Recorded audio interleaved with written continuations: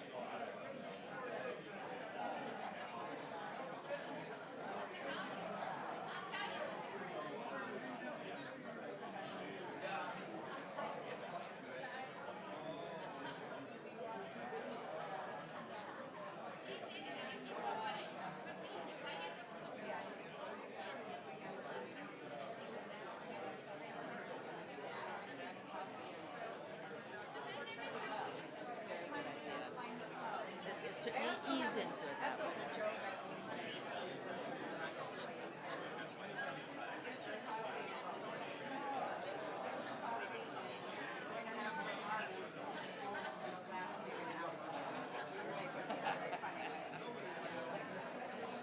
Right.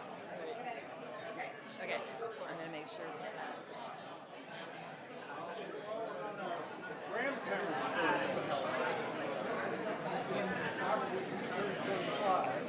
Good morning. We are going to start in about a minute, so please make sure you fill up your coffee cup and grab some food if you would like, and then we'll resume.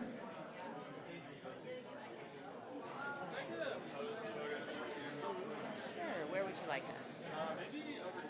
Okay. I'm taking off my badge and taking stuff out of my pockets, which is my speech and my glasses. And, all right.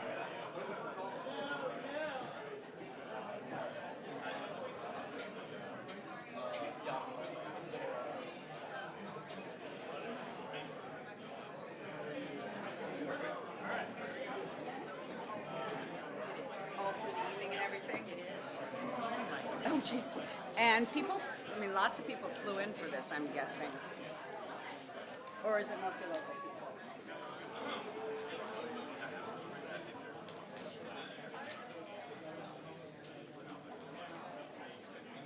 Get a thing. Flying here, or are there? Usually they tell me it.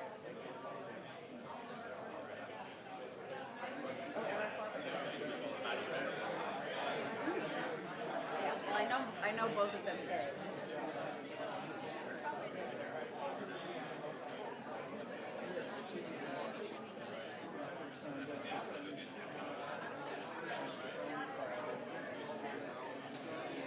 Oh, okay, the high flyers.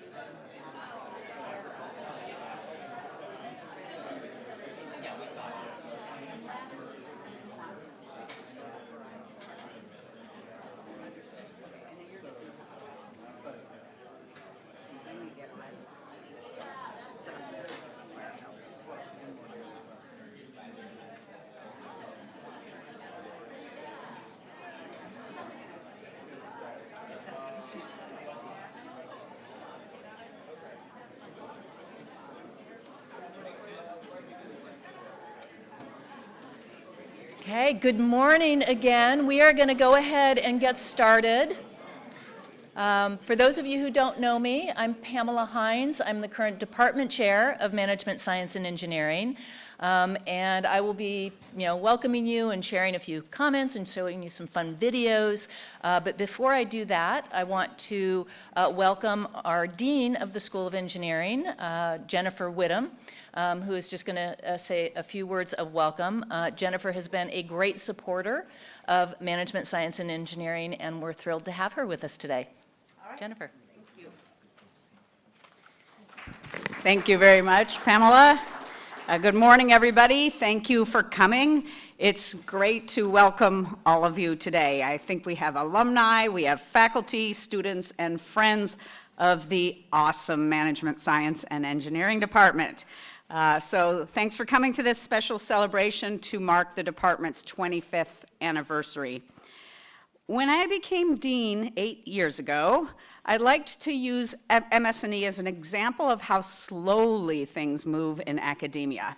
So my favorite joke, not entirely a joke, was that MS&E was still bearing the scars of its formation as a merger of 3 smaller departments, and that was almost 20 years before that time. Well, now it's been 25 years, and I'm pretty happy to report those scars seem to be long gone, and the department is absolutely thriving.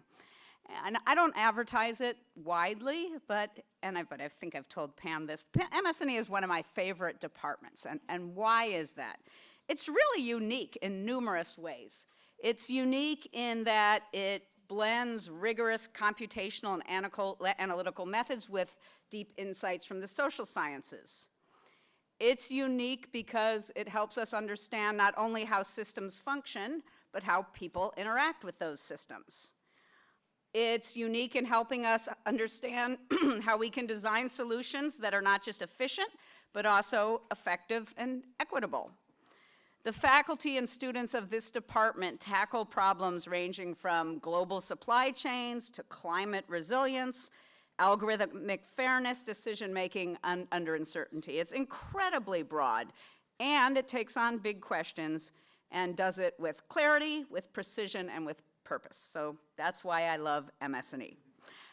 It also has a long track record of preparing leaders. So if you look at the roster of MS&E graduates, they've gone on to guide companies, to create startups, to drive policy, shape industries, and many of you here today are exactly those people. So we're really happy to have you as alumni of this department and watch you make a mark on the world.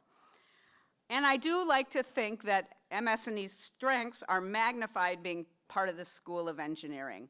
I have to say sometimes people think about, business school, MS&E, but MS&E is just so different being part of engineering, and that's what attracts the great faculty and the great students that this department has.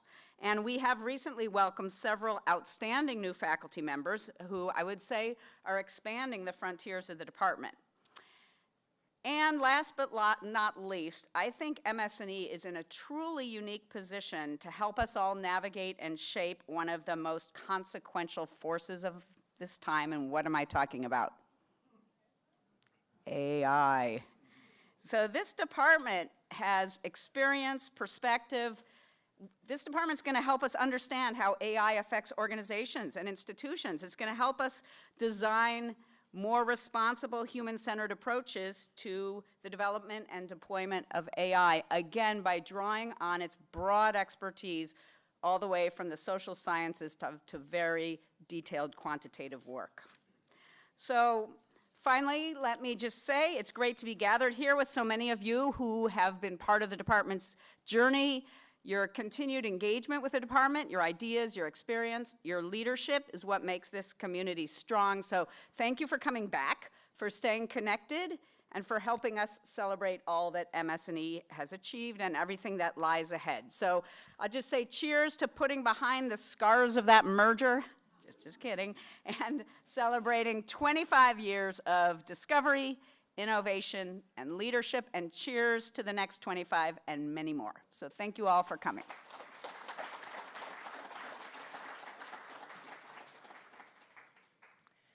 Okay, that was wonderful, Jennifer. Thank you so much. And Now I'm going to move on to the rather dull things, which are the logistics. And I just want to make two comments. One is, if at any point throughout the day you need help, you'll find staff in the back that have this on their name tag, and they can help you with anything that you need. If you're trying to find lunch, if you're trying to find casino night, or anything else. So please, take advantage of that. And then the other thing I wanted to comment, for those of you who have not noticed it, is in the hallway back there, we have a timeline of MS-NE and pre-MS-NE. Thank you to the staff who put an enormous amount of effort into putting this together, and to Richard Cottle, who actually gathered a lot of this about 10 years ago for us.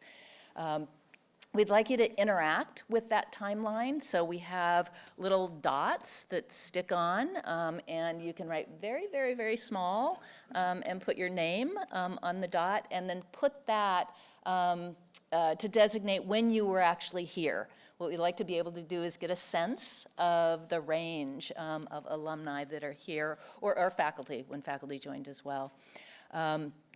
And then there's also Post-it notes. So if there's some special memory or something that you think needs to be added to the timeline that's a significant event in the history of MS-NE, please feel free to do that as well. And we'll make sure we take pictures and capture all of that at the end. Anything else to say on the timeline, Lindsay? And at the very end, there's a big open space. And feel free to, again, use the Post-it notes to write any future predictions or hopes that you have for MS-NE going forward, okay? And we will, of course, pay close attention to those as well. All right, so what are we going to be doing together today? We've got a pretty rich agenda. The intent here is to kind of give you a sense of where we are and where we are going as a department. We have absolutely been evolving with the times. Right now we're doing the Welcome Overview and Community Voices. We'll hear about financial technology. We'll hear about AI and operations research, computational market design, AI in organizations, and then the future of entrepreneurship education. And of course, we have our casino evening, so I hope you all have blocked your calendars and are prepared to, get out there and play roulette and poker and so forth and win a few things. So as many of you know, 25 years ago, the creation of MS-NE was orchestrated by Professor Elizabeth Pathé-Cornell. Is Elizabeth here yet? Not yet. I'm sure she will be here today. And supported by a group of really dedicated faculty who spent really a couple of years laying the foundation for how these legacy departments would come together. So the legacy departments, of course, were operations research, industrial engineering, and engineering and economic systems. And upon reflecting and talking to some other faculty who were here at the time, over the last week, I think that what happened during those 2 years in terms of how the department was forged have really set us up for where we are today. So we're very, very proud of our history and how MS-NE as a department has established itself as a first-class research and teaching operation in that time. One of our objectives for this celebration was to make sure that we had a range of voices heard. We want to hear from students, we wanted to hear from faculty, past, present, and future. So we have put together some videos of those voices, and over the course of my comments, I'll play those 3 videos for you. And I hope you'll enjoy this trip down memory lane. So I'm going to start with the first video, which is Reflections on the Past.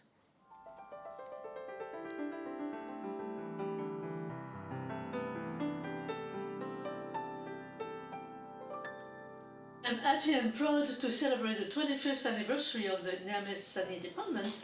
I created the department by merging 3 small departments which I knew very well, each with its own focus and reputation. Once upon a time, there were 3 legacy departments, industrial engineering was sort of focused on core IE, manufacturing.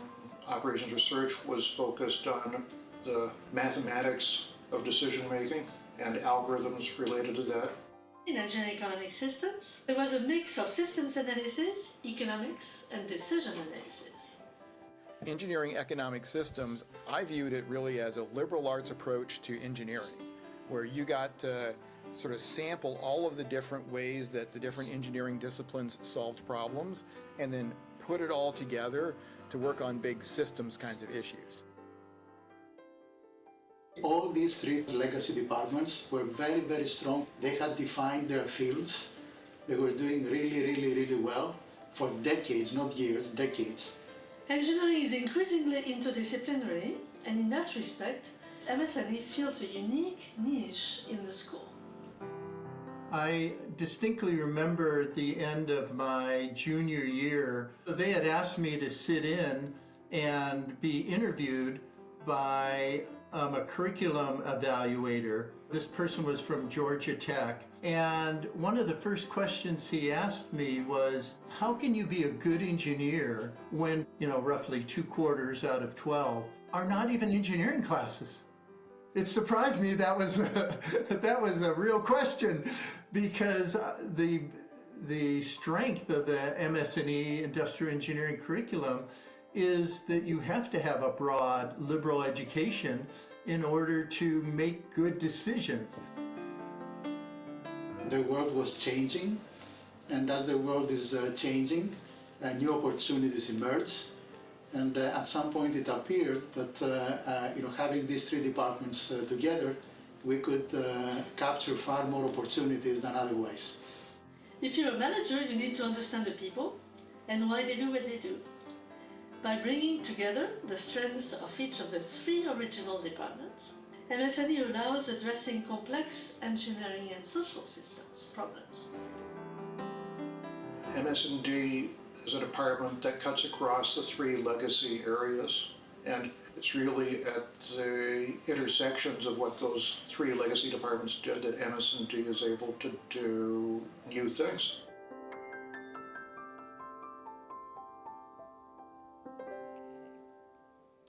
All right.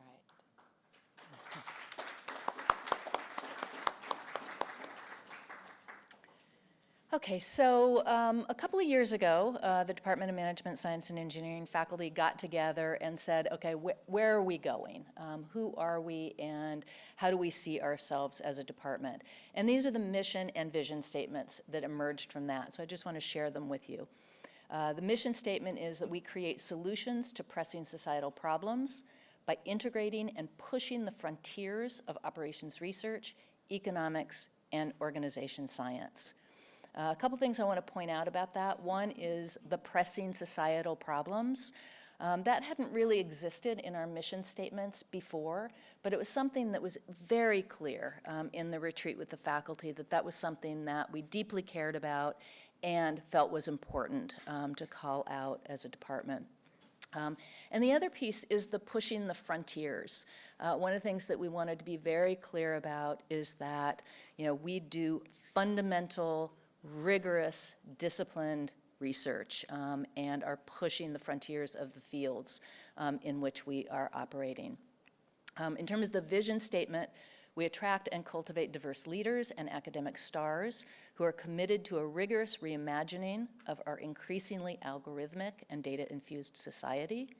We are recognized for our deep and interdisciplinary academic contributions and outsized social impact. So again, the social impact comes in. The interdisciplinarity is also just really core to our DNA as a department. This is one way that we've been depicting it. So you'll see up here are the areas of research within the department. So we've got these 6 areas, but our view is that the social systems and the engineering systems are intertwined and inseparable. And what that means is that faculty in MS&E often blend the two with varying degrees of emphasis on one or the other. It also includes working on fundamental methodology like optimization for machine learning, algorithms to power modern markets, and so forth. And the dean mentioned our placement within the School of Engineering, and my belief is that we are uniquely situated to be successful at doing what we are trying to do by virtue of being in the School of Engineering. The incentives, the culture are focused on solving problems. We are proximate to advances in engineering and are contributing to those. We would not be the department that we are without residing in the School of Engineering. The other thing that we did over the last few years when we were working on our strategic planning was talked about where our focus should be in terms of our research in particular. And we identified these 4 themes. One of the things that I think is great is that these themes focus on cross-cutting areas within the department.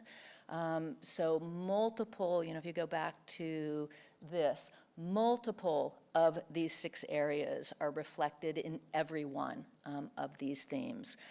So it represents an integration that I think is really healthy for the department. So the first one is AI and data science, clearly an area that demands more attention and is ripe for the type of work that MS-NEED does, as the dean indicated. Our focus is on creating new methodologies and tools with the goal of aligning system behavior with societal interests. Exciting new research in this space is growing. We've been hiring people, new faculty that are working in this space.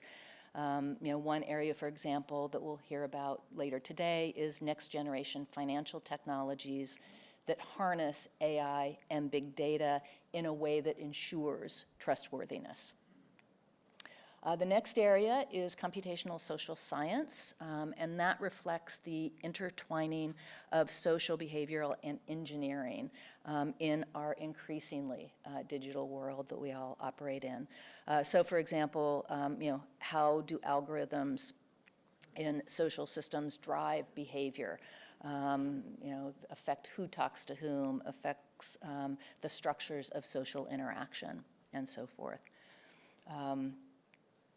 Future of organizing. One of the things I'm excited about with this one in particular is that we recognized that we can't separate out work from organizations from markets anymore.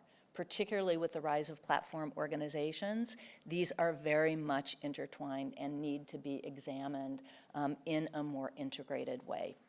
So we are committed to that. And then finally, informing policy decisions.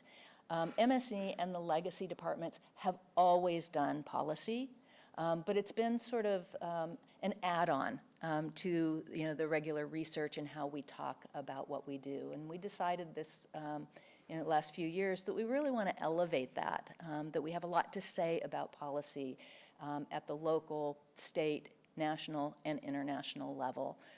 And we want to recognize and be recognized for those contributions. I love this chart, so I wanted to show it. This is connections with the rest of the university. The purple reflects research collaborations. The red here reflects co-advising relationships. The blue reflects joint appointments, of which we have more now.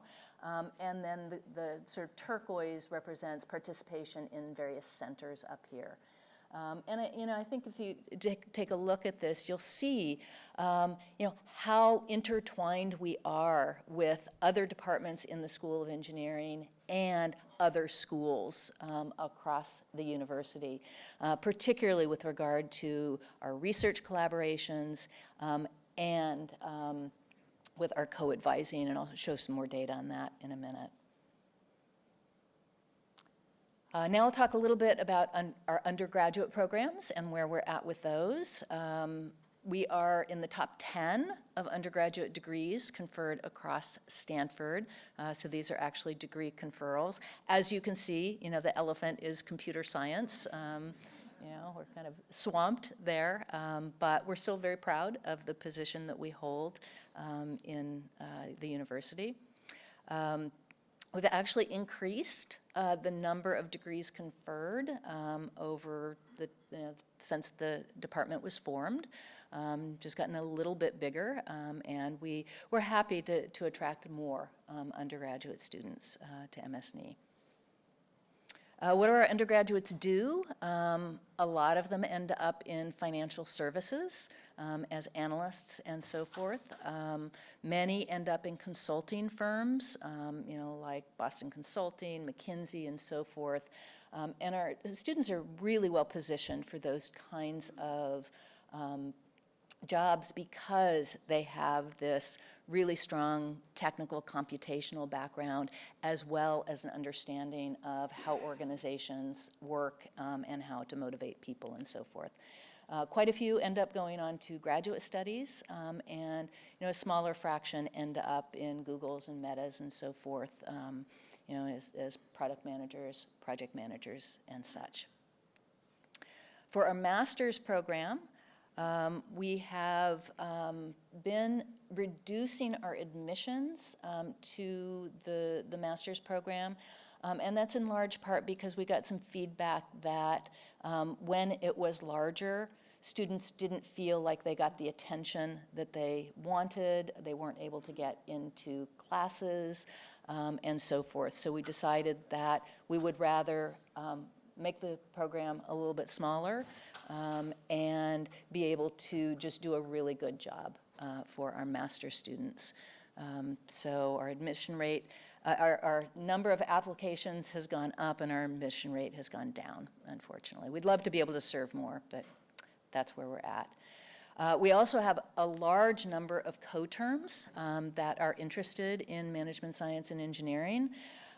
Many of those come from computer science, but also econ. Of course, many come directly from management science and engineering as well, symbolic systems, bioengineering, but also this whole list of majors here, have come in and co-termed in management science and engineering. And we feel like that's a really healthy thing and great for our students.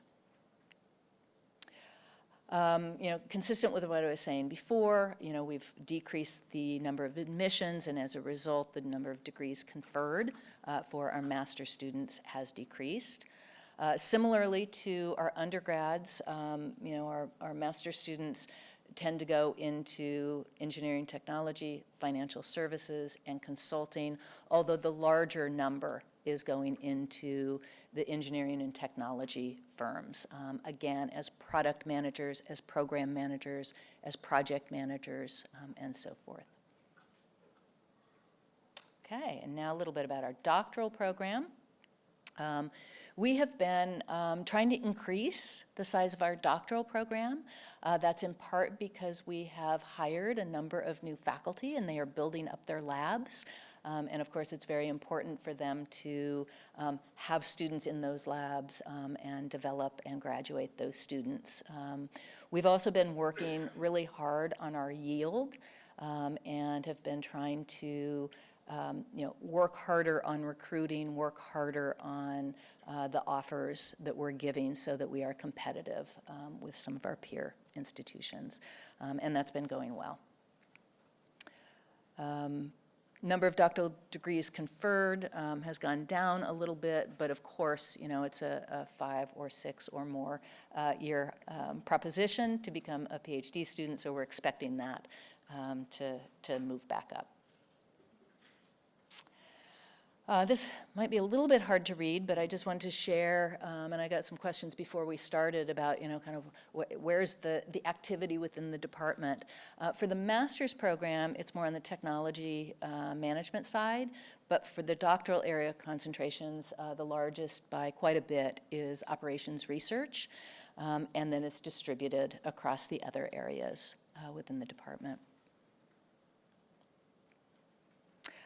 This is also, I think, a fun graph to show. So this represents non-MSNE PhD students that are advised by MSNE faculty. So these are students that are admitted to other departments across campus, to civil engineering, to computer science, to econ, to EE, and so forth, but then gravitate toward MS&E in order to work with faculty here. So as you can see, the numbers are pretty large, kind of in the 20 to above 30 range the last few years. We're happy that they are finding us and working with us. Interestingly, it does not go the reverse direction. So this represents the MS&E PhD graduates advised by non-MS&E faculty. So these would be students that we admit that end up going elsewhere. We had a bit of a blip here in 2021, but on the whole, it is, it's in the range of like 1 student. So pretty small. All right. So we have another video, and this is intended to just talk about, who we are as a department now and what value we are providing. So let me get us started. What is MS&E? That is a hard question.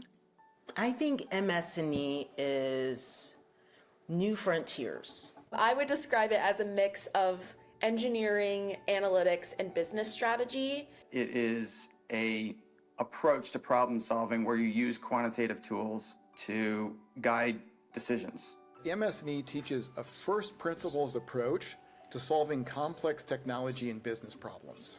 MS&E is perfect for entrepreneurs because it allows them to have this kind of broad base of skills and understanding that they can go and apply in different ways along their entrepreneurial journey. It's the study of how to use people, information, and processes efficiently. It gives you a structured way of looking at problems and trying to size them up and solve them. Describing MS&E is really interesting. I've worked a lot of events with Ross Schachter for undergrads, and he said if a mechanical engineer takes apart a machine and figures out how it works and how to make it better, an MS&E student might take apart an organization and figure out how does it work and how to make it work better. First of all, it is grounded in engineering, and that's a very big strength. So merging engineering and computing with organizations and people, and this is something very powerful. When you create a big department, it just creates a different kind of academic environment than a small department. I didn't quite know what I wanted to do going into Stanford, but I knew I wanted it to be interdisciplinary because I've never just had one single interest. The interests have changed a little bit with the master's students. I think initially it was more manufacturing, operations management. It moved into more finance. We had a lot of students interested in finance, and now I think the interest of the master's students are much more in the entrepreneurship and computational social science areas. One of the great things about the program, from my standpoint, is that it's not specific to like finance, for instance. It's more general and can be applied to really a lot of different areas that people are interested in. MS&E was a great home for my studies because we have a lot of faculty who are just curious about solving real world complex problems. Yeah, I remember our senior year class project team, and the presentation that we created actually helped them go and implement and make decisions that impacted their business. I can very clearly remember the capstone project where we helped the Palo Alto Recreational District, and we were updating their manual, and we went out into the field and started talking to them, and most of them didn't even know the manual existed. And that aha moment has formed my approach. You can't just sit around in the conference room talking about what the customer or what the client needs. You have to go out and talk to the client and find out what their actual life is about. Actually, the project mentor we worked with, Madison, ended up calling me about a year later, offering me a position at her new firm, and now I work there full time. So MS&E got me my current job. In one of my classes junior year, we were workshopping a bunch of different company concepts. The concept we put together as a team ultimately is what became StartX. There's been hundreds of Stanford companies that have been through the program now 10 plus years later. It's also prepared me for working closely with venture capitalists as well as tech founders, which I am doing now, and also did when I was in the Department of Defense. Among other fields, MSNE provides students with business tools such as finance. The department's strengths in computer science allows us to master artificial intelligence, but nothing could have worked as well as it did without the dedication of our staff, especially Laurie Cottle, who has been all along our outstanding Director of Student and Academic Services. I think every area in the department is very strong. I think we have excellent faculty. One thing that we did when I was department chair was that we created a new entry-level course for the PhD students so that they would all have at least some degree of common experience. And I think it's created, a better understanding of what the department looks like as a whole, and also, created social connections that get carried forward.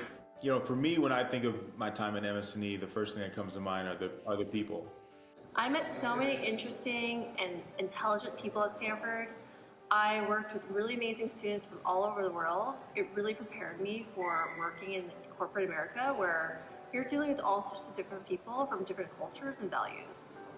When I think about my time at Stanford, really what I think about is just being on campus, experiencing the area, exploring things, being with all my fellow students and meeting them from all over the world.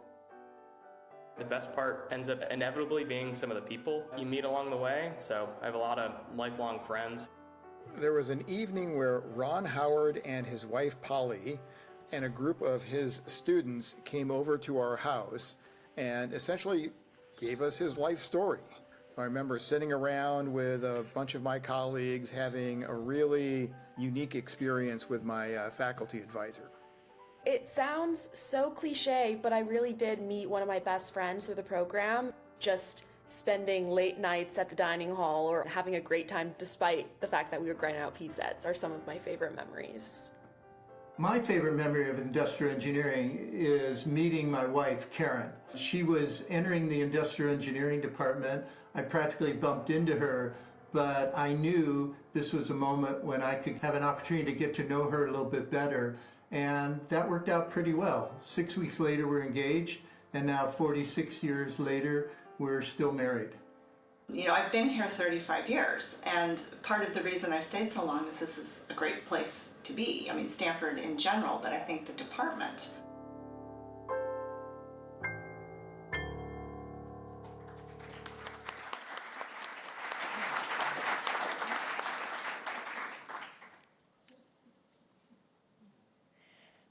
Okay, so moving on to talking a little bit about the future. When I think about the future, I think about, the faculty and the students that we are recruiting these days.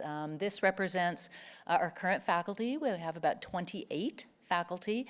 The ones that have you can barely see them, but the little hands together. Those are all faculty who hold joint appointments. And we have more joint appointments now than we have in the past, which again, I think is a really healthy thing because it provides those connections across the university. The 6 individuals at the top are all junior faculty, so that is really truly the future of the department, and we're very excited about having been able to recruit these amazing new faculty that are going to help define who we are as a department going forward. Additionally, we have 2 faculty who have accepted offers and will be starting in the autumn of 2025. And they are both in the financial technology area, which was a priority area for our search this year. And we're just incredibly excited about building that area. And I must say something about the staff.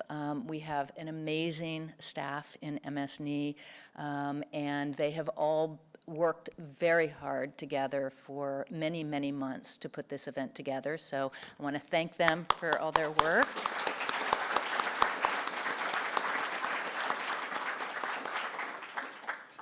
And of course, you for the alums, you know about student services, you probably know Lori very well, but we also have a large administrative staff that really keeps things running in the department, and we couldn't do it without them.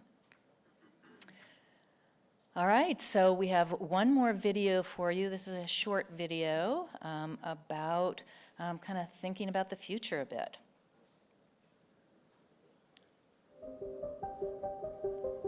MSNE is now in a great position for success and impact in the future. Having people that cross boundaries between departments is a very powerful model, and I think we will see more of that in the future, and MSNE is uniquely positioned in that respect. One of the things that excites me about MSND and its future is that I've seen in the last years the development of incredibly powerful computational platforms together with the availability of huge amounts of data. Neither of those two things existed at the same scale historically. This creates opportunities to use MS&D type tools in a whole range of different things that people didn't think were possible in earlier times. One of the things we've seen over the last, even since I was at Stanford 25 years ago, was just the amount of data that's available is exploded. And one of the limits to some of the things historically within like operations research is just the data wasn't there in a lot of cases to usefully apply some of these tools in some areas. But I think that's really been solved, and I think the tools to analyze that data are really more relevant than ever. How do you create new landscapes and technologies to solve complex problems? And how do you solve complex problems using new technologies and new ideas? Well, this is always the goal of any top department, right? To create the leaders of tomorrow. How do we focus on the best problems of today and have the brightest minds work on them, and in the process contribute to solutions of these problems? These are all strengths of the department, and they require interdisciplinary thinking. With what's going on with industry, with the rise of Gen AI and how careers are going to change in the very near future, I think there's no better place than being at Stanford in the Management Science and Engineering department to really understand and be at the forefront of that change. I'm proud of where we are. I look forward to seeing the department develop further, making sure that we keep and reinforce our strengths in operations research, social sciences, and engineering.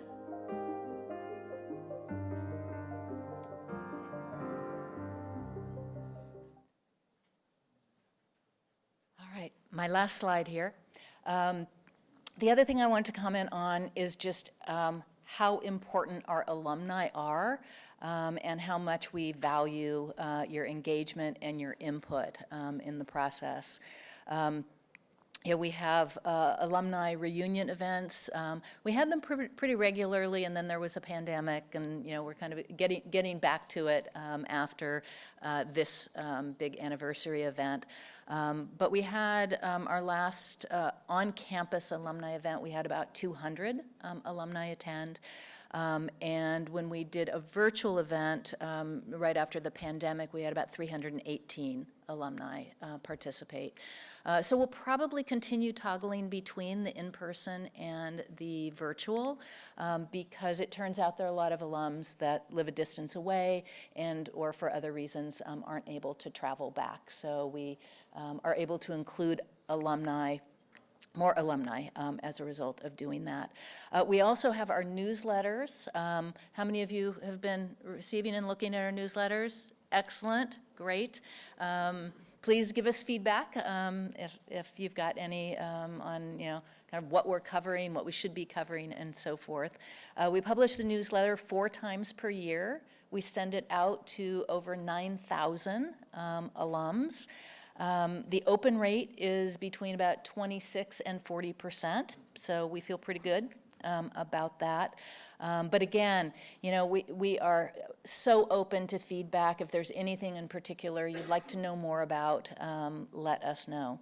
And then mentoring our students. That's something that is incredibly valuable for our students. I was actually we do a lunch after the capstone project presentations, and I sat with a group of students, and they said that one of the most valuable things that they have done in MS&E is be able to meet with alumni and understand how alumni are using the MS&E degree, how they're talking about MS&E and what it prepares them for. So we estimate that about 30% of our MS&E students connect with alumni through these events each year. We would love to have that be higher, and we would love to see more alumni participate in panels, kind of sharing your ideas, in individual mentoring sessions, in workshops, and so forth. And I believe there is a table. Where is this table? Okay, in the lobby, there is a table that will be staffed during breaks, and if you've got any suggestions for us on how we can engage alumni more, any suggestions on newsletter topics, if you would like to volunteer and haven't already, which we hope you will, please go to that table and somebody will be able to help you. So thank you. Those are my comments. And next, I'm going to introduce Professor Jose Blanchette, who hopefully is somewhere nearby. Yes, over here. And he will be leading the conversation on financial technology, and we'll be introducing the speakers for that event.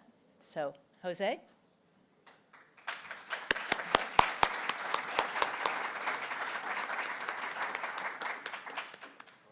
Okay, over to you. Do we need to take this down? Do you want to use this? Oh, yeah, let's do that. All right, fantastic. Well, thank you very much for being here with us. It's a great pleasure, and thanks, Pam and Jennifer, for this wonderful tour to History Lane. It's a pleasure to be here. Thanks very much for coming and being a part of this milestone for us. For me, it's particularly special, not only as a faculty.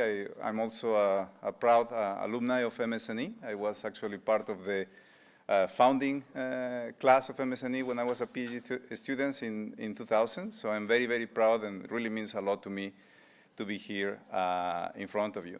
And also welcome this wonderful panel that we're going to be discussing with. These are also distinguished alumni of MS&E. We're going to have a lot of fun talking about very interesting topics at the frontier of financial technologies. This is an area that, as you saw, is of strategic interest for MS&E.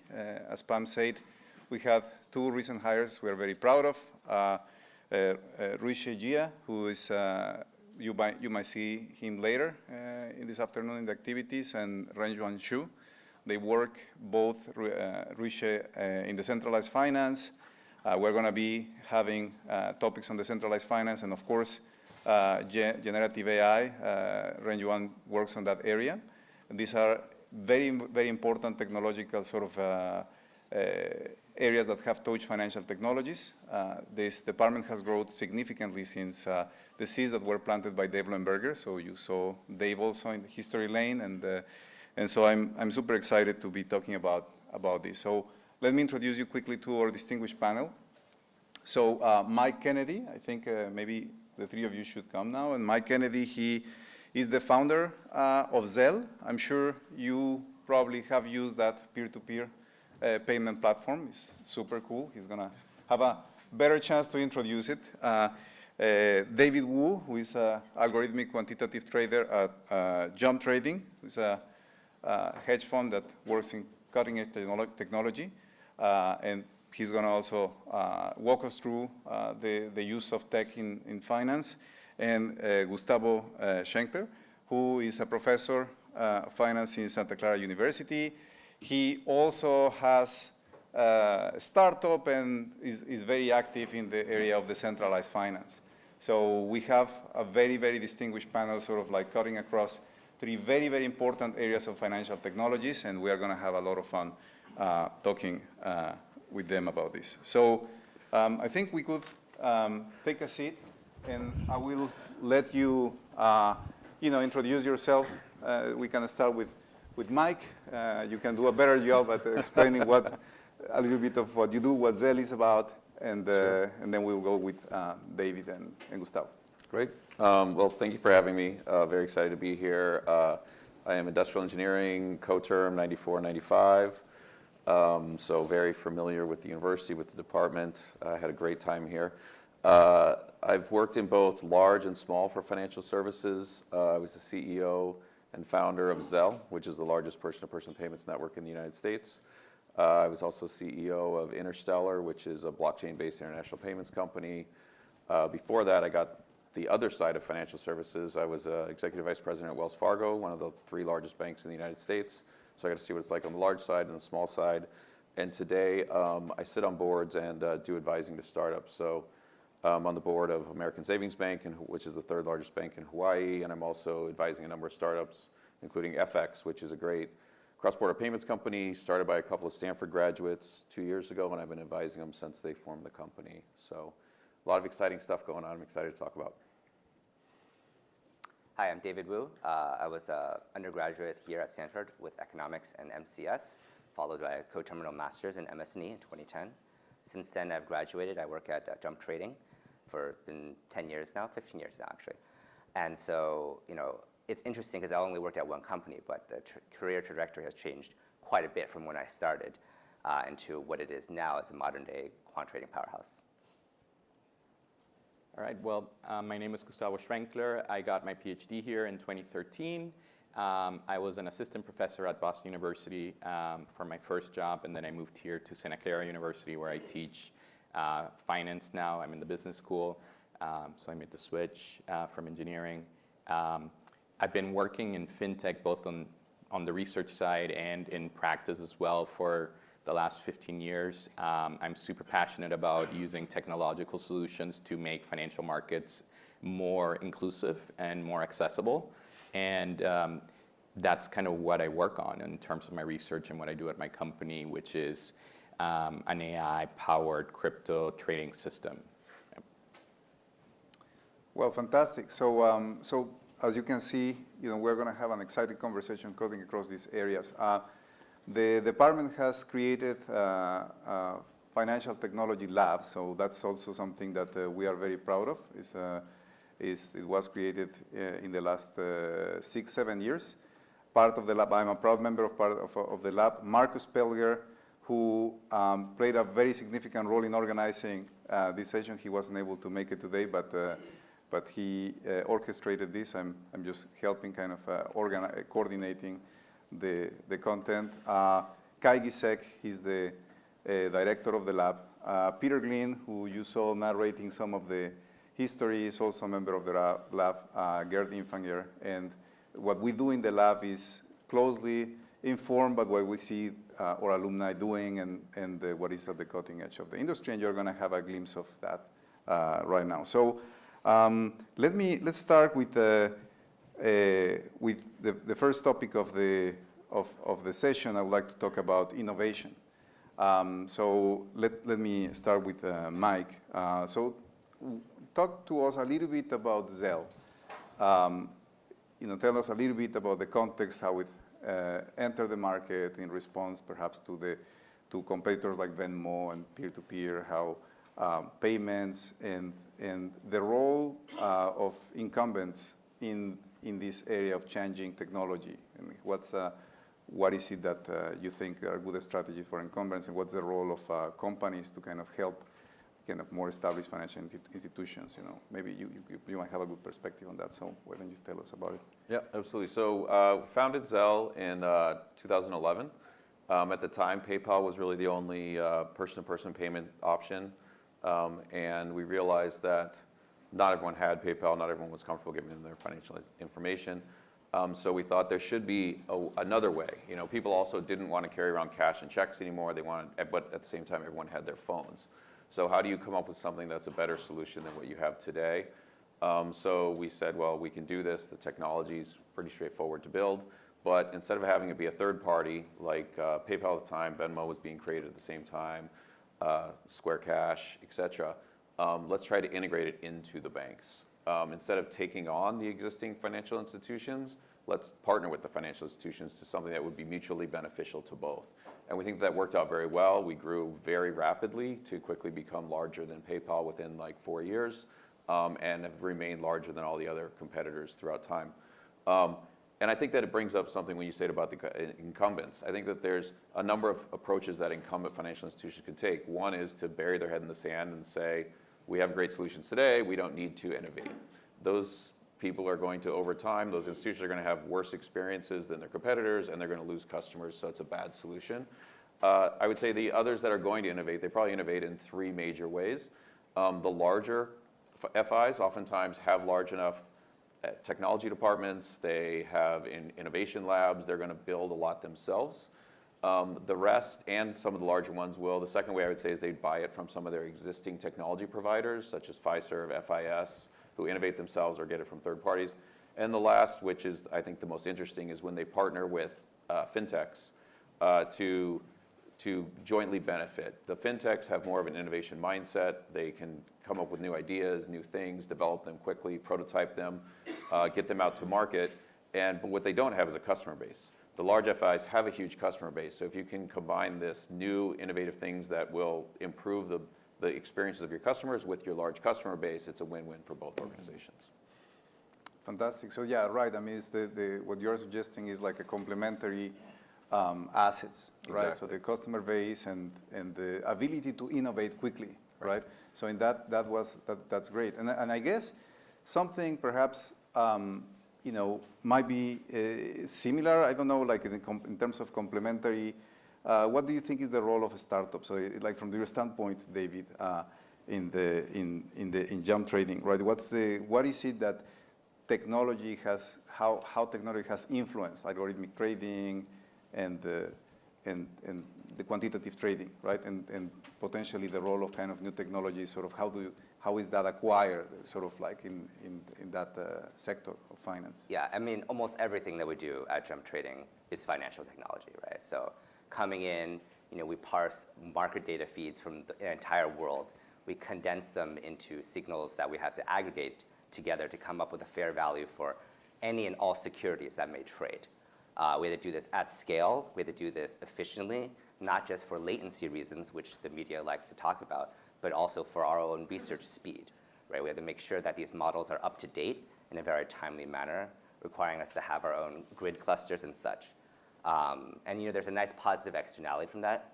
Because we're a for-profit institution, we're able to kind of have a very large and aggressive R&D budget, really push the frontier of kind of the new technologies. And we're in some sense, like a lot of people are subsidized in the future because their industries, they may not have access to as much capital, but we've pushed, for example, NVIDIA, right, into expanding their CUDA offering to make sure that GPUs can be used for doing all sorts of matrix computations efficiently. And that has kind of opened the door to a lot of new technologies such as LLMs. Exactly. That's fantastic. That's cool. So the way in which jump trading is approaching, as Mike was saying, it's so large that they can afford sort of investing in internal research and development. But you still sort of partner with universities, right? I mean. Yeah, I had a really great conversation with Marcus, and I remember very fondly my class at MSNE with Kai, Professor Kai Jacek. I think 444. I think it was about trading, and my little subgroup was very exciting. We all ended up going into algorithmic trading, and we did not agree about anything. But that's exactly the kind of people you want to get together, great minds, differing ideas, all with valid points. And the markets are ruthless, right? Like nobody cares. It doesn't care about your ego. It's more important to come up with the right solution as efficiently as possible. It's so important that in this time and age where kind of emphasize the value of universities, right? I mean, what discussions like that can bring to the table that later permeate into industry. Gustavo, you might have a take on that, being both professor and also at the same time sort of being in a different section of fintech, decentralized finance. So what is your take about the interaction with these new technologies and how they are serving the financial tech sector? What do you think is interesting, is up and coming? What do you think is kind of more hype? Tell us a little bit more about that. Yeah, I mean, for me, it's very interesting because I do see both sides, and it's just fascinating to kind of live in both of these worlds. In academia, we have the freedom and the flexibility really to spend time and to think creatively about problems, right? Without the pressure that, say, the market will put on you if you have to come up with a solution. But in industry, right, you just get to test it right away, and you see results immediately, and you can make very quick decisions just by seeing how markets react, right, and how customers react. So it's really interesting to live kind of in the intersection of both of these areas and just try out a bunch of new technologies. So, I mean, I've been doing research on AI and investing for many years, and I practice it too. And I see some things that I'm personally really fascinated by, and also some things that I don't think are as exciting.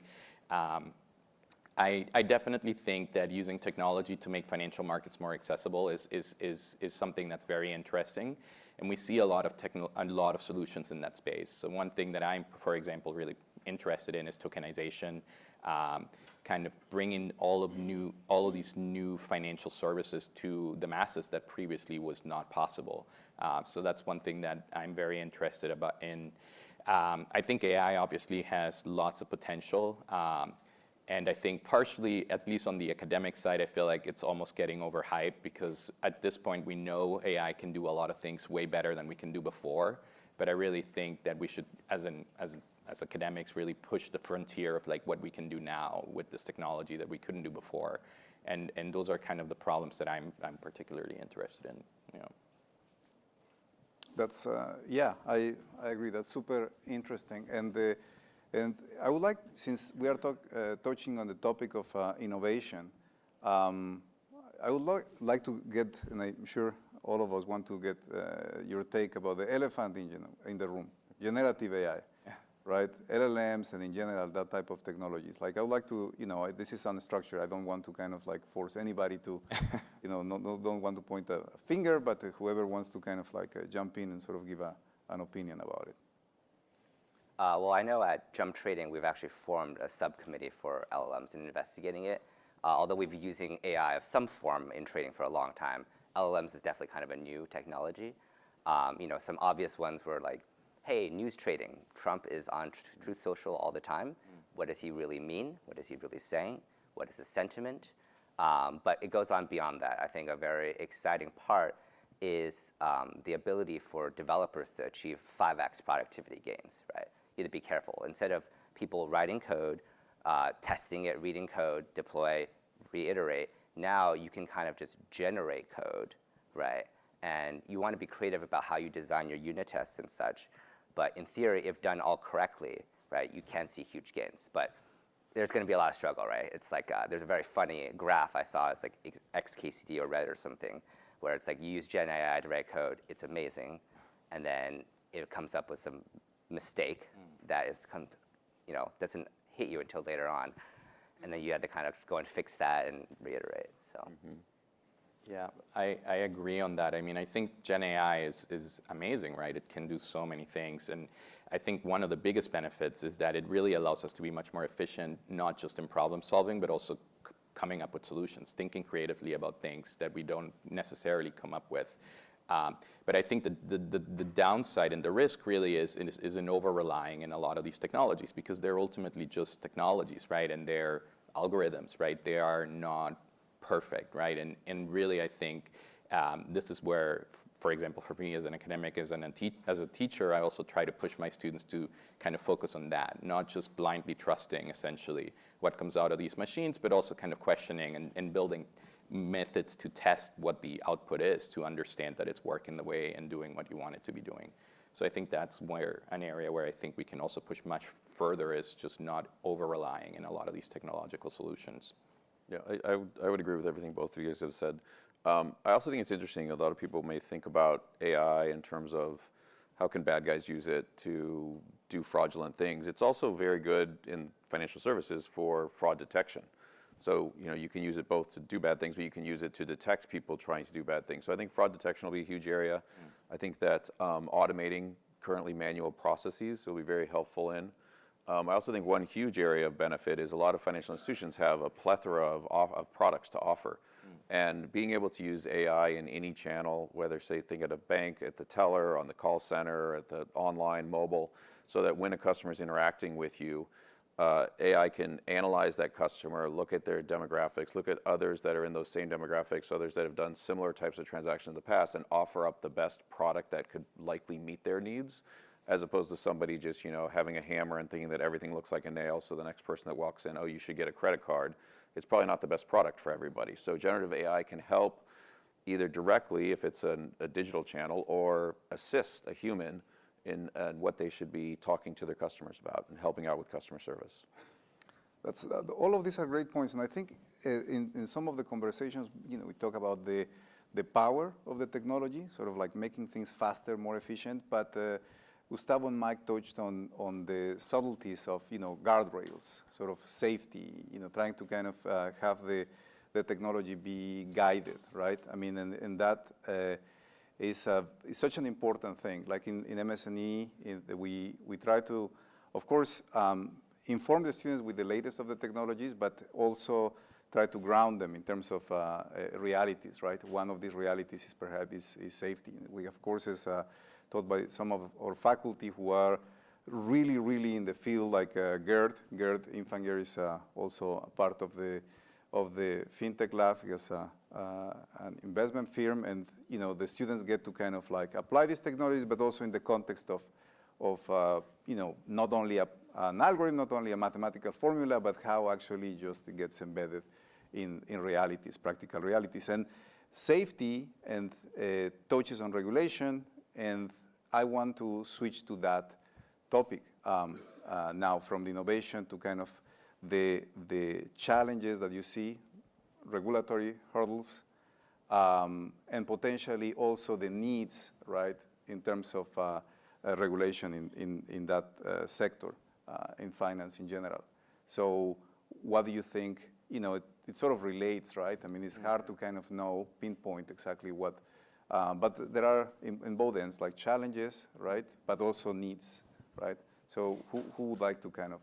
Yeah, I'll jump in on this. Yeah, so, great. Regulation is actually very important, in my opinion, not just for the reasons most people think of as regulation being important to prevent things going off the rails or bad things happening, but I was CEO of a blockchain-based crypto that used crypto for international payments.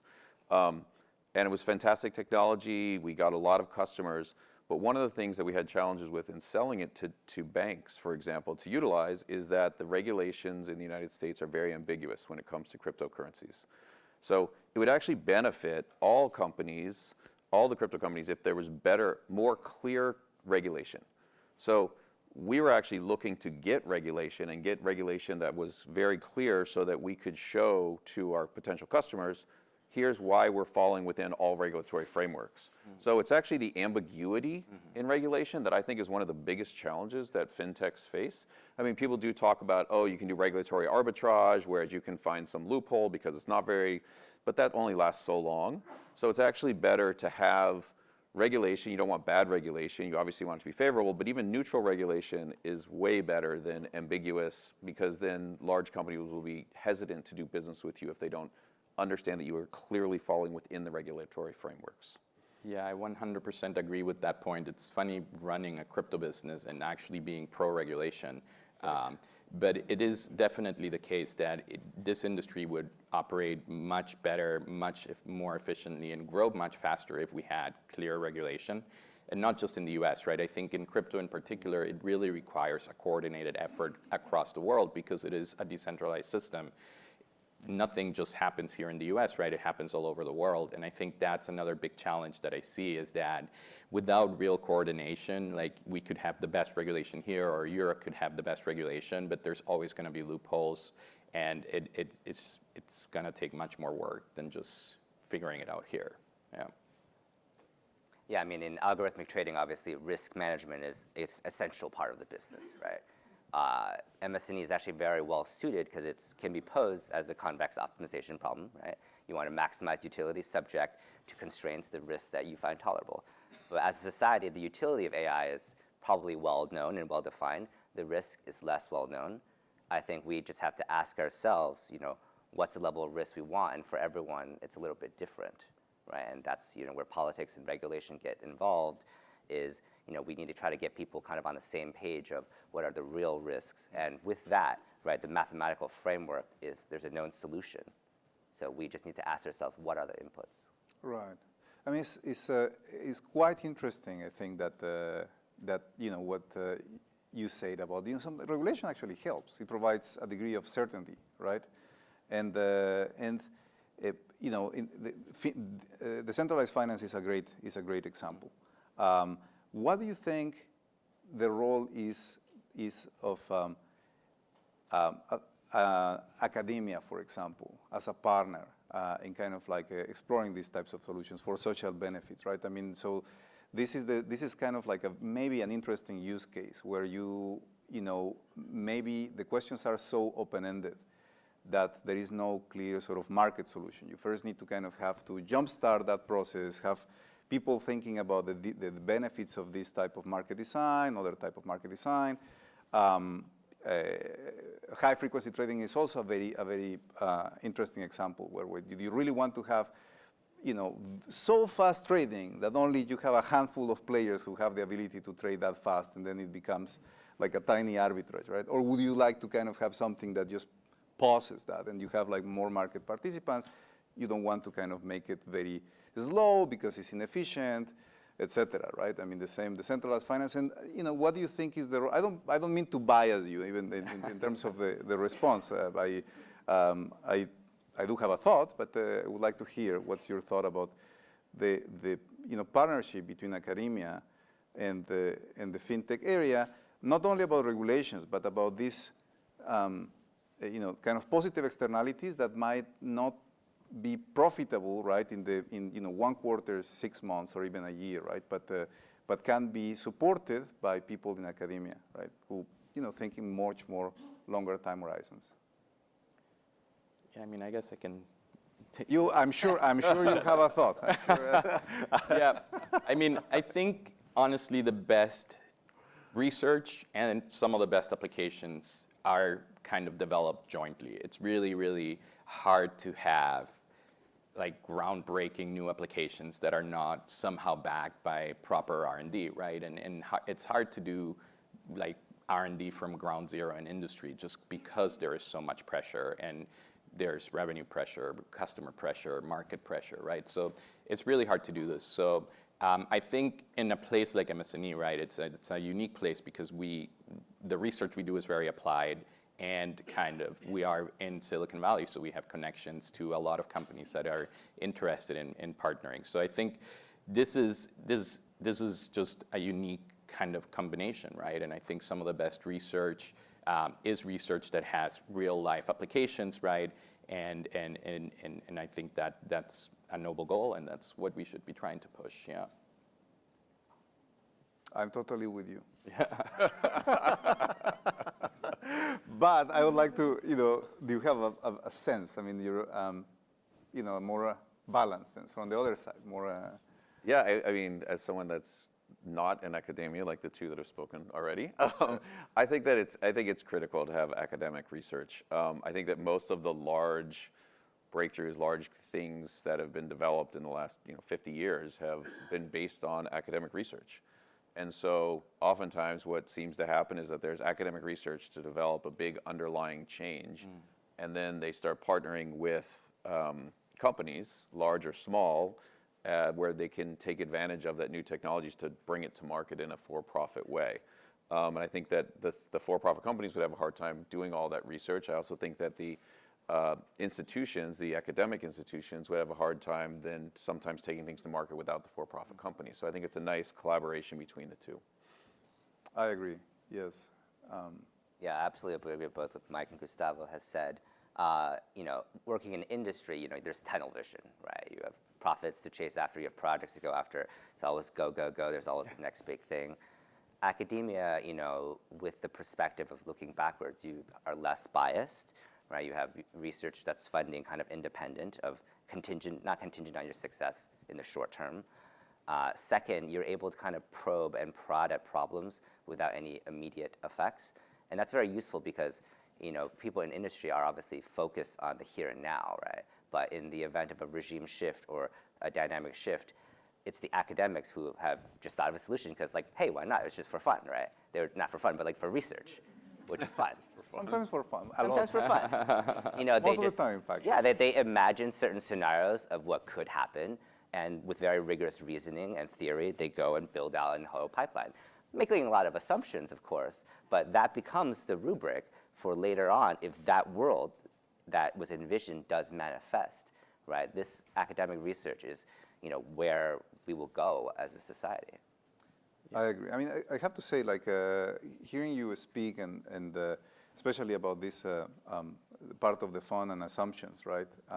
So one of the, personally, I'm not a panelist, but I moved from I did a detour. I didn't just stay here after graduated, as I say, I was an alumni. I was at Harvard first, was a professor there at Columbia, and one of the reasons for being at Stanford when I came back was precisely kind of it's a very interesting sort of game that you play here at Stanford. It's one in which you have your academic freedom, you try to have fun, but at the same time, you are anchored into reality, and this is about assumptions, right? You try to kind of make things just closer to reality without kind of with still making it fun, right? That's a reality as a professor. You choose it because you love to think and things like that. So yeah, I think it's so important, and it's great to hear that there is this value of the connections between academia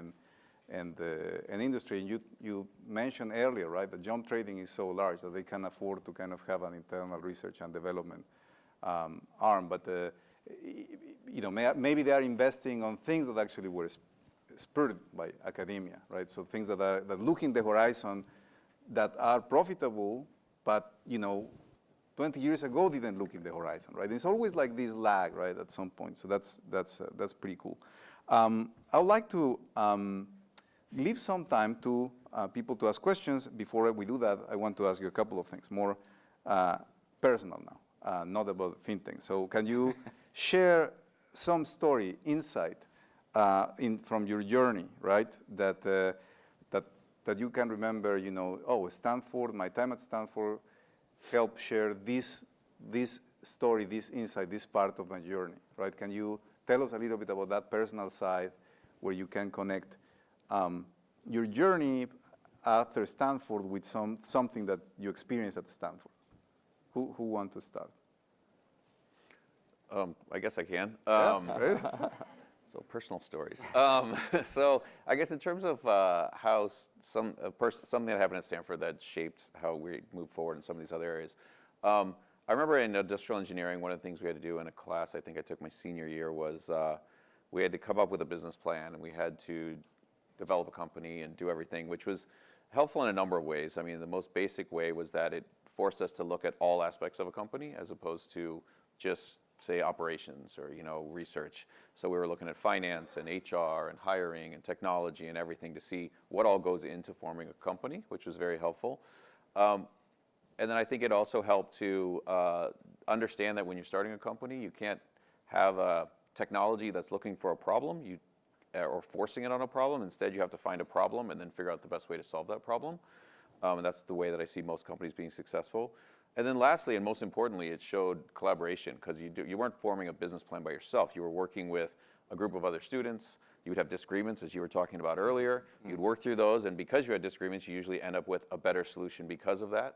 This isn't a one-person show. No company that gets founded as a fintech is just one person that does it all themselves. There's always a team. One person might have the CEO title, but they have co-founders. They have other people that are making a lot of the great discoveries and ideas and stuff like that. And so you have to put your ego to the side and just say, this is all about come up with the best solution. And I think that by working in a team and doing a lot of projects in team, but this one I'm thinking of in particular, we came up with a much better idea and solution and drove forward with it by working with a lot of people. I guess I have a kind of an analogy story. You talk about random things as a Stanford student, right? And so if we say fire is the technology, which it was back in the day, I feel like modern AI is like, who can build a bigger fire? And how do I use fire for defense against animals, right? Focus on these things here and there. But if you think back about fire now, probably the most profound usage of fire is cooking. Because with that, we can digest more protein. Our brains grew larger, and that became human evolution as we now know it. But back in the day, I bet we would just wanted bigger fires. And so, that's kind of the discussions that I remember having at Stanford that were more profound. It wasn't like hyper-optimizing on the here and now. It's what could this be? How can I use this tool? Yeah, I mean, for me, my time at Stanford was one of probably the best time I've ever had in my life. It was just such an incredible time to be open-minded, to just really take courses in all sorts of matters. It's amazing, and it really shaped me in a way. A lot of the research I do is interdisciplinary. The technology that we've developed at our company just takes advantage of so many different areas that I learned at Stanford. And just to give you one little example, so we run an algorithmic trading system, and it's powered by AI, so we don't really do anything. The AI just does it all automatically. But we needed to build a system to backtest in a way, in real time, kind of what our strategy was doing. And one of the things that we were facing was that we are not jump trading, right? We have very, very small budgets. So we couldn't afford to basically buy all the data that we needed to be able to backtest the strategy the way we wanted to. So all we were able to get basically is the open, the high, the low, and the close every day for the markets that we were tracking. And our strategy is basically real time. We don't just trade end of the day and open of the day. So I remembered that one time I took Peter Glyn's class, and we were learning about stochastic processes and hitting times and Brownian bridges. And I've never used this in my life before until this time, where I just developed a whole simulation system that just simulates the data that I needed. And it's not perfect, but it does the job, and it gets my backtest done, and it runs basically without very little effort, smoothly, gets my algorithms to basically learn. And I mean, it's kind of amazing, right? And that's just one thing where I took this class 15, 16 years ago, and it still kind of has an impact on the work that I do. So it's incredible, yeah. That's really cool. So to summarize, it's about people, right? Critical thinking, but that's being able to interact, team players, and Brownian bridge. That's important. That's fantastic. So that's great. So now suppose that fast forward. Let's say let's do a thought experiment. 10 years from now. Well, actually, before we move to the future, right? Let's talk about the present. What do you think are the critical skills that we ought to be emphasizing in MSNE at this time? That we should be informing our students with. Of course, Brownian bridge is going to be one of those, right? And to prepare them for the future, immediate future, next 5 years and 5 to 10 years. I mean, I think maybe this is just me as an academic, but I think building in a level of skepticism is something that's going to be really important, especially going into the future as machines and AI become more dominant everywhere, right? There's going to be a lot of technology usage in all sorts of aspects of our lives. So really getting the new generation to just question, right? Question whether things are working the way they are, understanding what's behind the machines, really. We may not have to do a lot of coding anymore, right? Because coding can be automated. But we do have to understand how the machines are coded so that we know whether they're doing what they're supposed to be doing. So it's going to be a lot about kind of managing and controlling a lot of these big systems. And I think that's where I would think that that's where we should be kind of training our next generation and focusing on. Yeah, I think with AI, right, the current LLMs have basically mined the entire internet. And so right now the question is all about where do we get good data? And so we may have to have our students think creatively about where can we source data. The internet has been exhausted. Should we go back to historical records? Maybe the past predicts the present. I think that's kind of true. Or maybe we have to look to alternative sources of data that we haven't even considered in mind. And so I think that's the innovation, is to be creative about what the data we look at is, because that's ultimately what will feed AI, and AI will do a better job than any person at analyzing that data. So I guess I would say there's going to be a lot of technical skills that should be taught, and I think they'll be fantastic in the person's first job out of college. But I think that you also need to focus on making sure that our students are inquisitive, they have this critical thinking, they are always paying attention to what's going on around them and not just having a tunnel focus on this is the thing that they're working on, whether it's research or whether it's their current job. And also, you have to get out there into the world to see how people are using your products, and not just sitting in your office or sitting in your lab and saying, like, I drew this up on a whiteboard, so this is clearly the best way that it should work. You actually have to go out and see people using it and realize, oh, in theory, that's how it should work, but that's not how people actually interact with things. So being inquisitive, getting it out there, and actually seeing what the real world utilizes your stuff. Intellectual curiosity, being mindful, aware, and that subsumes the data, right? I mean, you just realize, I mean, we need more data, and using the tech. That's fantastic. Thank you. We'll making the recording, having notes. Okay, so let's see. Well, one last thing about the future, and before we go to questions about from the audience. Let's say thought experiment. When we have this conversation in 10 years, we come back very young as we look, same, and we we have this conversation. What do you think we're going to be talking about?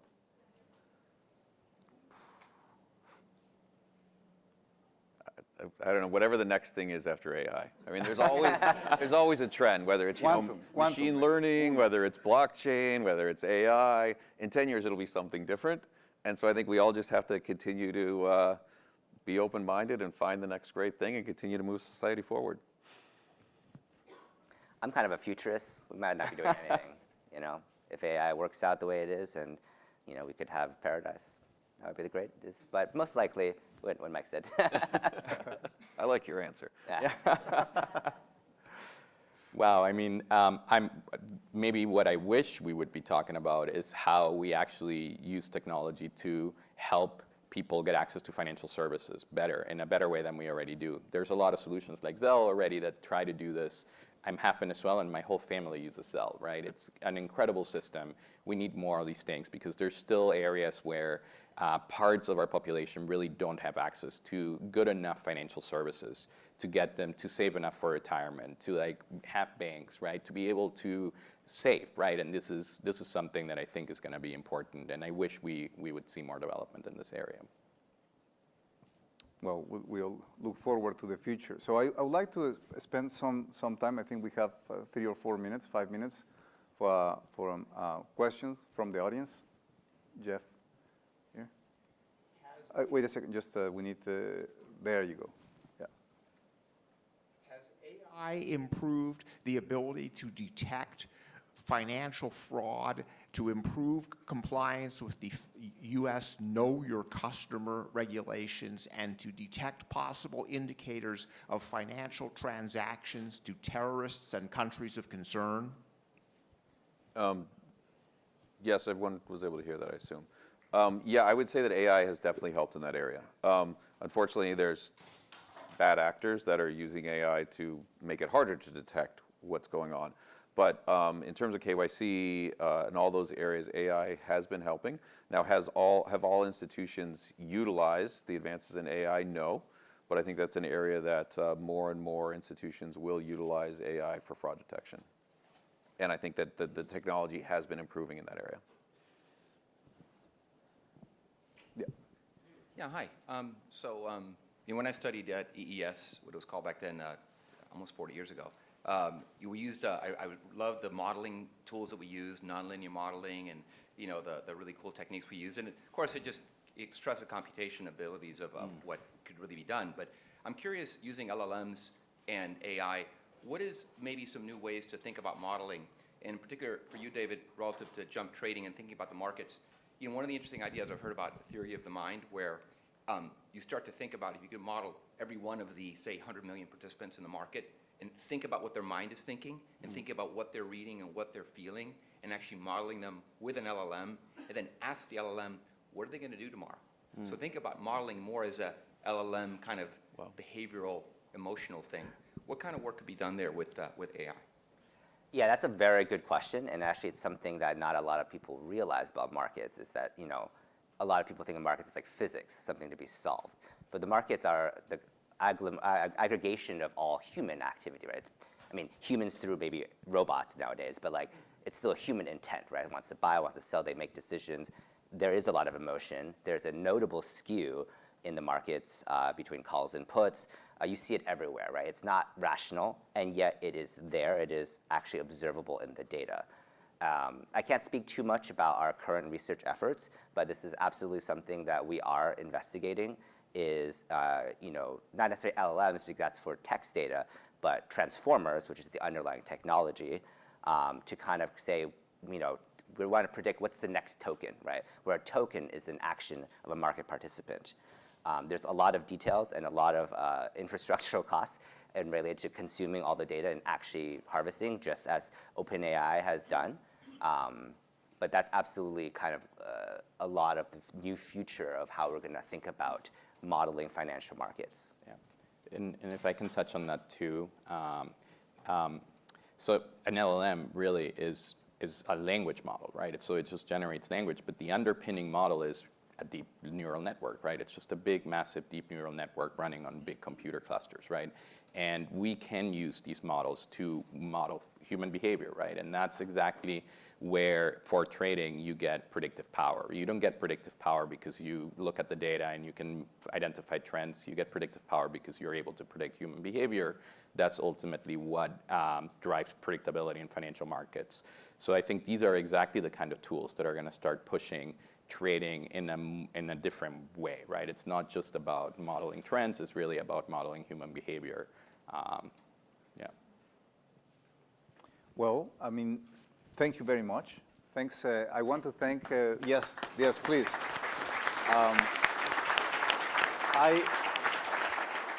We had an amazing, thank you very much for the wonderful conversation, for taking the time to be here. You all are very, very busy. And thank you as well for being a part of this. We had a wonderful conversation talking about the future, about your journey, about tech, the different, 3 very, very important slices of the sector. And this reflects the future of the fintech area at Stanford. Thank you for your support. Thank you once again. Pam, you want to say something? Yeah, I also want to thank all of you, including Jose, for facilitating this, and Marcus, who put it together. This has been just a wonderful conversation. I hope that it can continue into the break. We're going to take a 30-minute break and be back here at 11 o'clock to hear about AI and operations research. So thank you again.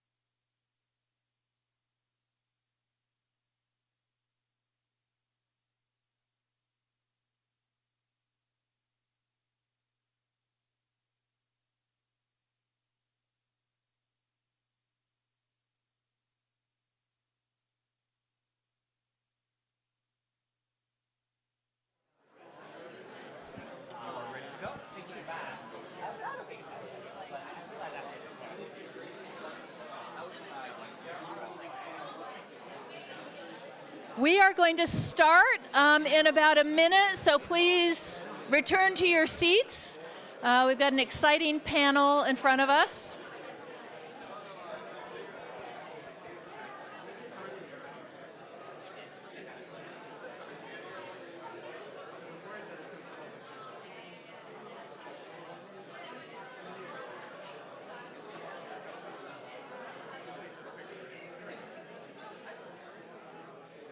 Come on in, grab a seat. We're going to get started momentarily.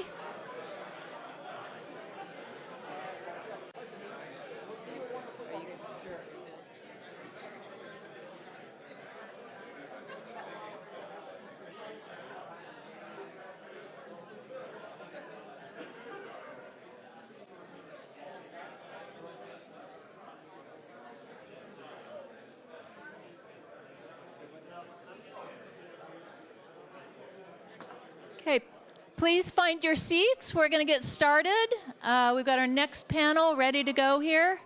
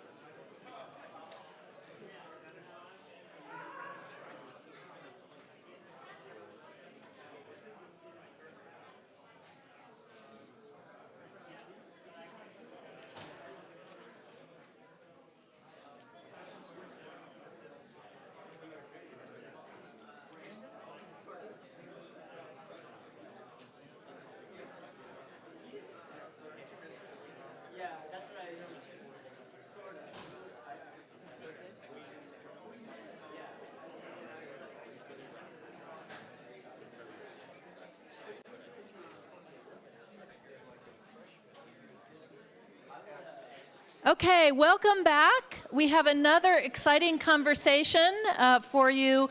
This one focused on AI and operations research. And I want to introduce Ben Van Rooij, who is going to be our moderator for this session and is a professor in management science and engineering. So with that, over to you, Ben. Okay, let me get this to work right for you.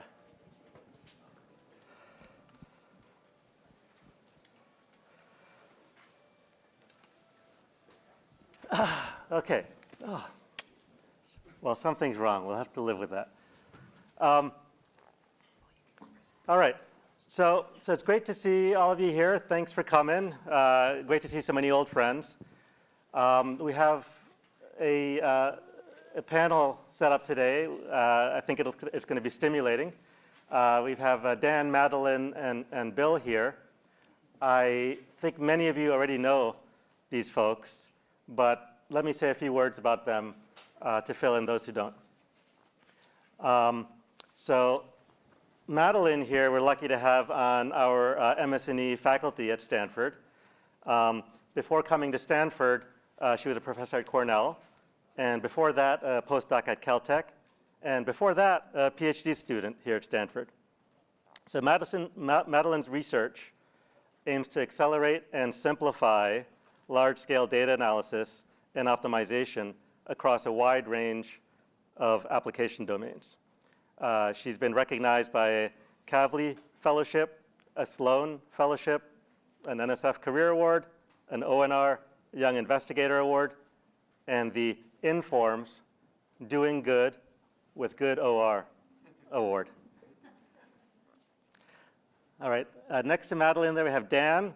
Dan received his PhD here from MS&E about a decade ago and has since been on the faculty at Northwestern's Kellogg School of Management and then at Columbia Business School. His highly acclaimed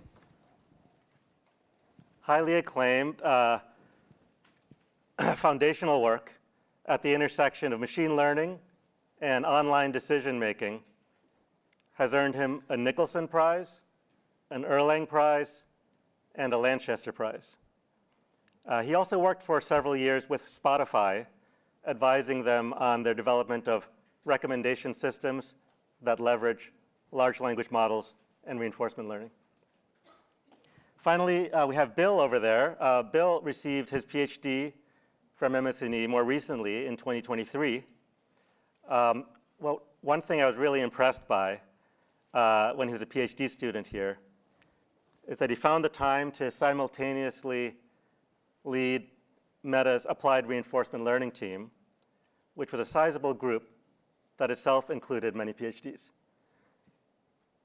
He also managed to win multiple awards at Meta for the impact of his contributions there. And more recently, Bill founded Poki AI, where he is the CEO and focuses on bringing reinforcement learning to life in production AI systems. All right, so this panel is about the intersection of AI and OR. Now, I find that these terms can be used in many different ways. And so for the purpose of this discussion, we'll define operations research in this way, which is a traditional definition. It's about the development and application of analytical methods to improve managerial decision-making. Okay. And we'll also go with a long-time definition of artificial intelligence, which is the science and engineering of intelligent machines. So this definition originates with John McCarthy, but has really driven the mission of the field.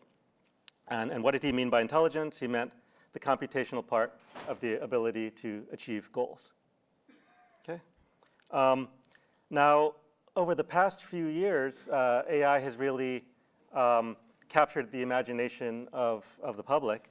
ChatGPT had a big role to play in this, and there's this rise of large models that has fueled fast advances in AI capabilities.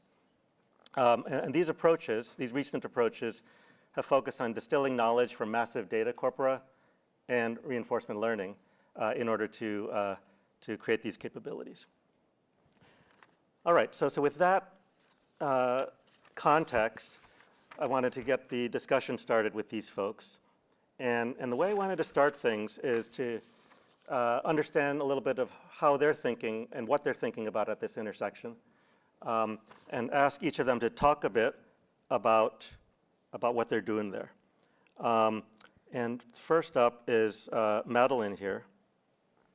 So let me set her up.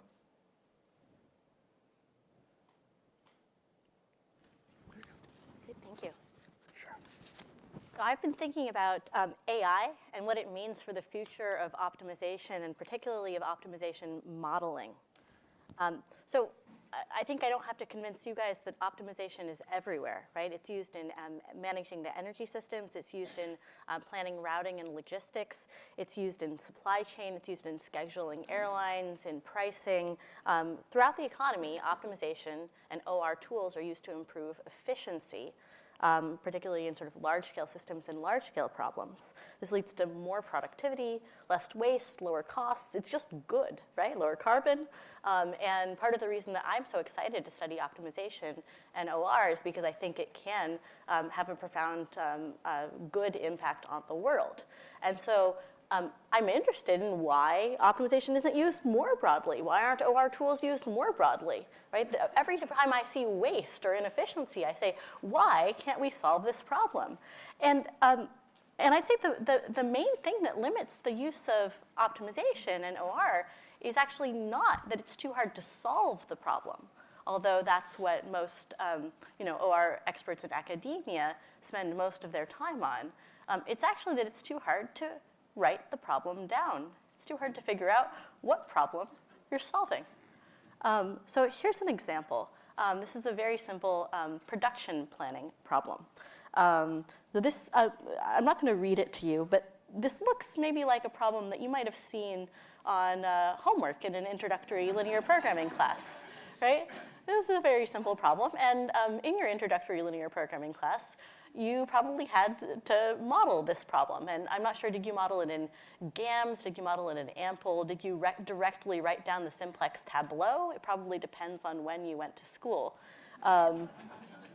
Okay, but you can imagine a manager at a large company articulating this problem. What you can't imagine is them articulating this problem. So this is the same problem written down in GarobiPy, which is probably the technology that you use to write down the problem today. If you execute this Python code, it'll solve the problem and give you the solution. Okay. So this is one of the things that limits the use of OR. And you know, it wasn't, somehow this is about the simplest interface you can imagine in the pre-language model era. But now you can imagine actually much simpler interfaces. You can imagine directly typing in the text and getting out the answer. So we developed a system that we called Optimus for optimization modeling using solvers, which is a project to automate optimization modeling and a collection of open source tools for building an optimization copilot. So I'm going to walk you through how this works using a demo in this web app. And now let me try to find where this is on Ben's computer. Here we go. Okay, so this is optimus-solver.com. You can go here and you can try out your own optimization problems that you may seek to model, except I thought I pre-populated this, and it's not pre-populated. So this is what we can do. Actually, maybe this is more exciting, but I won't be able to finish the demo in time. So you can paste in your description, and you can analyze it. And usually it says this might take around 30 seconds. So I think I'm not gonna wait for this. But after it's analyzed, it will populate parameters. Okay, so it says, here are the parameters in your problem. There's an upper limit, a production rate, the number of products produced by the factory, increment in tons by which each product may be produced. Right, you go through this. And you know, it's very important with AI, if you want to get things right, you can't just trust what it tells you. You have to check. So all of these fields are editable. So, you know, for example, maybe it's not an increment in tons, maybe it's an increment in pounds, you know? Okay, but no, I'm going to go back to tons. I can also delete these parameters if they're not right. Okay, and then I can extract the objectives and constraint from the problem. So the objective is to maximize the total profit from selling all products. And here's the list of constraints. Again, I'm not going to read them to you, but in this case, they're all correct. Okay. You can formulate each of these constraints. So here I can click this formulate button to produce a formulation in LaTeX, right, as a mathematical optimization problem, and which is compiled over here. So I can check and I can make sure that each of these is right. Now, if it's not confident about the formulation, it'll actually highlight this in pink, right, to encourage me to not turn off my brain and actually think about it. But in this case, it's quite confident. They're all right. Fantastic. It's extracted that there's two variables in this problem, production quantity and integer quantity. Okay. You can go to the next slide. It codes them all in GarobiPy. Okay, so they're all coded. Now I can test. Now, if I don't, I might have data for this problem if I actually want to solve it, but if I'm just testing it out, maybe I need sample data. Actually, this is one of the most difficult steps, is coming up with a good sample problem that really gives you intuition for how the model works. That's ongoing research, but here we have a really simple version of it. This is not going to work because you can see that the lower limits are in some cases higher than the upper limits.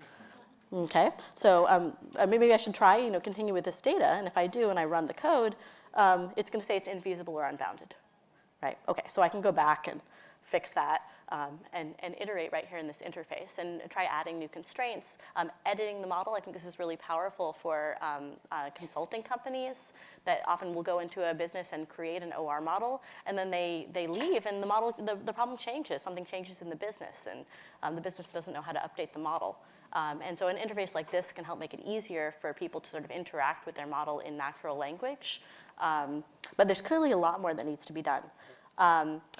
And I would say that as we've worked on this, one of the things that The challenge is that really I wasn't on my radar before we started this, and now is, to me, it seems like the most important problem, is that it's very hard to articulate an unambiguous problem in natural language.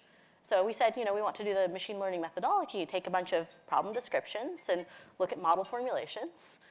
And see how often are we doing the right thing, how often are we getting it right. Actually, there's no good corpus of large numbers of optimization problems, and as you collect more and more of them, actually more and more of them are ambiguous. It's not clear that the problem is not completely specified. And so we've actually started doing qualitative research with OR experts, and indeed, OR experts are spending most of their time not on solving the problem, but on going back and forth with domain experts to try to figure out every aspect of the problem. Usually when you first write down the problem, you're missing constraints, you're missing parts of the objective, there are implicit assumptions that you forgot to encode. And that's extremely important. And I'd say it's also important from the perspective of AI safety. I don't know if you know this classic thought experiment, which is suppose I have a all-powerful AI assistant that's hooked up to robots and manufacturing and whatever, and I happen to own a paperclip factory.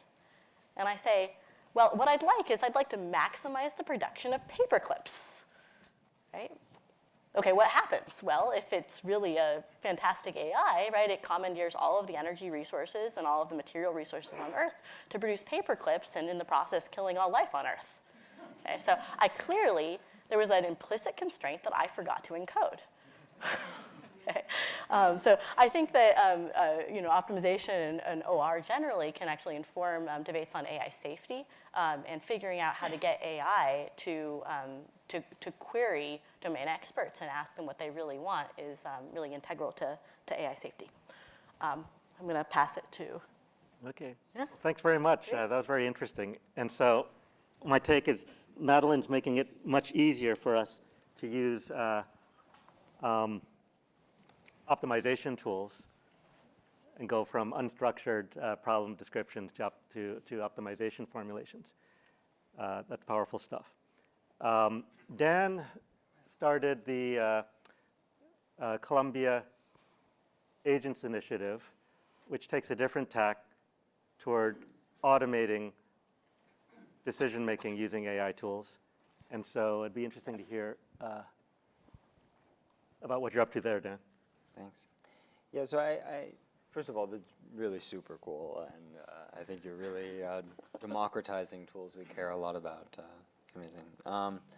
So I had some debate about whether to share sort of research I'm working on or share, things I've been a part of at Spotify or so on, and I decided that for the purposes of kind of the discussion of this panel, it'd be better to think kind of big picture about what myself and these other PIs are thinking are long-term deficiencies in the way kind of the most hyped AI is being developed right now.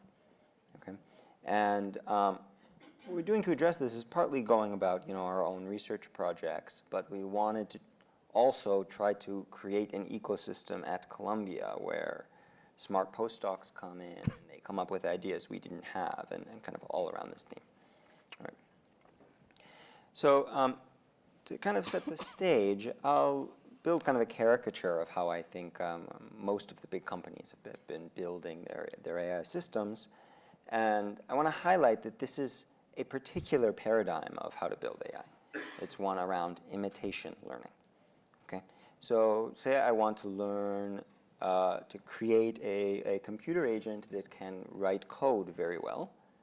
The way that people are going about that is by leveraging the fact that lots of humans spend a lot of time coding. And you have lots of experts out there, and you have medium-scale experts out there. And their work has been digitized and documented. And if you have access to GitHub, you have access to all of it already. Okay? So then you get a computer basically to sit there and read the code. It's like you have your blinders on, it's flowing past you, and you learn passively as this data washes over you. And the training objective there is that if you masked out part of the code, this agent wants to be able to predict what's missing. Okay? And what I would have thought is a deep deficient, like a clear failure mode for this, is that lots of the code you'd find is not good. right? And maybe it would not be a helpful coding assistant because I don't want random code. It turns out, and this has been the shocker for me at least, that foundational capabilities emerge through this training process, and you can do a little bit of the second step here to reorient this model to write maybe more verbose but clearer code, or better commented code. And almost as a mental model, imagine there's a little knob that says how many comments are there, and you can carefully tweak the model to have some of these properties. Right. Now, if you listen, though, to the long-term vision of AI that Ben mentioned, that is one where intelligent entities are out there accomplishing tasks in the real world. And some of the tasks we'd like them to accomplish are not things that humans professionally do and are recorded doing massively at scale. And so I don't see how that paradigm would fully solve the problem. Okay. And I myself have used recommender systems as like the technological frontier that looks like this. But for the purposes of this discussion, I thought I would cast a more optimistic vision around education. So something I have in the back of my mind as I try to think about research that's like long-term and could be transformative is I have a 2-year-old son. I expect that by the time he graduates high school, he will be, in deep and meaningful ways, tutored by AI. Okay. And if you actually had a massive tutoring system that interacted with lots and lots of students and interacted with each student across time, that should be an opportunity to build an educational system that's different from what we have today. Couldn't be imitated. Okay, now, what do you need to be able to do that? You need to be able to learn interactively, learn to kind of gather your own training data by interacting with different people. Each time you face a new student who signs on, you have continual uncertainty because you don't know their learning style, you don't know their abilities. Maybe they're trying to learn a subject you haven't tutored before. So you need to be able to probe judiciously and learn to resolve this uncertainty. Now, what do you optimize for? This is a big issue in recommender systems. Are you optimizing just for the next click? I think you can feel that often they are. But this tutoring system should help drive toward long-term outcomes. What signals do we have that learning is really happening, that they're developing the skills you want? How do you get the system to accomplish these long-term, murky, ambiguous goals? Okay. So some of this stuff to me all feels like a space for academics, for the research frontier, because it's not easy to imagine that someone with a 6-month deadline is going to push this stuff. And we're trying to get enough of an ecosystem at Columbia to push it. Thanks. Does this work? Yeah. Okay. Thanks, Dan. That was very interesting. And so Bill, all right. Bill here is running Pokey AI and says he's developing a foundational reinforcement learning agent that can automate business functions for all of us. So I'd love to hear today more about what you mean by that. Yeah, thanks. So there has been a lot of definitions on what AI agent is about, right? And then Dan and Madeline all discovered like sort of a verticalized version of AI agent that can either solve like recommender system for you or solve optimization problem for you. But when we talk about foundation AI agent, that it really is about it can plan and execute on a very long sequence of workflow and tasks for you. It can seamlessly integrate with all kind of diverse set of tools that you can put into the agent. For example, if you're in a social media workflow, you basically say, oh, can you actually post for me on Facebook, Instagram, LinkedIn, Twitter on my behalf and run the entire social media campaign on my behalf? Or if you're in education, can you say, can I deploy these homeworks to the student and actually evaluate their outcomes accordingly? Or if you're in optimization, can you run these kind of LLMs to actually generate the problem definition, transform it using Madeline's tool into something that's a solver can be solved, and then use the solver to solve the problem, put together a slide deck saying, here's how I'm going to solve it, and then present it to the leadership, right? Can you do all of that with a single agent? And lastly, we also want to completely eliminate all the rigid workflows that people are doing right now. Like you have to manually specify step 1, like write a whole article about it and then give it to someone. Step 2, so on and so forth. So that's the foundation agent that we're talking about, but then why we're not there yet. So a key thing that we have been identified through using large language models, especially the state-of-the-art, including Claude, GPT-4, and so on and so forth, is that the internet scale tools is not just dozens, not hundreds. It's actually tens of thousands, if not hundreds of thousands of tools across the internet. As an example, for example, if you want to actually use an AI to operate Google Docs, it's actually not just a single tool. It's actually 150 tools that you can actually use to operate a Google Doc. Now, if you look at the chart I just showed here, all the state-of-the-art models that's out there completely start to fall apart after like 1,000 tools. That means even if you want to operate on, let's say, just the Google Docs, Slides, and Sheets family, it can't do it anymore. Pokey, we built this foundation model that is really good at using tools that can really redefine how agents, AI agents, can really operate across the internet so that you're no longer just generating content. You're actually having an agent that can autonomously carry out workflows and execute on your behalf and really sort of streamline all of these daily professional activities that we are going through. And what's better is the fact that you can't scale if your cost is actually going infinite as you scale the number of tools. So let's assume that if you actually have something like Claude that's running across, let's say, 100,000 tools, it costs more than $20 to run a single execution. And that's not going to be helpful because if you hire someone to do like a simple workflow, it's less than $20. You might as well just hire a human to do it than asking AI to do it. The whole point of using AI is efficiency, cost effectiveness, and so on and so forth. Right? We want to scale to the internet scale in terms of tooling so that it's sort of almost constant cost, no matter how many tools you slap at an agent. So these are just stats that I'm trying to show here, but I also want to sort of briefly present the latest research result that we've got in action so that you guys see like how, as a human, you can use this tool. So there's this YouTube video that I put together that you guys can, I'm going to just quickly walk through it. This is sort of a UI that you can literally play around with. That's sort of similar to ChatGPT. But then here's the prompt I give it, saying, can you deep research the relationship between AI and operations research, fetch relevant images, create me an 8-page slide deck, create a Google Doc as well, and then we all know that people, especially academics, live on Twitter now. So can you actually create a tweet for me as well, in addition to all of that?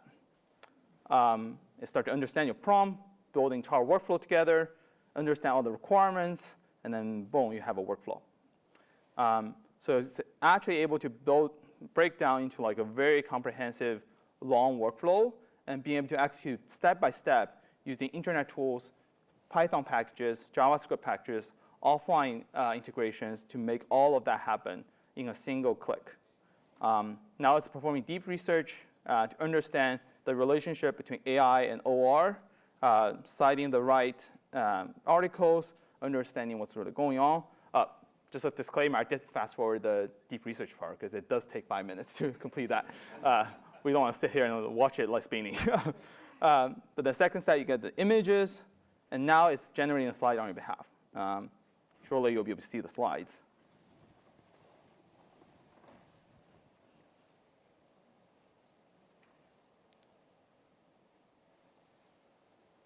All right, almost there.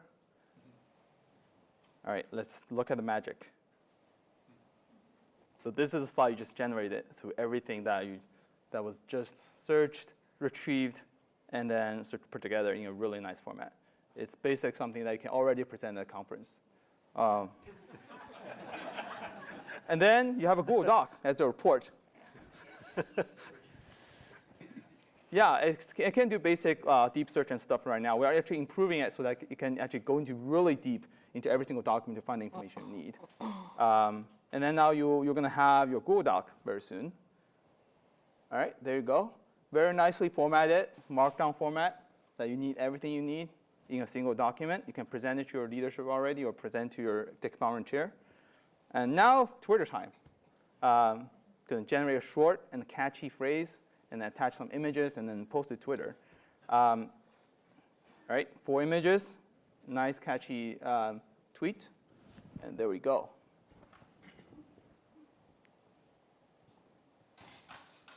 This is my Twitter account, and then you can still look me up. Let me just go back to that.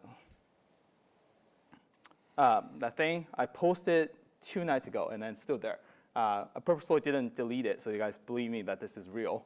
So you guys can look me up. It has all the nice images we just retrieved, and it's able to take everything on your behalf in a very short time frame.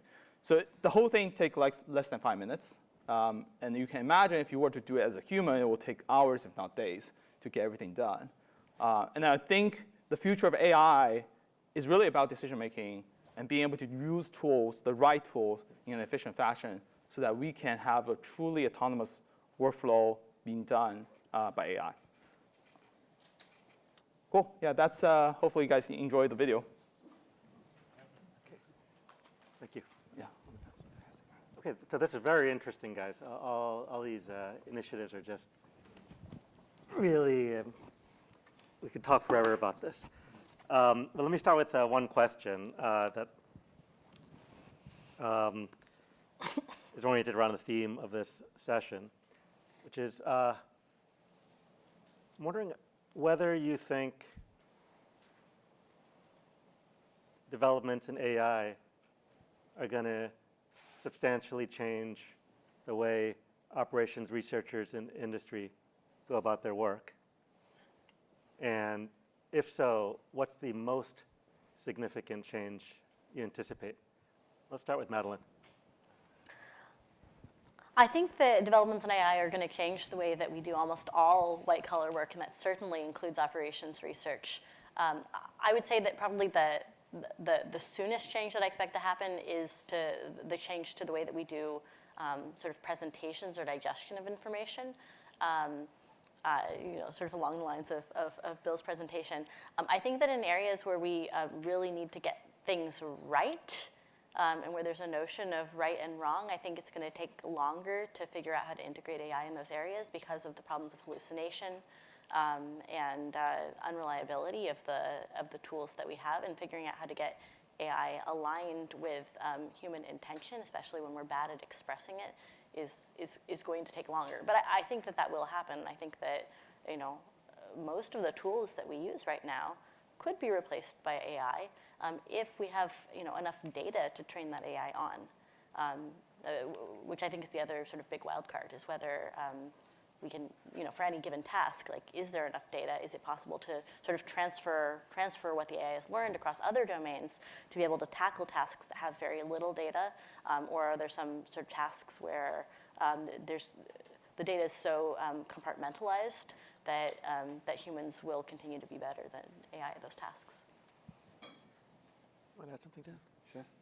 Yeah, I think that, maybe as a cop-out, I'll give kind of a short-term and a long-term answer. I think in the short term, you can kind of already feel changes to, like, if you're analyzing data and writing little Python scripts to do that, it's so much faster. You can have Claude or something write a lot of that code for you. For looking up and learning things that are a little bit new to you, I find it's very useful for editing, writing, for grammar, or, presentation quality and so on. It's very useful to me. So a lot of that is not specific to OR. Something that I think in the longer term will change kind of what it means to do OR is OR has been very rooted in a world where the information that is ingested to make a decision comes from a data table. And so the data you can use, the kind of information you can leverage has to be very structured and very clean. And you're usually imagining that what the output of your system is also very structured and very clean. It's like a vector of how much to order at a bunch of locations or something. And we're, I think, clearly racing toward a world where the way we interact with technology is different. I take a picture of a piece of fruit in my house and speak to my phone and say, I'm wondering kind of like, if I would get sick if I eat this. And it analyzes the picture and describes what the risks are and are not. And you could certainly imagine that it tried to probe my risk tolerance and so on. And that is decision making. It is, you can imagine lots of things that involve data that's of this type. And most data in the world is of this type. And OR is going to have to change, I think, to be relevant, to stay relevant, to kind of leverage this kind of information. Cool. Yeah. I'll take a little bit a different approach to talk about this problem because I'm sort of really deeply embedded in all the AI fields. The first thing I think is how OR people typically want to describe a problem is through very analytical ways of describing the constraints and objective functions. And then typically in the real world, we try to simplify all the assumptions so that as a human, you can process all the constraints. But in today's AI world, constraints are no longer a limitation by human. You can actually use LLMs to generate dozens, if not hundreds of constraints, and then use trial and error to actually figure out what constraints actually validate with each other. So that you can actually just give it a very clear descriptive description of what the problem is, and then actually have the AI generate the entire configuration of the optimization problem. What's even more is that a lot of these optimization problems themselves are not solvable or tractable by standard solvers. Now, how do you deal with that? There's a lot of approximation solutions today that you can actually approximate these results without having an exact solver. You might not have the optimal solution, you have a suboptimal solution, but it's still feasible enough for real world problems. I want to give one example that we actually did when I was still at Meta. So this paper is open, so you guys can look up. But the idea is that there's a bunch of data centers across Meta, right? And then you want to basically be able to say, okay, there's some machines that's about to retire. And I want to make sure there is a procedure that can migrate one data center, machines from one data center to the other, and then also have machines that can substitute these retired data centers so that I make sure my data center is always available with the lowest possible cost. And you can imagine that if you want to put all the constraints across the entire United States or the world on all the data centers, plus the objective function of lowering the cost of different kind of configuration and everything, that's going to be overwhelming. There was an optimization group within Meta that have been trying to use standard solvers to try to solve this problem, and then they tried for a long time, wasn't able to find any solution.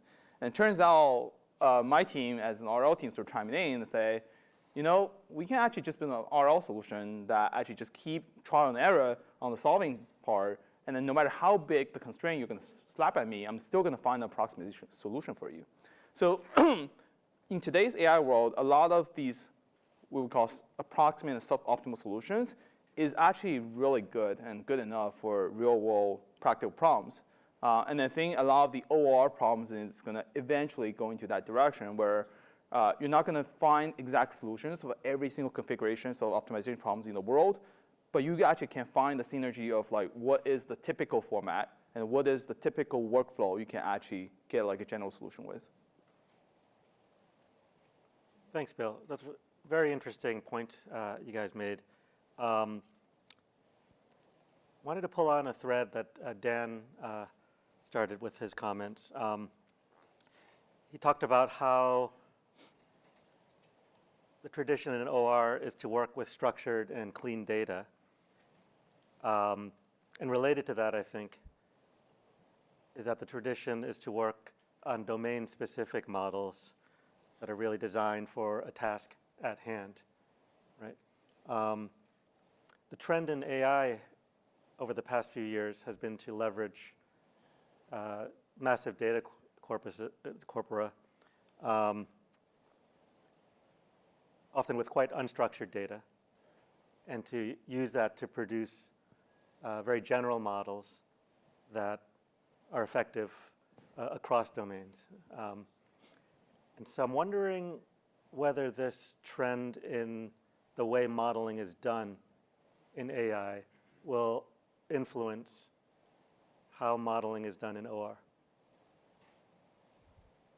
Want to take a stab at that? Sure. I think that one of the major limitations for the sort of data first, sort of big data across domain approach in operations research is the accessibility of the data. If you want to train a model on a ton of data, you need a ton of data to begin with. And as we've been exploring the Optimus project, we found that OR really seems to be quite data limited. The number of really big, realistic problems that you'd like to be able to at least test on, if not train on, most of them are proprietary. They're not in the public domain. They're not on the internet. And so I think it'd be very hard to train on these. There's some companies that have access to, a large collection of these problems. These are the major modeling companies. So places like, Gurobi or Ames or Cardinal Optimization. And so it's possible that they could build something that goes across many sectors. But actually, even within these companies, they find that their clients really concentrate in particular sectors. There's a lot of supply chain, for example, whereas people who have problems in airline pricing go for solvers that are specific to airline pricing. So again, the data has been sort of concentrated and partitioned. I think that's going to be a profound obstacle. But I think the question in many areas of AI training is a large collection of not very good quality data, does that beat a small collection of extremely high quality data? And it's a quantitative question. It's not obvious to me which way it's going to go. So, okay, this is a characteristically deep and difficult question, Ben. I think it's the future is murky to some extent here, and the main variable that I puzzle over is indeed the availability of data that reflects broad swaths of problems we care about, and how to generate problems that reflect the problems that we care about. But one thing I can touch on that's kind of like halfway to OR and doesn't maybe it seem like a language or something is coming out of stats. I think stats has also been often very focused on particular domains and so on, and really on tools that a professional data scientist would use, not tools that can be used by a layperson. And one thing you've seen recently are several variants of large AI-type foundation models for statistics tasks. So there are foundation models for time series and foundation models for predicting things off of tabular data, and probably soon a foundation model for both. And it's pretty competitive with a data scientist who knew many different methods, coded them all, tried to tune which one to pick on which data set. You just throw in the data, it produces a demand forecast for you. It's surprisingly good. Okay, and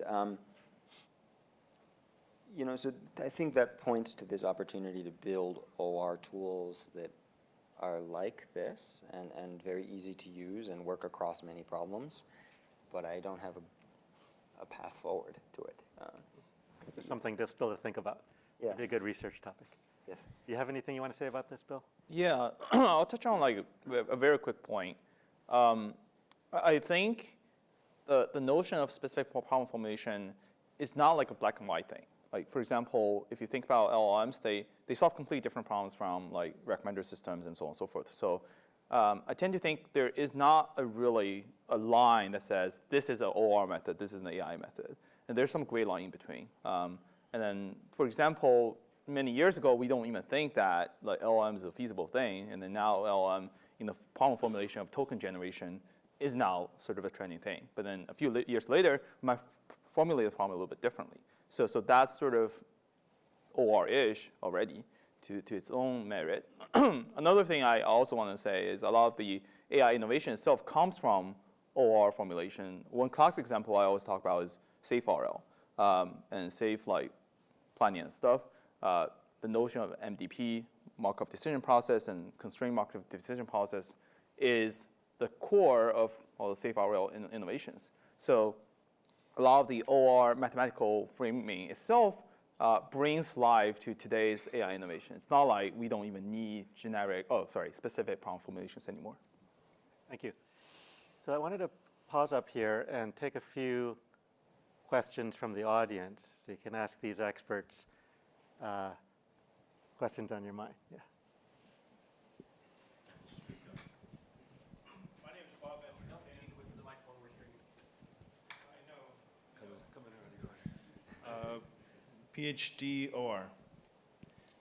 My understanding is that AI lacks a scientific basis for defining intelligence and assessing improvements in intelligence. Is there any contribution we can make from the OR side to push that along? Thank you. What do you guys think? Can we clarify what we mean by intelligence?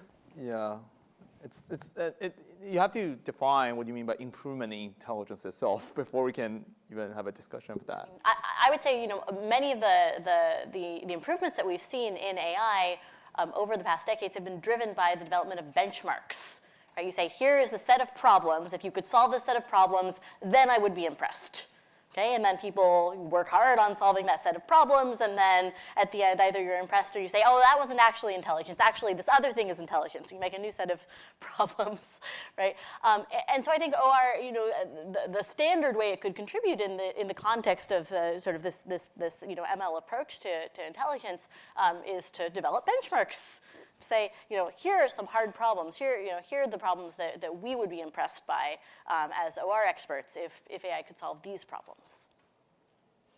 So to riff off that, I think one of my slides had this list of, I think not super scientific, but vague kind of capabilities that you would, that are stressed in MS&E of dealing with strategic interactions and or the ability to quantify your uncertainty and so on. And you could build benchmarks targeted at each of these capabilities, and I think some of the methods we are popularly using today fail at these things. But I'm not sure that goes all the way to improving the Turing test. It's a shorter. Curtis had a follow-on question. When I look at AI, Oh, sorry, Curtis, you got to wait for the microphone. Yeah. the history that I know. Thank you.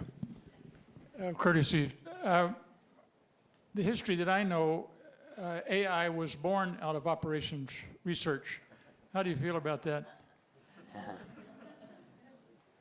Proud. I'm thinking neural nets. Neural nets sort of came out of. Yeah. I know when assistant professors were getting fired because they were doing neural nets and it looked like they were going nowhere. I feel like it's a combination, right? I was almost one of those, but okay.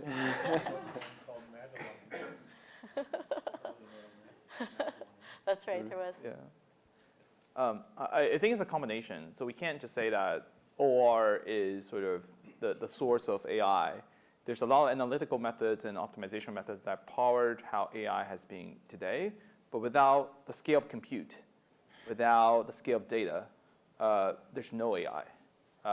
So it's a combination of analytical methods that come out of OR and statistics and computer science methods that build the software and hardware behind everything, electrical engineering methods that build the chips that powers all the compute behind it. Put together, that's AI.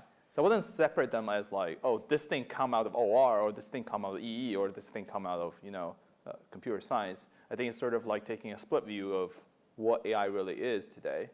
That being said, I'm extremely proud to be in OR, coming out of the OR department as a PhD, to be deeply in the AI world, because I think I have a more analytical view of the problems I'm solving than a lot of maybe like pure software engineering or ML engineering approach that they just throw data at a model and then hopefully things stick. So I agree with Dan that I'm really proud that we have this training to be able to understand problems in a much more sophisticated way.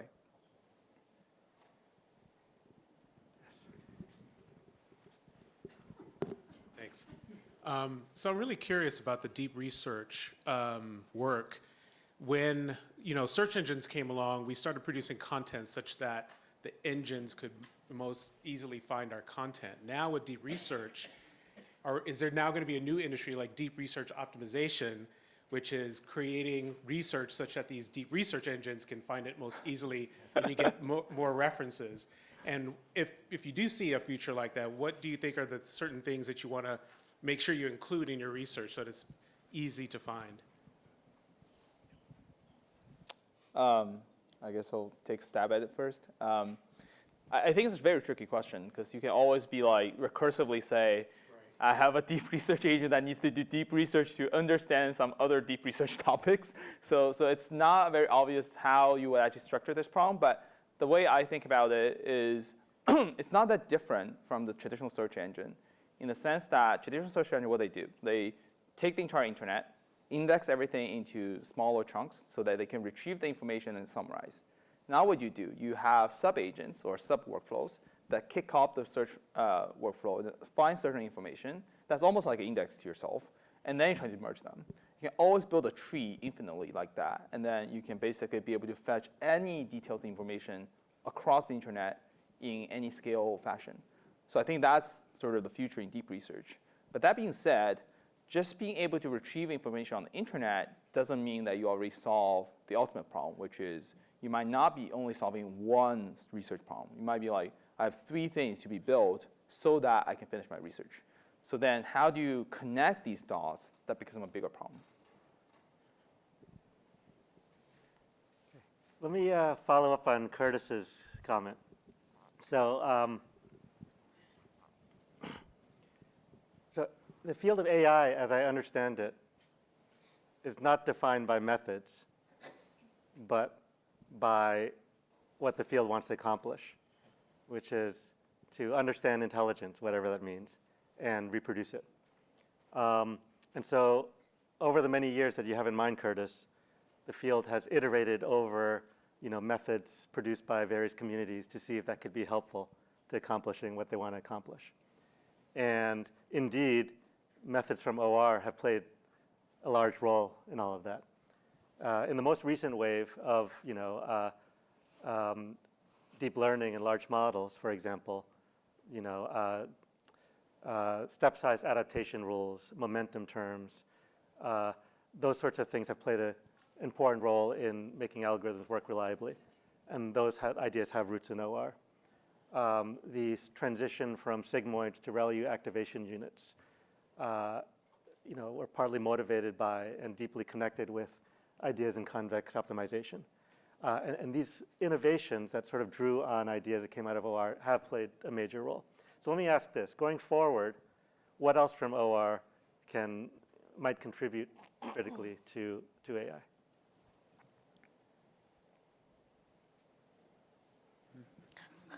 Let's always go in the same order. I think that's a safe way to do it, yeah. So, I mean, one thing that I guess is top of mind, maybe for MSNE more broadly, I think I missed your name, sir, but you made this nice comment of people changing the content they create based on AI being deployed. There's one area that I think OR has stuff to contribute in terms of AI development, for sure. But I guess where I'm taking it is more in terms of what happens as you deploy and how to deploy it and so on. Definitely this department has a lot to contribute. Like, just a hypothetical example, if you think about online labor markets, if suddenly the communication channel becomes very frictionless, you can send messages very easily, you can respond to messages very easily, that seems great, but that removal of frictions has lots of negative consequences to signaling, to how the market operates, and so on. And so I think there's a lot of work to be done in terms of how you structure interactions that are partly mediated through AI. And that's one place. I guess I'll touch it. So I think there are 2 things that are really important. One is that, going back to what I said about specific problem formulation, I think OR people typically has a much stronger sense of how they formulate problems in a much more analytical way. I do think the next AI wave might not just be LLMs, might not just be diffusion models. Can someone be able to like construct a problem in a different formulation that is a lot more general or a lot more specific, either in either terms, because it could be very general to solve a more general kind of AI problem. It could be a very verticalized solution that's no one else can solve, maybe in the medical field, maybe in the legal field, right? So can people really be able to sort of formulate exact solution, exact problems for AI to be helpful in those sense? That's one direction.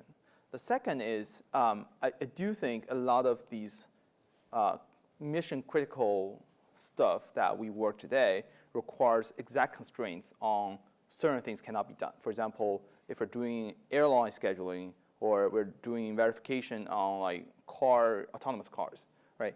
Can we actually make sure that these constraints are never being violated through our optimization, through our learning process, training process? That's actually really, really important. And if you use a pure foundation AI model and then just slap the whole thing at the model and hopefully hope for the best, typically don't have that constraint. And then in an optimization world or in an OR world, you can actually design these constraints to make sure that not only it can have a general solution, but also have these constraints that satisfy real world constraints, that not have like, crashes in planes, cars like burned down, all kinds of situations. Thank you. Yeah. I mean, I would say that ideas from OR that I really hope will be integrated into sort of next level AI systems are things like risk, constraints, robustness, incentives. Right now, the way that AI models are trained really is you throw everything into the objective, you take all of the data, you want to get all of these things right, you put them all in the objective, and everything's kind of weighted evenly.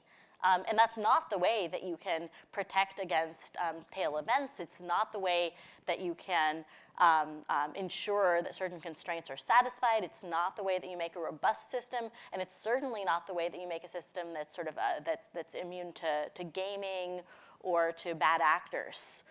It's really dangerous to build systems in the way that we've been building them, and the little sort of tweakings along the edges clearly don't get at all of the potential for, even the sort of the filters that have been put on these LLMs before we see them.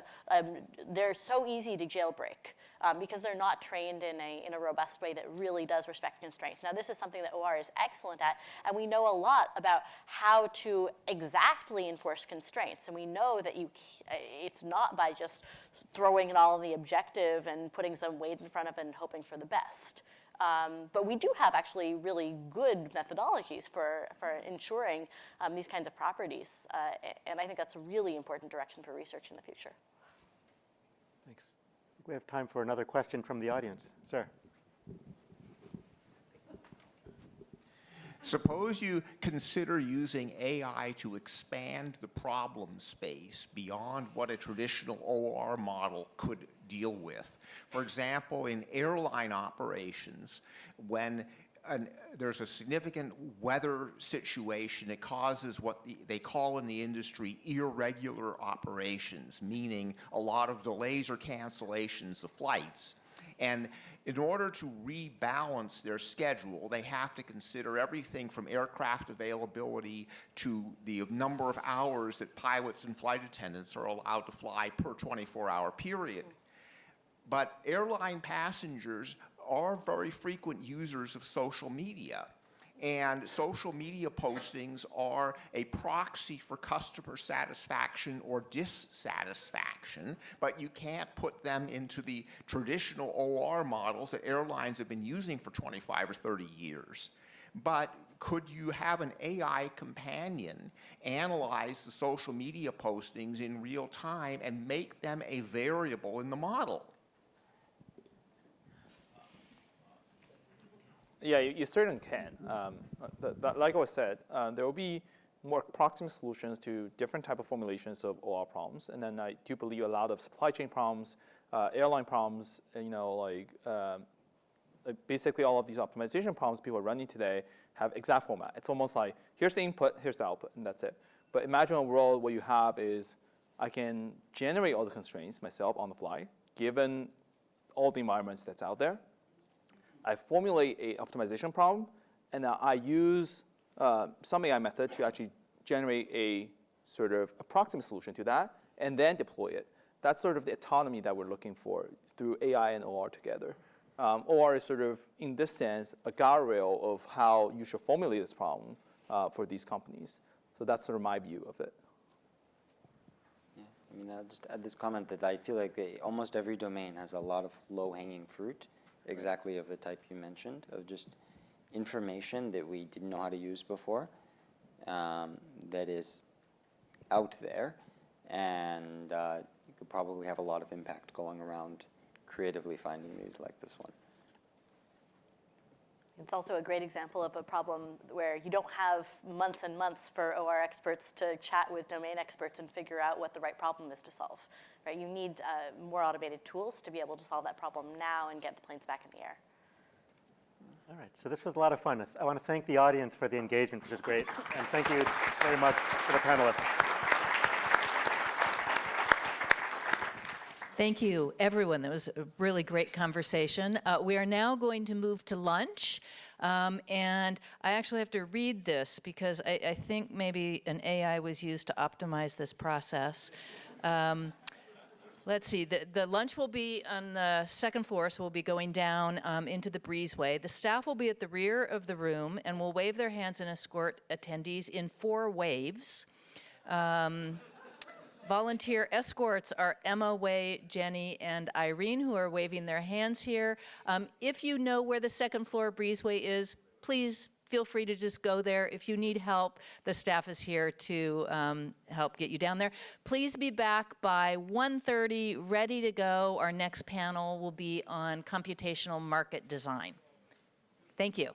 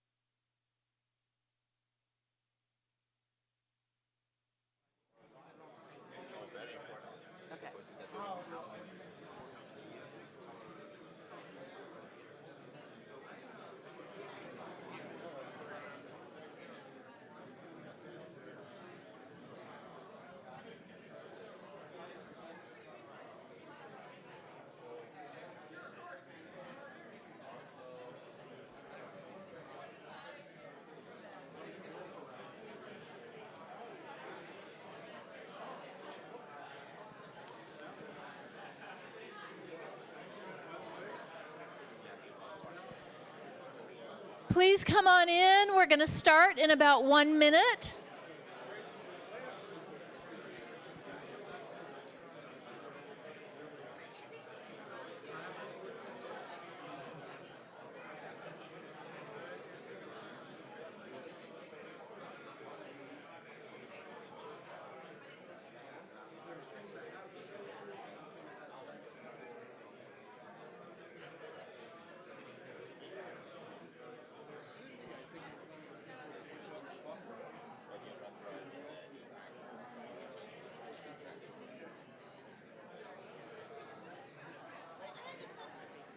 Say your name.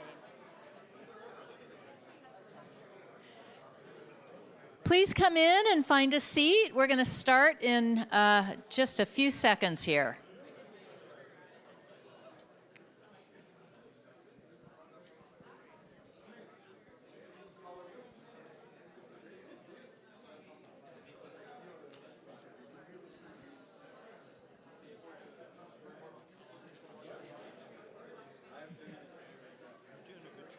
Oh, thank you.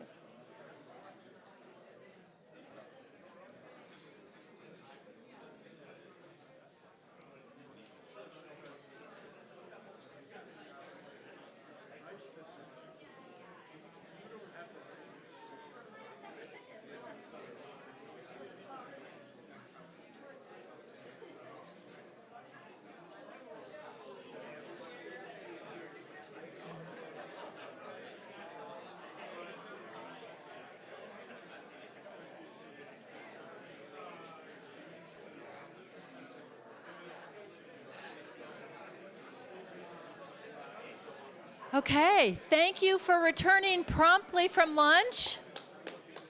Hopefully you had a nice lunch, met new friends, reconnected with old friends. In this session, we are going to be talking about computational market design, and I'm going to hand it over to Professor Amin Saberi, who will kick off this session. Okay, thank you. Is my mic on? Yeah. Yes, so I don't need this. Hello. Welcome back to the afternoon session and the session on the computational market design. I'm actually very happy to tell you about the Stanford Center on Computational Market Design. This is the center we launched last year in April of 2024, actually in this room.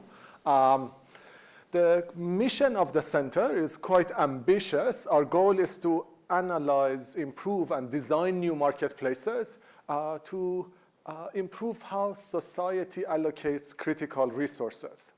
As I told you, the center was launched last year.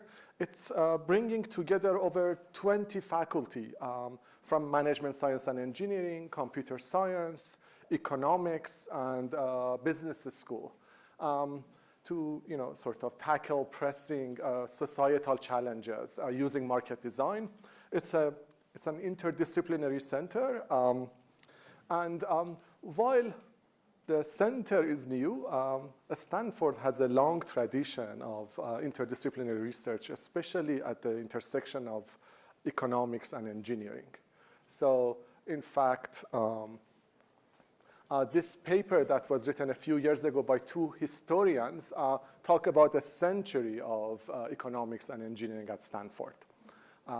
It highlights the role of Ken Arrow, for example, who was sort of one of the most influential economists of the 20th century, but he was also very active in the operations research department here and in a School of Engineering. He, Paul Milgrom, David Krebs, and others, worked really hard to break artificial boundaries between departments and between research agendas to make sort of the field of economics more relevant to sort of societal sort of engineering challenges.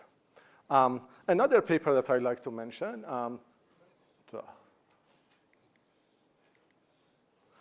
This is by Al Roth. Al Roth is also an alumni of the Operations Research Department, which is a predecessor to Management Science and Engineering. He received the Nobel Prize in Economics, I believe in 2012. One of the papers that was cited was this paper, The Economist as Engineer, where he makes a case that economists shouldn't just study markets, but they should also have a hand in designing markets and in sort of engineering markets. And if you look at sort of the curriculum right now in management science and engineering, we have sort of a lot of engineers graduating.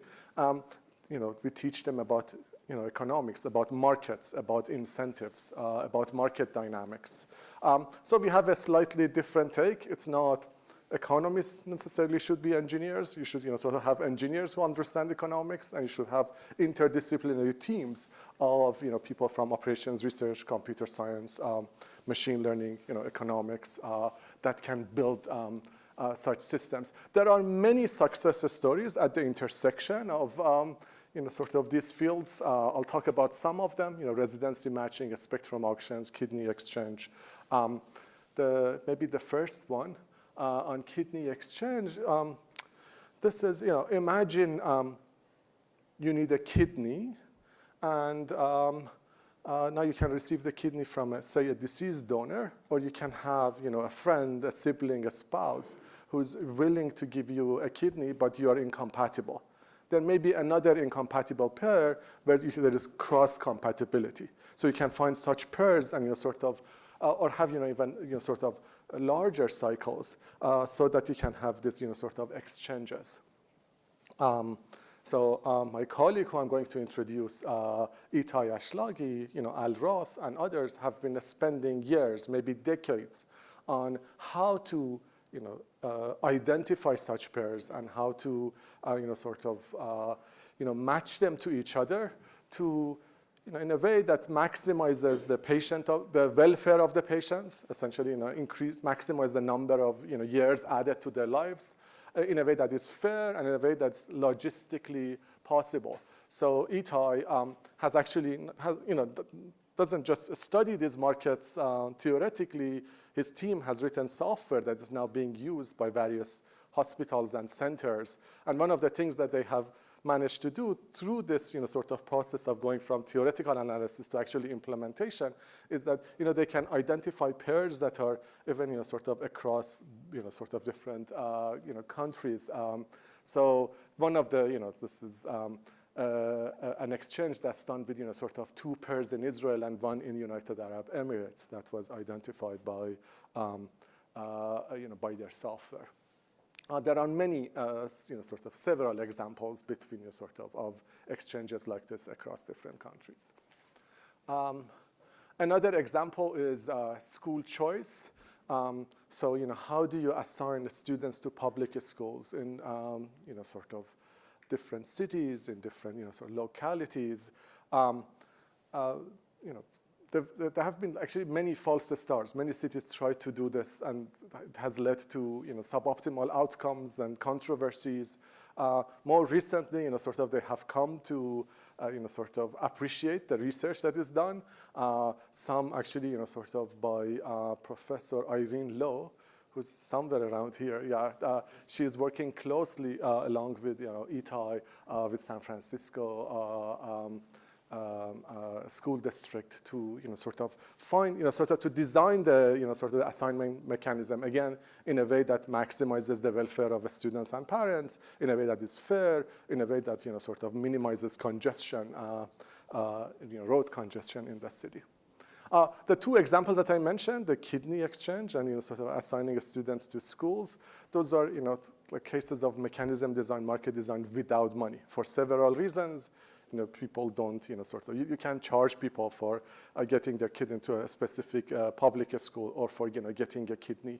But there are examples where, sort of you have markets in which you not only come up with allocation, but also prices. One example of this is online advertising. So, it's probably one of the, sort of the most prominent, the most successful business model for, for the internet, for the access to the World Wide Web. It's pricing, billions of dollars of ad impressions every year. There are these algorithms that decide how the ads should be allocated and how much the advertisers should pay. These systems have been around for 20 some years. I've been studying them for more than 20 years. But every time, the way we access the information changes, we have to rethink the business model. So this is actually the first paper that I wrote at Stanford was on ad auctions. This is sort of a little bit a blurb about that. That was sort of in 2005. Last year we won the Test of Time Award for the study of these ad auctions. One of the panelists, Hamid Nazerzadeh, who actually got his PhD here, also his thesis was on this topic. Let me see if I can actually pull up one web page that I wanted to show you. Let's see.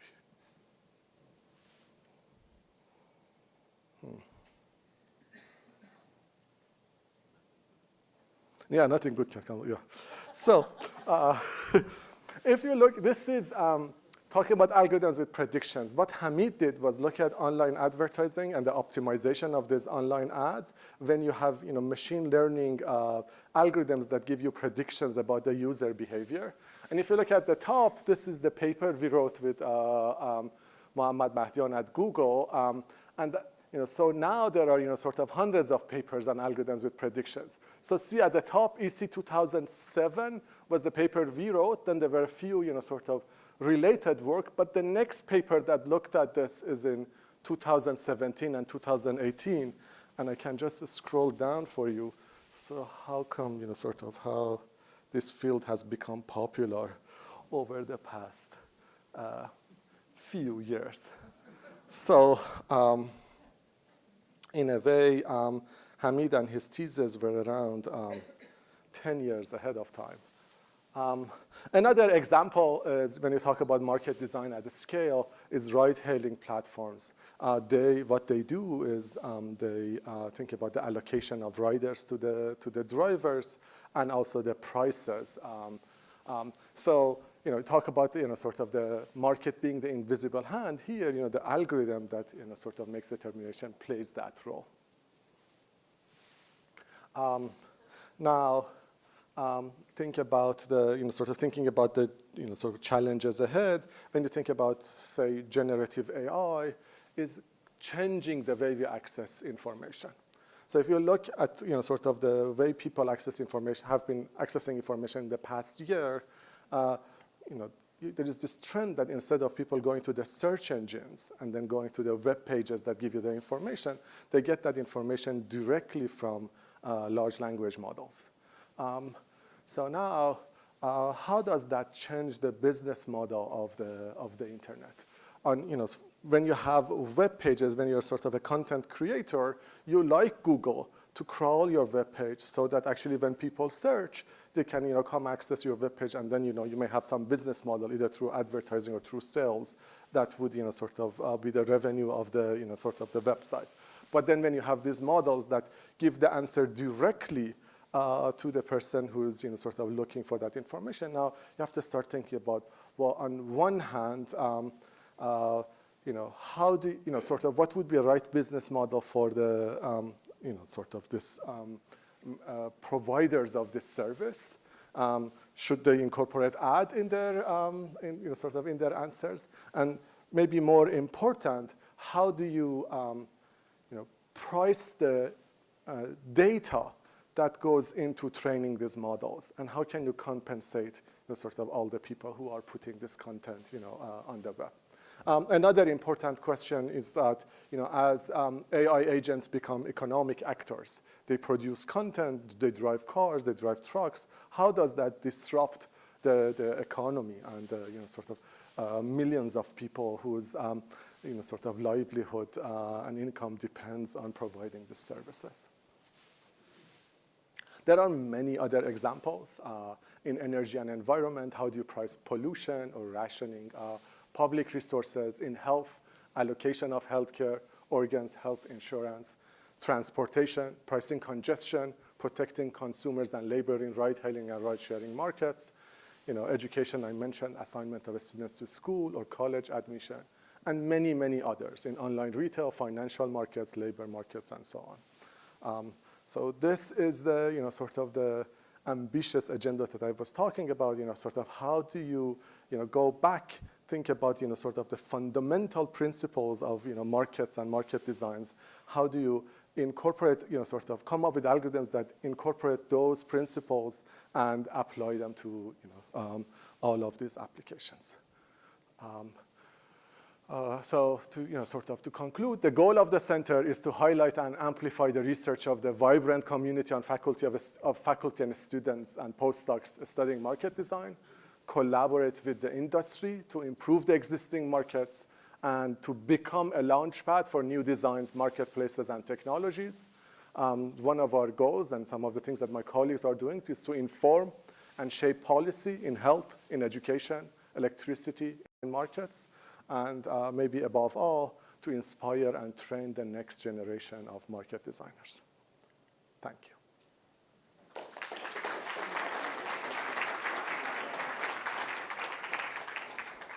And with that, I'm very happy to introduce the next panel on market design. The moderator is Itai Ashlagi, my colleague and my co-director of the Center for Computational Market Design.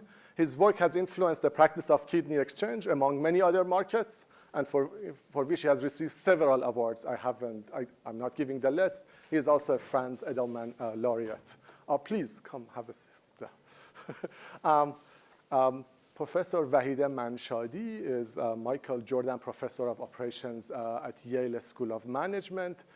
She graduated from Stanford around 10 years ago. Is that 14 years. 14 years ago. And sort of her sort of research focuses on operation of online and matching platforms. Not just sort of private and the public sectors. She has received numerous awards from various informed communities for her research. And we are very happy that she's back to talk about her research. Anne Mura-Ko is a co-founding partner at Floodgate.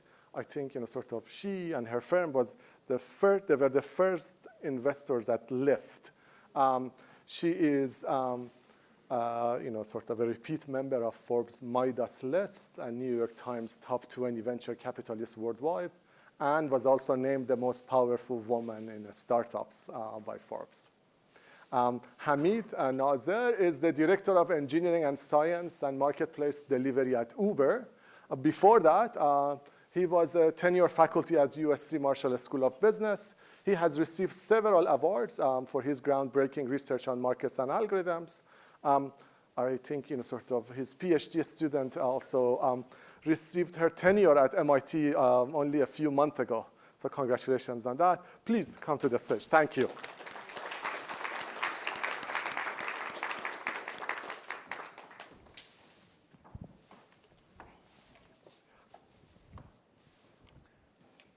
Okay, so what we'll do, we'll have some questions, and I will ask a few questions, and then we'll open it to the audience.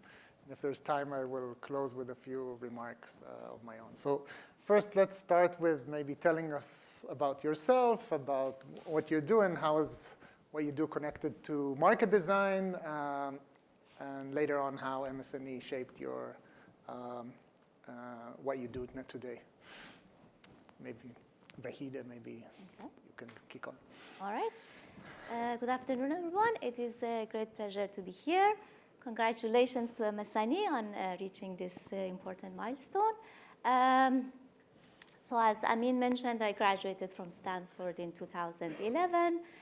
My background is in EE. I actually started my PhD working on wireless communication, but I took a few courses in OR, and I fell in love with OR. So I was fortunate to have Amin and Ramesh as my advisors. So I did my PhD in MS&E, even though the name technically remained in EE. I work mainly on online and matching platforms. So I grew up in the time that platforms were emerging in various industries.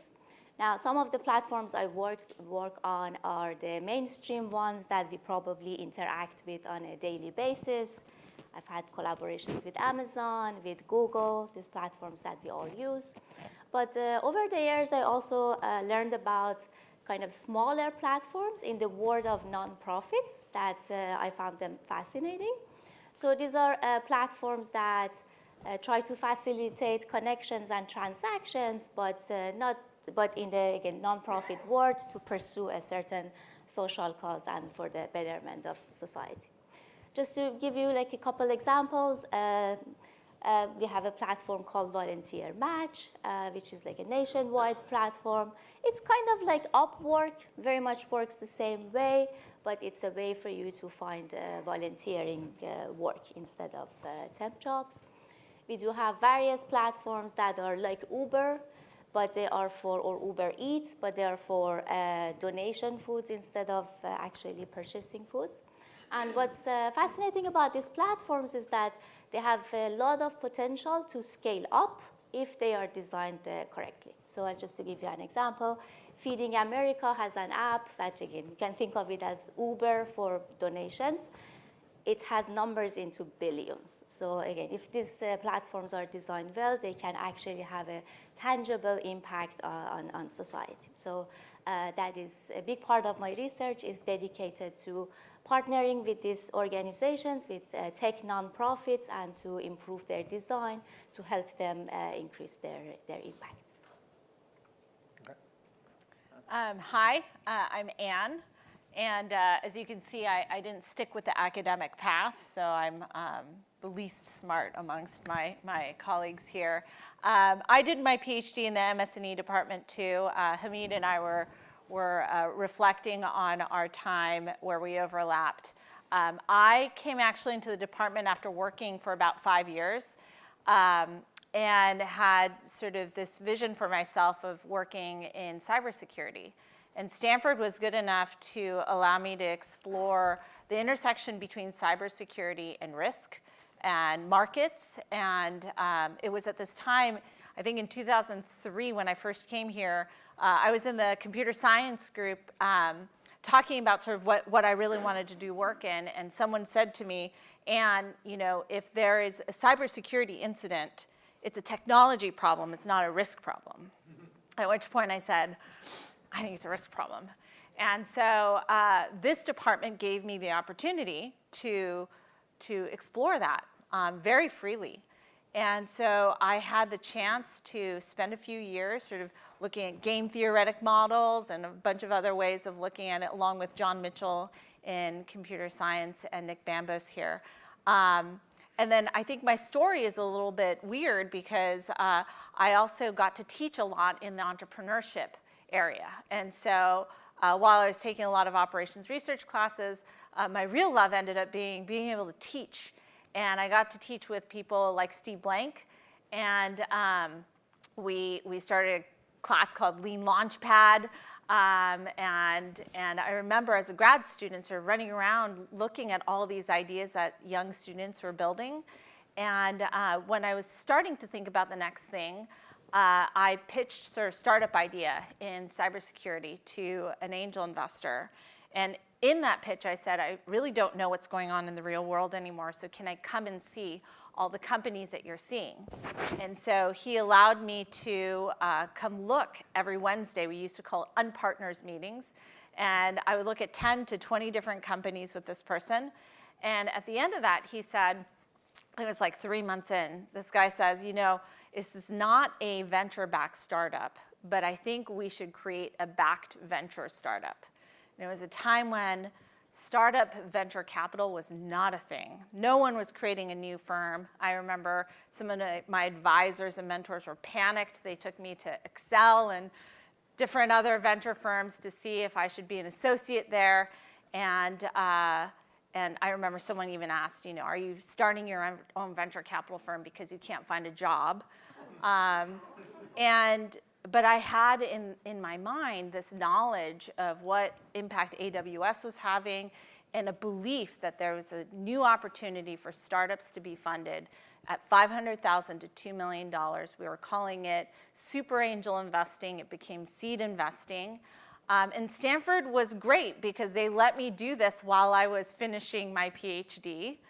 I already had one child at that time. I ended up having a second child 6 weeks before I defended my thesis, and about 9 months before I made my first investment. And so this is really the place where so many different ideas kind of came together for me, and so many pieces of my life were launched. And so I'm eternally grateful. I did finish my PhD. I did defend because my mom said I absolutely had to do that. And I had so many people here who were supporting me along the way. So that's my story. And then I ended up, investing into Lyft. I actually think about so many different marketplaces that I've worked with.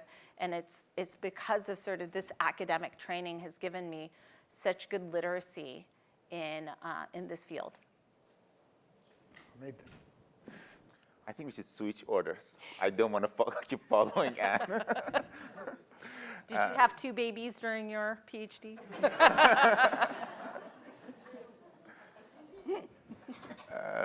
So I'm Hamid. So as we're reflecting, I think the 4 years I spent at this department at MSNE was arguably the most influential 4 years of my life. I think it definitely shaped everything I did after that.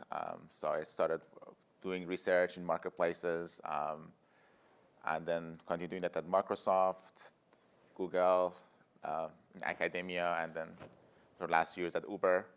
I think there's one part of it that's maybe like more obvious is basically that this department is really probably the best place. It's still probably the best place to learn about how to design marketplaces.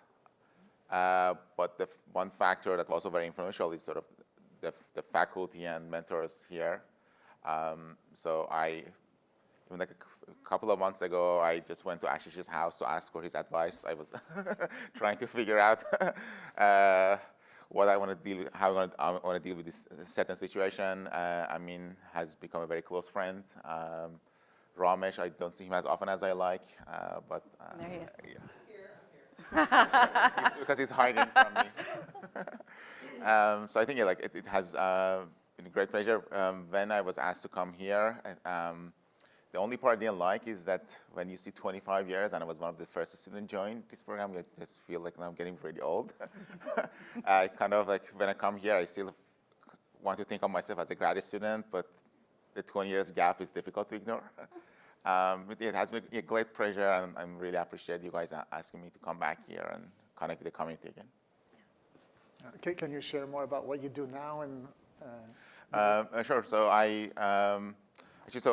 joined Uber as a sabbatical. So I got my tenure, and almost the day after that, I went to Uber for sabbatical. At that point, Bob was leading the marketplace optimization team, the data science team there, and there are a few other OR folks there as well. And my sabbatical, so I started working on projects on the driver's side, and my sabbatical became leave, extended leave. And over time, I worked on different marketplace problems at Uber, on search pricing, and most recently, I transitioned from science to science and engineering, so I lead the consumer pricing for Uber Eats. So if you are unhappy with your delivery prices, service fees, please complain to someone else. But also, my team is responsible for sending promotions, so if you like the promotions, I should take some credit for that. Yeah, so our traditionally studied maybe traditional business places, how different marketplaces, what are the challenges that arise when you study them, and how they're different than the traditional ones. And what are the common maybe things that come from OR and economics when you study marketplaces? I think to my experience, I think the education here gave me all the theoretical bases I needed. If I look back, I think this is not necessarily education, but the education I received, but the sort of my tendencies was, if I go back, I would also become more hands-on with like working with data. It wasn't that cool at that point to work with data. It's more about like theoretical models. But right now these days, it's a must. So people have to be very comfortable with working with data. And also with the advancement in AI, it's also very easy to get your hands dirty and become very comfortable. I'm pretty sure that the current curriculum is going to encourage that as well. I would say it's been the golden age of marketplaces over the last 15, 20 years. Really starting off with eBay, but then since then, just sort of the idea that I've been investing in sort of labor marketplaces for a while, and they've transformed from things like ride sharing to now we have one in just veterinarians, and that's actually ends up being a huge marketplace. We have another one that's actually trying to transform all sorts of regular marketplaces and talent into more of a gig-like economy because people now expect flexibility in their work, and they want to leverage a mobile phone to find a job or a shift, even if they're working as a W-2 employee. And so what's been really fascinating is that these original marketplaces have actually now started to shift the culture of the workplace and really has an impact in how we do business.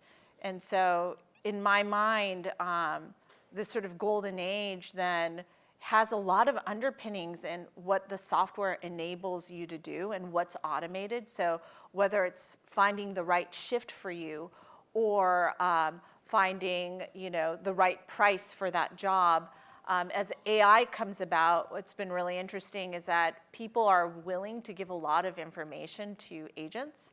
And so we're finding that, one of the people that I work with is now creating an AI matchmaker. And you wouldn't believe what people will say to an AI about what kind of match they want. And I think that's really interesting, right? And so when we think about how do these marketplaces operate in the future, there's like a huge area of research that's probably going to be generated over the next 10, 20 years that's not just around how do you match, this supply with this demand and what price. There's a lot of other questions that will come up. Vahid, do you want to? I completely agree with Hamid and Anne. If I want to add one thing, which is kind of about my experience in the nonprofit sector, the availability of data is a big shift in the world of, in this kind of world that we have a lot of platforms. So I do remember talking to some nonprofits before they had platforms, and the data they had was a bunch of just a couple of scattered spreadsheets, so there was no way to make sense of anything. But now, because the data gets collected kind of automatically, it creates a lot of valuable opportunities. How do you view the role of MSNE, or what's the benefit of graduates from MSNE in research and industry compared to typical graduate in computer science or economics? Where do you see the comparative advantage or the complementarities between those types of graduates? So, I think Anna and Hamid already spoke about their MSNE experience. Let me just add to that, that one thing I really liked about MSNE is that they had a lot of topical courses. So faculty members always develop new courses. I think almost every year I had a couple of new courses to go at least sit. Yeah. And as a professor, I can tell you developing a new course is not a joke. So let me thank Amin, Ramesh, Ben, all of the MSNE faculty for putting the effort to develop courses that were very, very timely to kind of expose the students to all the new topics. I think that was very helpful. And another factor is that many of the faculty members are connected to the industry, so they brought their applied perspective to the classroom and combined it with kind of foundational training I found that very, very helpful because in order to design markets, you need to know the details. It's not a generalist approach may not work. You need to know all the institutional factors and the details of the market. So it's very important to be able to have this applied perspective and do talk to practitioners. Also, one other thing, I remember actually in my PhD that Ashish took a sabbatical to go to Twitter. And up until that point, I just assumed sabbaticals were a year where like professors disappeared for a year and, you know, pontificated on interesting topics, but like it wasn't that practical. And I remember when he talked about this that I was really inspired by how connected this research could be to the direct impact around us that we were as students were so excited by, and then to see other professors also continue to carry that forward and go into industry and come back. The fluidity of that, because we're here in Silicon Valley, I was really inspired by, because you would actually see it in the research. You would see it not just in their research, but you would see it then carried across the entire faculty and into the graduate students. And that's really special about this department. I think the professors here were pioneers in that. Yeah. So when we think about designing market mechanisms, we think a lot about algorithms, but deploying and implementing algorithms is always typical. In marketplaces, in practice, we often experiment, and actually we have faculties here now very strong in the area of experimentation, in causal inference, and so forth, which plays a big role in marketplaces. I want to hear your perspective on that interaction between the two and how important each one of them plays a role. For example, in Uber and marketplaces, you've been interacting with. Yes, I don't really think of them as something separate in general, like they should go hand in hand. In general, I think so. In general, when we think about algorithm or essentially any product or feature change, it's also about how we're going to evaluate the impact, how it's going to change the metrics that determine the success criteria of that project. I think many marketplaces are very data-driven, they're very much an experiment. So these are not really separate cycles to some extent. So development should be hand in hand in basically how we're going to make do an experimentation. So we have most companies have a standardized tool to make for experimentation. So it has become easier to evaluate different product features, and it's getting faster and faster. But it's still, for very complicated projects, it requires very hands-on and very determined, very rigorous approach. And that's where sort of a lot of academic training becomes very useful. If you want to just change the color on the app, so those are very standardized techniques. But if you do something much more complicated, then we need to rely on much more rigorous approaches. Okay. Thank you. I'm just the venture capitalist. So. What about the impact of AI in market? How do you see the opportunities with AI and the challenges of AI? You talked a little bit about these issues, but I'm curious for other thoughts here. How is AI going to impact our research and in practice when we think about marketplaces? What are the opportunities and what are the challenges that come up? Should we go first? So I think Amin discussed some of the challenges. I want to take kind of a more positive view. So I think in terms of information elicitation and preference elicitation, it's something that can be very helpful. And again, look, my perspective is mainly in the world of nonprofit sector. There is lots of evidence that there are services that are available to folks that are in need of those services, but they don't seek those services many times due to all the frictions involved in the process. For example, information friction, search friction, transaction frictions, and so on. So I'm hopeful that this new technology can kind of reduce this friction and help many folks in society that need various services to get them. Yeah, I think I spoke about this before, but I think there's just a lot more data that we can collect because of AI, but there's also much more really new interfaces that I think will enrich the experience. So going back to that matchmaking example, it was really interesting because someone was talking about how finding a friend on Tinder or Hinge is a little bit of a weird experience because you don't make friends because someone is good looking. And so it's weird to swipe right or left when you're looking for a friend, but much more interesting if you're talking to an AI about the qualities of a friend that you would like to see. And so it takes that idea of matchmaking for couples to something a little bit broader because the interface is actually different and the information you're giving is much more free in some sense. I think that the really exciting piece about AI, the way I think about it in my mind, is that for the first time, we have an interface with compute that provides an API directly to humans. Like the English language or the language that we speak is our fundamental API. And we actually now have that versus programming languages or the way we work with compute has always been on the terms of the computing interface that we are faced with.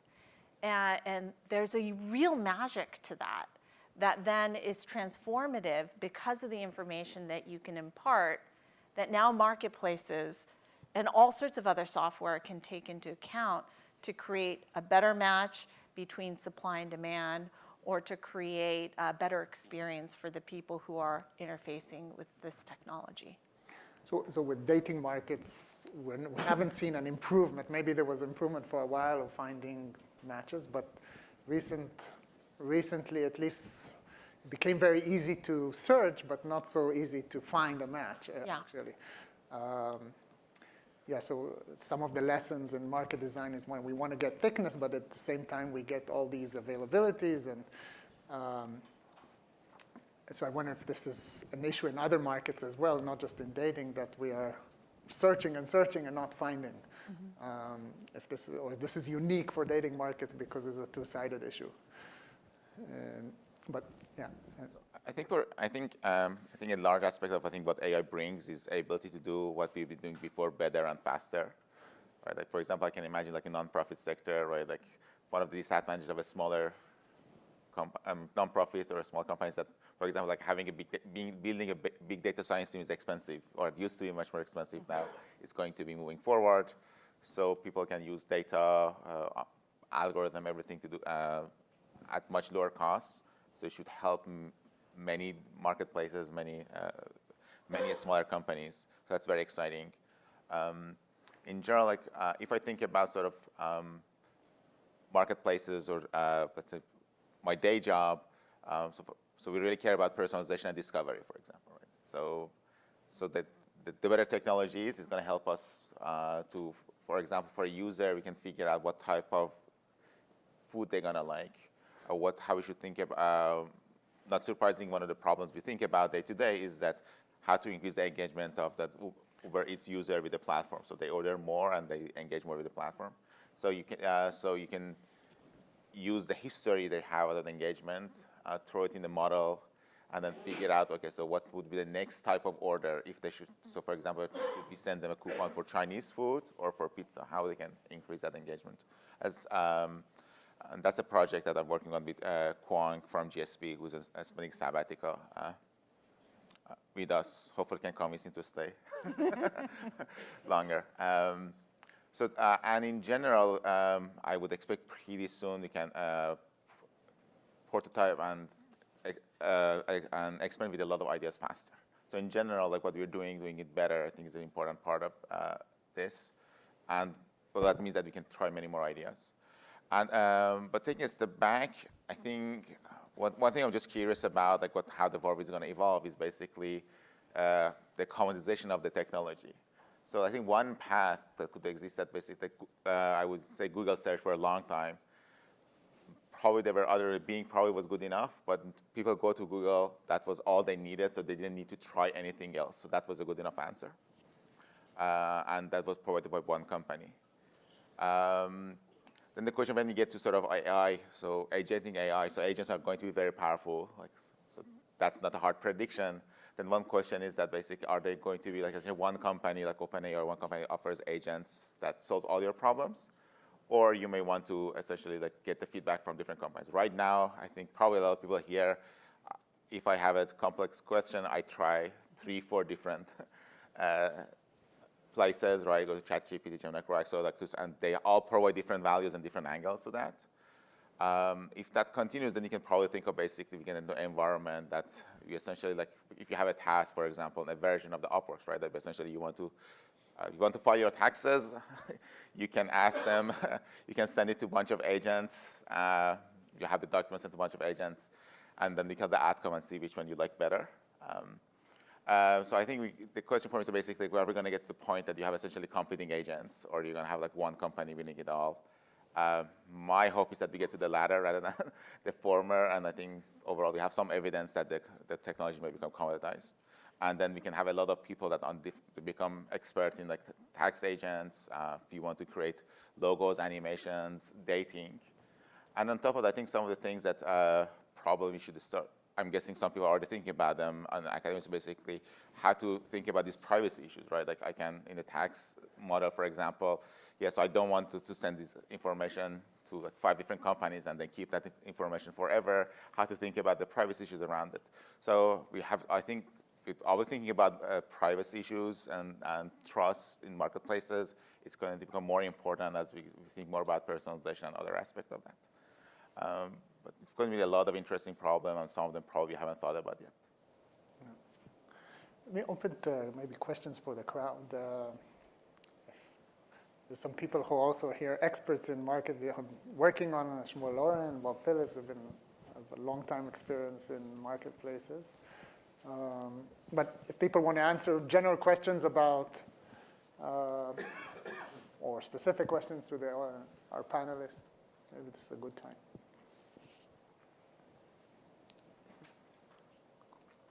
Back there. Melissa. I'm actually curious about the like, I guess, Anne, related to what you said, like the promise of AI for marketplaces, because I guess one alternative is that, you know, in principle, if we imagine a world in which we describe in natural language what we want from a marketplace as a buyer or a seller, that our expectations of the quality of the match go way up, and we actually get sort of fragmentation of the marketplace. So we get like thinning instead of thickness, right? I'm curious how you guys think about that. Are there like particular verticals or markets where you think AI is going to create the thickness effect that Itai described, and others where, in fact, we risk sort of market failure because of these, you know, the kind of expectation that we have far, far more granular matches that are perfectly made for us? Does that make sense? Yeah, you know what's really interesting is right now, the expectation is not that high. And so you take the matchmaker or other types of AI that we've seen, the intuition is that there's a lot more forgiveness, perhaps because these people are aware of hallucinations, they're aware of sort of the foibles of AI. It's still early. So today we aren't seeing that. And in fact, people are more forgiving of AI than they are of a human matchmaker. And so I wonder, like the places where we've seen less forgiveness is in highly regulated industries where I believe then the expectation is quite high. And there the usage of AI has been more with human in the loop. And so the blame ends up being placed on the human versus in the AI. So I think it depends on how these markets evolve, but probably the place where there will be least forgiveness will be sort of those more like healthcare as an example, very little leeway around sort of life and death decisions. So maybe like the kidney marketplace, but I think that hasn't played out quite yet. I don't know if you've seen anything. I was wondering why still we have radiologists. So I think that's probably the first place. Right, yeah. I would expect some changes. I also think that maybe there is a behavioral aspect here. So again, think about dating market. If someone is 100% sure this is the right match for me, then may not be a bad idea to have a long conversation with an AI and learn all of it and just give you that match. But in many cases, people are sort of know what they want, but they don't. There's a little bit of benefit of exploration a little bit. So I would guess that this thinness versus thickness issue would depend on that. But generally, I think it's a very interesting question. This reminds me of a story of a matchmaker that was saying that the biggest challenge for the matchmaker is to convince you that you are a 9 and not a 10. And if you're a 9, it's easy to match you. But otherwise, yeah. Any other question? Yeah, Shmuel. I'll put on my academic hat. What part of your education or courses, let's say, were the most influential with respect to what you are doing, that trained you, that prepared you, that you would consider indispensable for people that want to get in this area?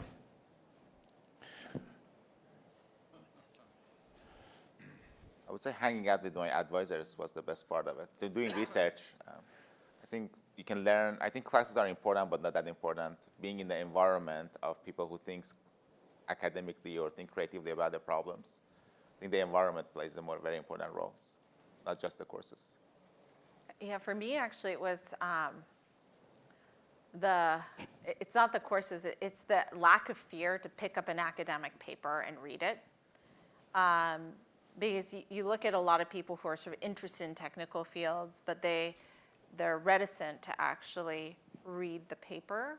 And I think here we were trained to read so much, and a wide breadth of the types of academic research. This is part of what I loved about MS&E, was that you could span everything from something fairly mathematical or statistics all the way up to economics and organizational design. And all of these things were mixed. And we were taught sort of that language. And to me, that's actually translated in my field, even in venture capital. Just want to give a slightly different answer. I think the exposure was very valuable, but learning the fundamental concepts are also very important. So as an academician, I get to evaluate.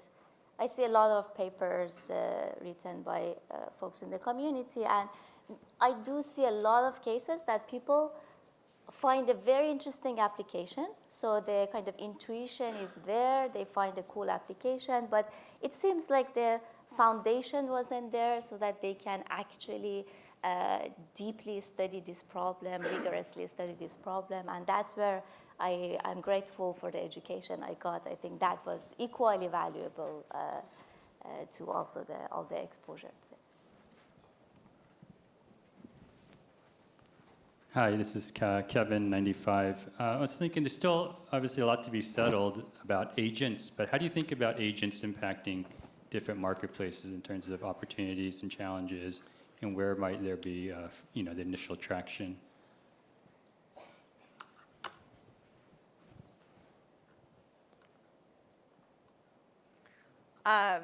Well, in agents, we haven't seen it as much as in marketplaces. The place where it's had the most impact is actually already in coding.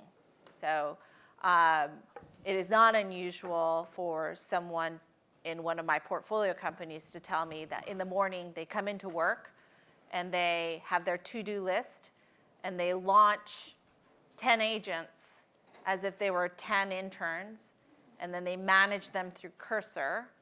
And at the end of the day, they look at what their 10 intern agents have been doing, and then they launch a bunch more to work overnight for them while they go to sleep.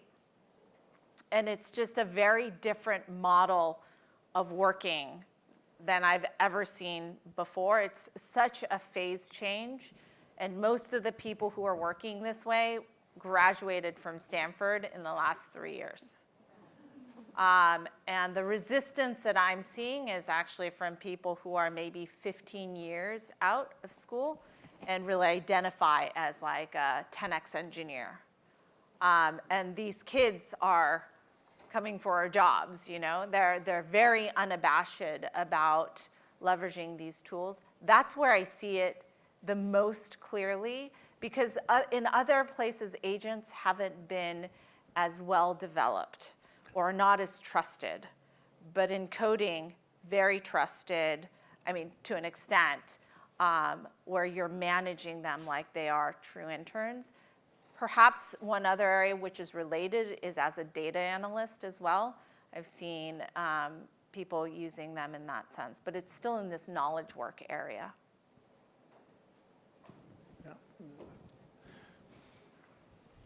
Hi, Meg, MSNE 2011.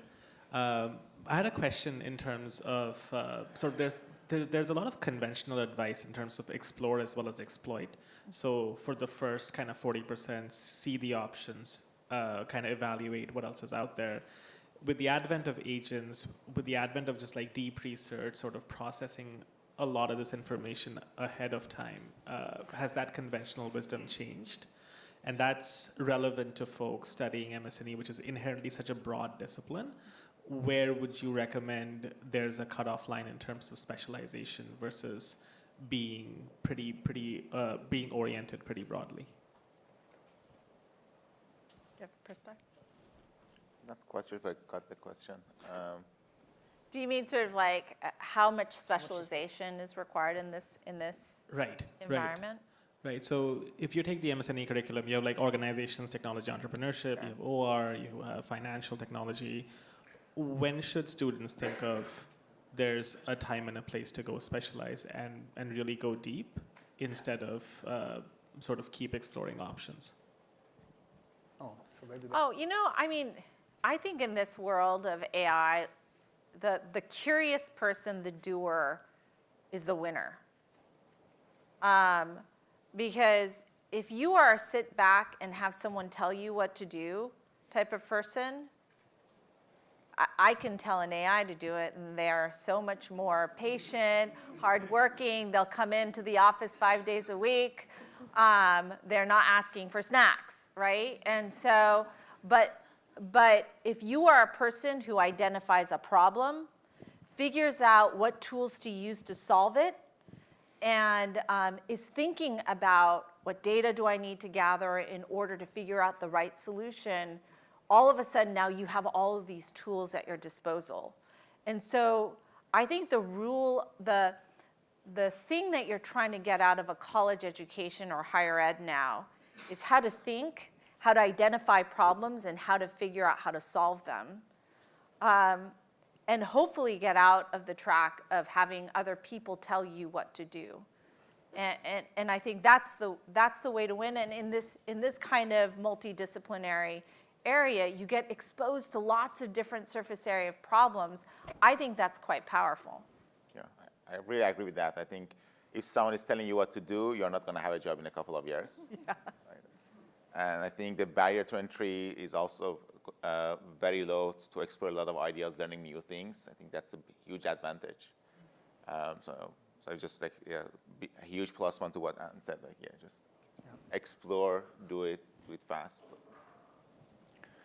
So before I thank the panelists, I'll just say a few words about market design. First, I want to say that being at MSNE is an amazing experience for me as a market designer. Talking to people who are experts in operations, probability, game theory, data science now, and is just the best place to think about market design, especially under the umbrella of Stanford, which has such a historic economic engineering. Much of this came from this umbrella of MSNE, the old departments that Amin was discussing. Just to give a little bit of context, when we talk about market design, lots of lots of us know about optimization, but when we think about optimization, all of the data is given to us. But when we think about market design, you can think about roughly as optimization, but a lot of the data is distributed at the agents that are holding this private information. So when we think about algorithms or solving some optimization or whatever that is, we might not get the right data. People will react differently in order to game the system and do whatever they want. That's why, for example, dating markets is very hard. We can try to match until tomorrow, but people don't want to match. Or people we're seeing, I work on the deceased donor organ allocation, and we throw to the garbage 25% of the organs from procured organs because people don't take them. And so we really want to understand who are the players in the marketplaces. Sometimes we think we know them, who the players are. Sometimes suddenly there's new markets, and the market is not what we thought about. And suddenly there's a new marketplace. And we need to understand who are the stakeholders, who are the agencies, and so forth. So for example, and I can bring lots of examples from things that people are working here that they're seeing as players. And the more we dive into the context, we understand how much we don't understand who are the strategic actors. And I think MS&E is well suited to understand the operations and the game theoretic issues that arise in those challenges. We talked about these lessons about thickness, and once you have a marketplace, it may be congested because, okay, there's a lot of possible interactions there, but then we run into those congestion issues, and that's where classic operations really have to dig into. Safety, Hamid talked a lot about safety. What do we do with all this information that people are giving to us? They don't want us to exploit this information and then tomorrow give them a prize just because we know something about you. We've seen examples like this in the news that people in Texas are getting much lower prices than people in Silicon Valley for hotels in New York, for example. So there's lots of challenges in market design. We want the market to be transparent. We want it to be simple, but at the same time not simple and not too simple, so people can express their preferences and what they want. Some people are more strategic, some are less strategic. We need to be aware of these. There are lots of challenges that these are the kind of things together we're doing in those industries and in those nonprofit environments here at Stanford and industry. These challenges we only learn about them once we dive into the context, and that's a really nice advantage of MS&E, that people dive into these contexts. Ramesh was asking questions before. He works with lots of marketplaces, and each one of them looks very different. He does some experimentations in Airbnb or in dating markets and so forth. Everyone has their own details that change, and together we aggregate learning here at MS&E, and we can transfer this knowledge to our students. Yeah, so I'll stop here because of time. This is just Amin was mentioning the faculty on the Market Design Center. Here's in bold are people at MS&E. And I'll leave here the goals of the center. And I want to thank especially the panelists for coming and sharing all this great stuff. Thank you.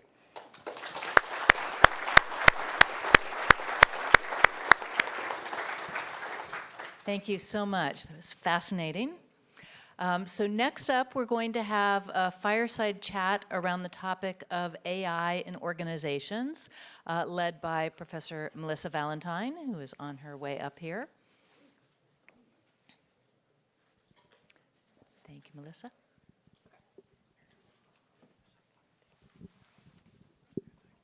All right. So hello, I'm Melissa Valentine. Please, I will do a longer introduction, but please join me in welcoming Eric Horvitz.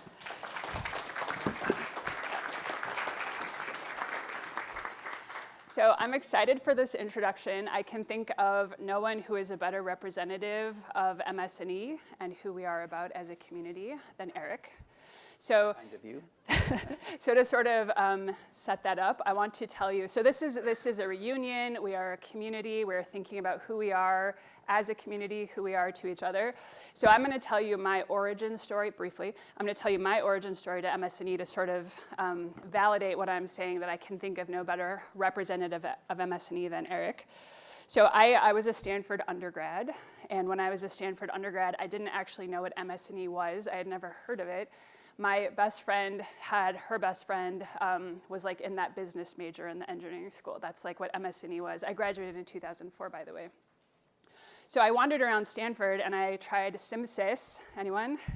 Something called symbolic systems. There was mathematical and computational sciences. I ended up in something called human biology. And what's amazing about all of those is they're truly interdisciplinary. And those are majors that really bring together two different systems and invite students to think about the power of the intersection of things.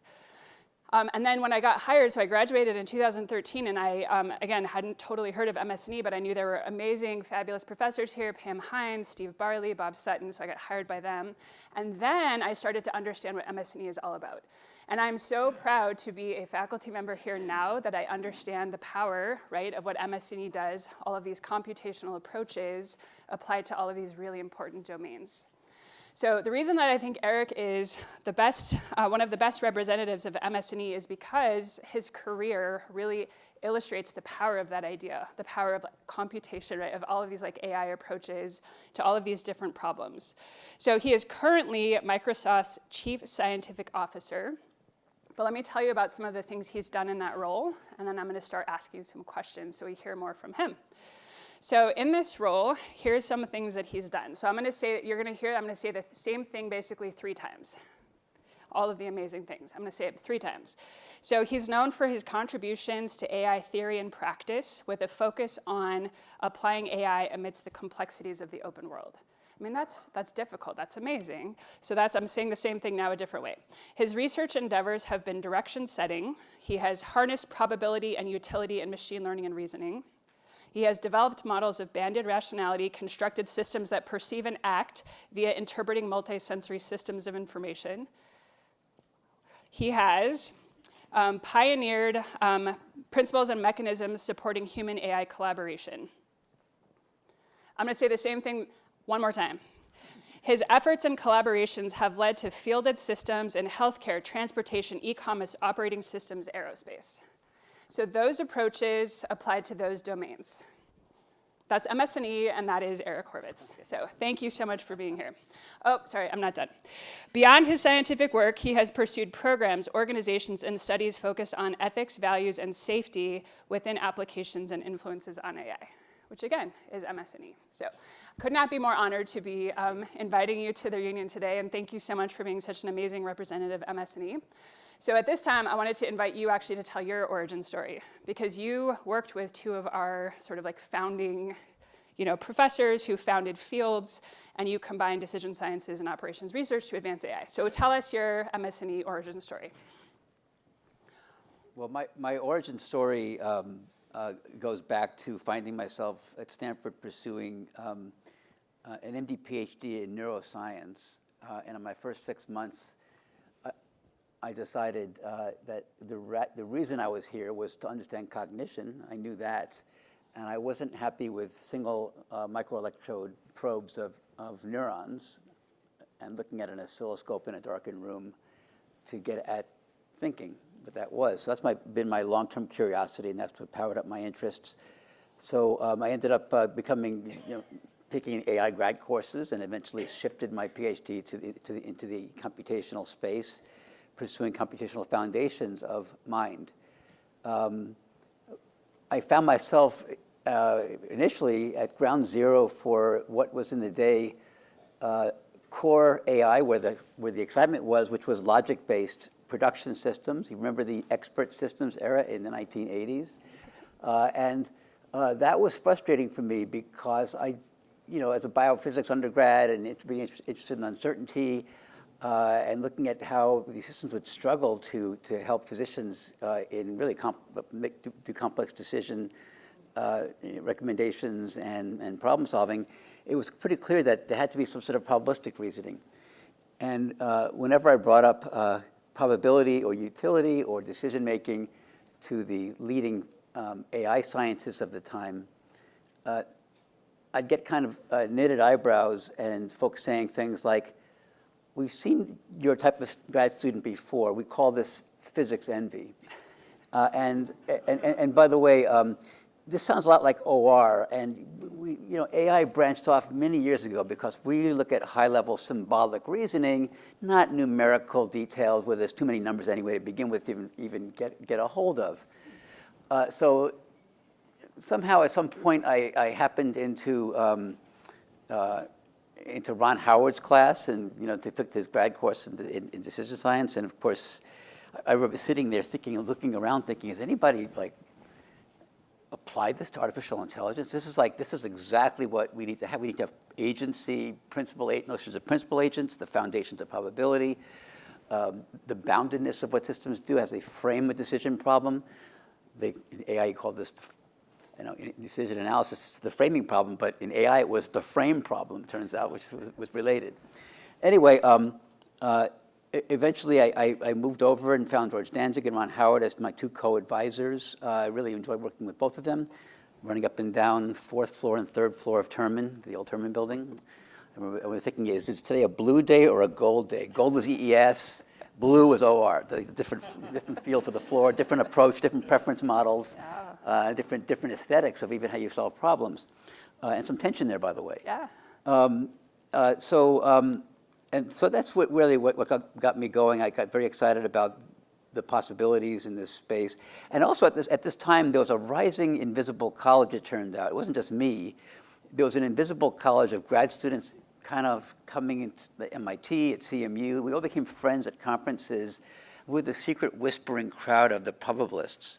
Eventually, as I think I see Ross here and so on, because you were part of this whole movement, Ross Shachter and John Mark and others here in the room, who were part of this revolution. We ended up forming a community across the world. We had a conference, started as a workshop called Uncertainty in AI, UAI.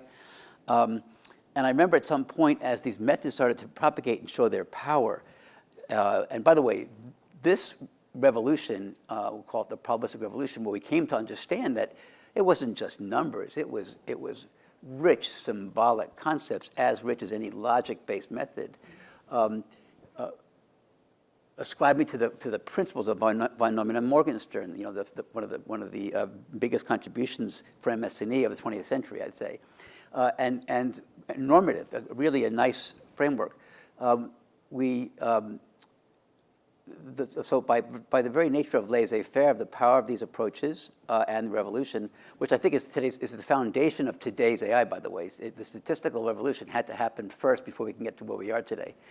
But we sort of ended up in a world where AI became more of what it is today.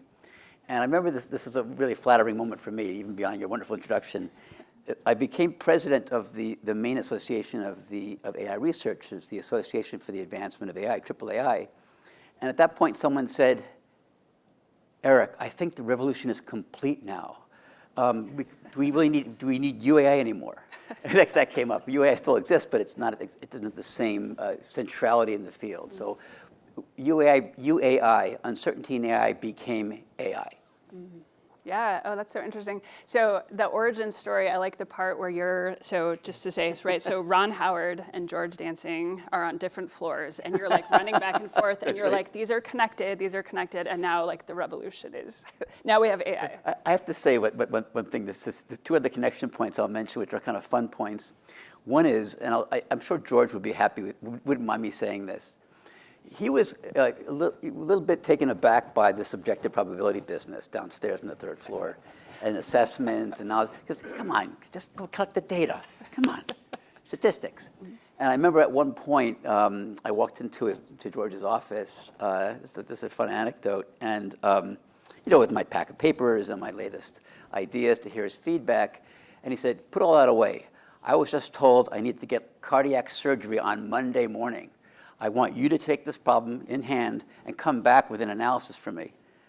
And here I was. He had a stenotic aortic valve. He knew I had this medical background, which I stayed in because I was curious about the application area. And I said, okay. I hit the Lane Library looking for statistics, and there was almost nothing about what would happen if you didn't follow what the doctor said, if you waited, for example, and deferred. So I had to start doing assessments of various kinds and generalizations, and working with George on here's how you do utility assessment. He was very happy to help out with this because this is his life and death. Yeah. And it really, to me, joined the third floor and the fourth floor because he was seeing the possibility when you have limited data, you need human preference information. Here's what you do. I delivered him a sheaf of paper with output from some programs and so on, and it said, do not listen to your doctors. Wait 1 year. And we went through all the prep, and a lot of this was based on his preferences that for which the problem was very sensitive, it turned out. And I could talk more about that another time. But he said, he looked at the information, he got back to me with a pencil behind his ear, and he said, I agree with this whole thing. And so he went to the doctor, the doctor said, who is this medical student? Because we got his MD degree yet. Anyway, so it was an interesting join between these two disciplines, and I have to say that the other join was that at my wedding, some of you were at my wedding to Mary, after the sanctuary became empty, I came back later and I saw Ron Howard and George Danzig sitting in the back pew together like this, smiling. And I said, what's going on? They said, we just figured out we're both happy with the name, EESOR. And I said, 1996. So another join, you know. Yeah. That's amazing. Yeah, that's a fantastic origin story and continued illustrations of the power of that intersection of like the joining that. Yeah, fantastic. That's great. Wonderful. So you are now Chief Scientific Officer at Microsoft. Could you speak a little bit about your current role there and how you've sort of continued this like MS&E tradition of the join, we'll call it? Yeah, it's interesting. You know, at Microsoft, we came in, and I came to Microsoft when a startup that I began, I would say unfortunately, because I don't give this advice to grad students. As a grad student at Stanford, we got so excited about the work we were doing in medical informatics and AI in medicine, taking a Bayesian and decision theoretic approach, that we went to the OTL at Stanford and spun out a startup. And this was with my colleague David Heckerman and Jack Breeze. Jack Breeze was another EES person at the time. And at some point, Microsoft came to the attention of Microsoft. They were starting a research team called Microsoft Research. It was the first year of that. Anyway, we decided to go up and became the first AI team at Microsoft at the time. And in those days, it was, you know, you did everything you could to propagate the ideas, to hear about the challenge problems. There's lots of plumbing of software in those days. But I eventually became director of Microsoft Research, which grew from a few people when I started to several thousand and 7 or 8 sites across the world. And so that was an interesting experience where I learned about and helped to recruit incredible talent across the computational sciences, and I would say socio-technical as well, beginning probably around 2000. And learning about the problems they were solving throughout the whole company. So when it came more recently, when I was thinking of my next transition and I was getting a little bit, wanting to do a little bit more, have some more time for research, because I was, managing a big team wasn't my cup of tea, although I liked it on the way up. I said, okay, time for something else. Satya and others at Microsoft said, let's form a new role for you. Maybe you'll find this exciting. And in some ways, the role was left to me to define, which was an interesting challenge with my small team at the time. I brought a small team on to think this through, and executive coach and so on. Like, what could Microsoft do with an executive who was charged with chief scientific officer for the company, not just MSR now, but for all the product teams and so on as well. And I was in a good position because I had great knowledge about the company at that point. I'd been at Microsoft, I hate to say this, kind of scary. I've been at Microsoft now 32 years, right out of grad school in some ways, and finishing my MD PhD here. And then it was 30 years. So lots of experience with the company. And so these days, I do so many things internally and externally. I've been involved, just starting external, with other companies, other CSOs around the world. Putting together CSO to CSO kind of briefings and summits. We can sort of compare notes, even with competitors. The other area is government agencies. So I've I continued to serve on agencies. So I was on Joe Biden's PCAST, which is the President's Council of Advisors on Science and Technology, for 4 years. And even now, even in this administration, my service on the NH Advisory Board on AI continues across the administrations. I've been continuing to chat with Michael Kratsios and Lynn Parker, who are in OSTP. Other civil society, NGO, and government agencies. Internally, I think what you're really asking about, it's been very interesting to work with applied science teams across the company. One thing I was just talking about this morning to a group, this morning we actually graduated at one of our research teams into product. We call it graduation because it was a team that did incredible work, and we wanted to really start, it's actually a very interesting team called, anybody know what Guidance is? It's an open source code base that lets you, going back to your first question, lets you interleave logic and symbolic reasoning with stochastic generation coming out of these models.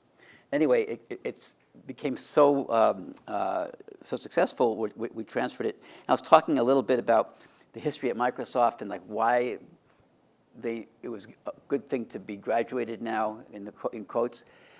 And it's the following. At Microsoft in 1992, and I used to have slides on this for all hands meetings, Microsoft Research showing up and then growing to about 100 people by 1995, and then eventually to 1,000 people with 3 sites by 2000, was like a Carolyn, like a Berkeley or a Hoover Institute, like a tower in the middle of a large rural field. A tower of like, we're like the best thinkers, where we will help the company be at the frontier. We will transfer technologies as needed. We will listen to problems around the company. We'll hear from Bill Gates and from Steve Ballmer at the time, and other executives, leadership. But over time, little towers started to grow. You can imagine at a company like Microsoft now, like the Xbox team, HoloLens team, the teams in our healthcare, HLS, healthcare and life sciences, they all have very, very deep applied science teams with PhDs and MDs and MD PhDs of their own. And so the question has been, how do you coordinate across the company? What does it mean for the role of Microsoft Research as it evolves with these towers all about right now, and has to sort of redefine itself in terms of what added value it brings as a Bell Labs-like concentration of expertise in one place. And so one thing that I stood up is called the Applied Research Council for Microsoft, and we're leaders across the whole company who lead applied research teams, or they're just really research teams, as well as a representative from Microsoft Research. We sit together and we look at common problems. I heard in the last panel someone talking about, one of your panelists talking about hallucinations. Oh yeah, this is an interesting problem with these autoregressive models. Maybe that problem will be here forever. Maybe we'll solve it. Well, it turns out different groups at Microsoft were solving that problem in different ways and shipping products out to the world. Not even talking to each other about what might work well, what are best practices. So, like I called together a workshop on hallucination workshop. Let's get all the key engineers from across the company together, and let's hear what we're doing about this, because we have like customers and clients, on the line here, listening to these recommendations. Things like that happen all the time now across the company. The other thing that I've done is I've done some socio-technical, we'll call them MS&E style things for some of the MS&E work, which is I stood up in 2016 when I was still MSR director, the Ether Committee. Kind of stood in short for AI ethics and effects in engineering and research. That led to Microsoft's whole approach to responsible AI, which is one of the best, I think, in the world now, one of the richest and longest lived in terms of self-regulation. We have a deployment safety board. We have a sensitive uses review panel. Every single Microsoft product that has a foundation model in it has to go through the deployment safety board. And we have a joint DSB with OpenAI for anything that OpenAI ships. I sit on serving this board. We all look at the safety reports, all the metrics. We ask questions. We hold up products. I remember just a few years ago, I think one of the best applications to date, and I have complaints about Microsoft products, by the way. And people hear me talk this way at Microsoft, because to the side, there's lots of fervor in snapping on a foundation model onto an existing software, and it really is snapped on and shipped, and like, okay, we did it, guys. And it really is sort of the least thing you can do with an interactive experience and really leveraging AI technologies. But one of the best I thought was Teams. And the fact that Teams, you can jump onto a meeting, and if you're late, you can catch up quickly by looking at the summaries, action items. You can find out all sorts of things. Well, the first version that was ready to ship, turns out you could ask questions about people, like who was the most shy, and who was dominating this meeting. And so, and the system would say, yeah, it's a really good point. Ross Shachter, he wouldn't shut up. Sorry, Ross. Anyway, this is an example. But applying anything, Ross. Just happen to see your beaming face just now. Anyway, but so we had to sort of, like we said, the product will not ship. You go back to the drawing board. We had metrics for this on the idea of probing psychological and social sensitive areas that would have to be fixed and addressed. We came up with a responsible AI standard now that's part of compliance called the Responsible AI Standard version 2 right now. That's out. And we've shared that with the community, with other companies, and so on. So it gives you a sense for the kinds of things we do. Yeah, that's really interesting. So I'm going to ask my last question, and then really that it? Because am I talking too much? No, not at all. I'm signaling that I'm going to ask for questions from Okay. the audience in just a moment, just so people can start thinking about it. But my last question is a big one, so we may not finish. So what we're hearing. So you were here. Ron Howard, George Dancing, you saw the connection, you were able to, Yes. join these different connections. And then I think what's also so interesting about what you're describing now, so then you go to Microsoft and you're able to really kind of shape the way some of these technologies are being applied, productionized in industry. I mean, they're touching all of our lives. I was on Teams earlier today asking about who was the most shy in the meeting or whatever it is. So you have the technical background, the sort of origin story from MS&E, and then you've had 32 years, it turns out, sort of like shaping the industry application of these. So, and that is like so MS&E, that is so us. So that's the question I want to ask you, because here we are, 25 years in at MS&E, and at a reunion, we can look to the past, what have we done the last 25 years, but then we can't totally predict the future, but we can kind of prepare for it. So based on your experience, sort of having that foundation here in MS&E, and then having all of that experience really shaping the industry application of these important technologies, what sort of is your thoughts on preparing for the future, preparing for the next 25 years of this MS&E community? I told you it was a hard one. Yeah, it's a really great question. I gave a talk recently to students in a class, and I ended it by saying, I think it's half undergrads, half grad students. I said something like, "This is how it feels to live in a transformational time. Isn't it exciting? Isn't it interesting? Get ready for surprises." I think we're in a very interesting and exciting time. I know some students, like my son, who's a second-year PhD student in AI at Columbia. It's just a hard time to plan for the future, especially for students who make commitments to courses of study and expertise development. I'll allude back to some points that I'll point people to, which came out of a National Academy's report that I contributed to as a member of the board on the study on AI and the future of work. Because the report, it just came out maybe end of November, and right at the front executive summary, there are maybe 15 points that are all very interesting in terms of the assessment of this committee about where things are going. And it wasn't just about work, because it was more general. But the implications of many of those points are some things will go much faster and some things go much slower than you might even expect as we envision possibilities, in part because of the uncertainty about the interleaving of advances in technology, which themselves are, where that's uncertain, and how that intersects with the complementary developments you need in organizations, in talent, in people in society, in regulatory activity that may nurture or inhibit certain developments. And that includes the implications for the workforce. Even in this report, we said it's not clear whether AI will, in the end, bolster the needs for more human capital, or actually, put the fears people tend to have, sort of replace and substitute for human labor in a number of places. So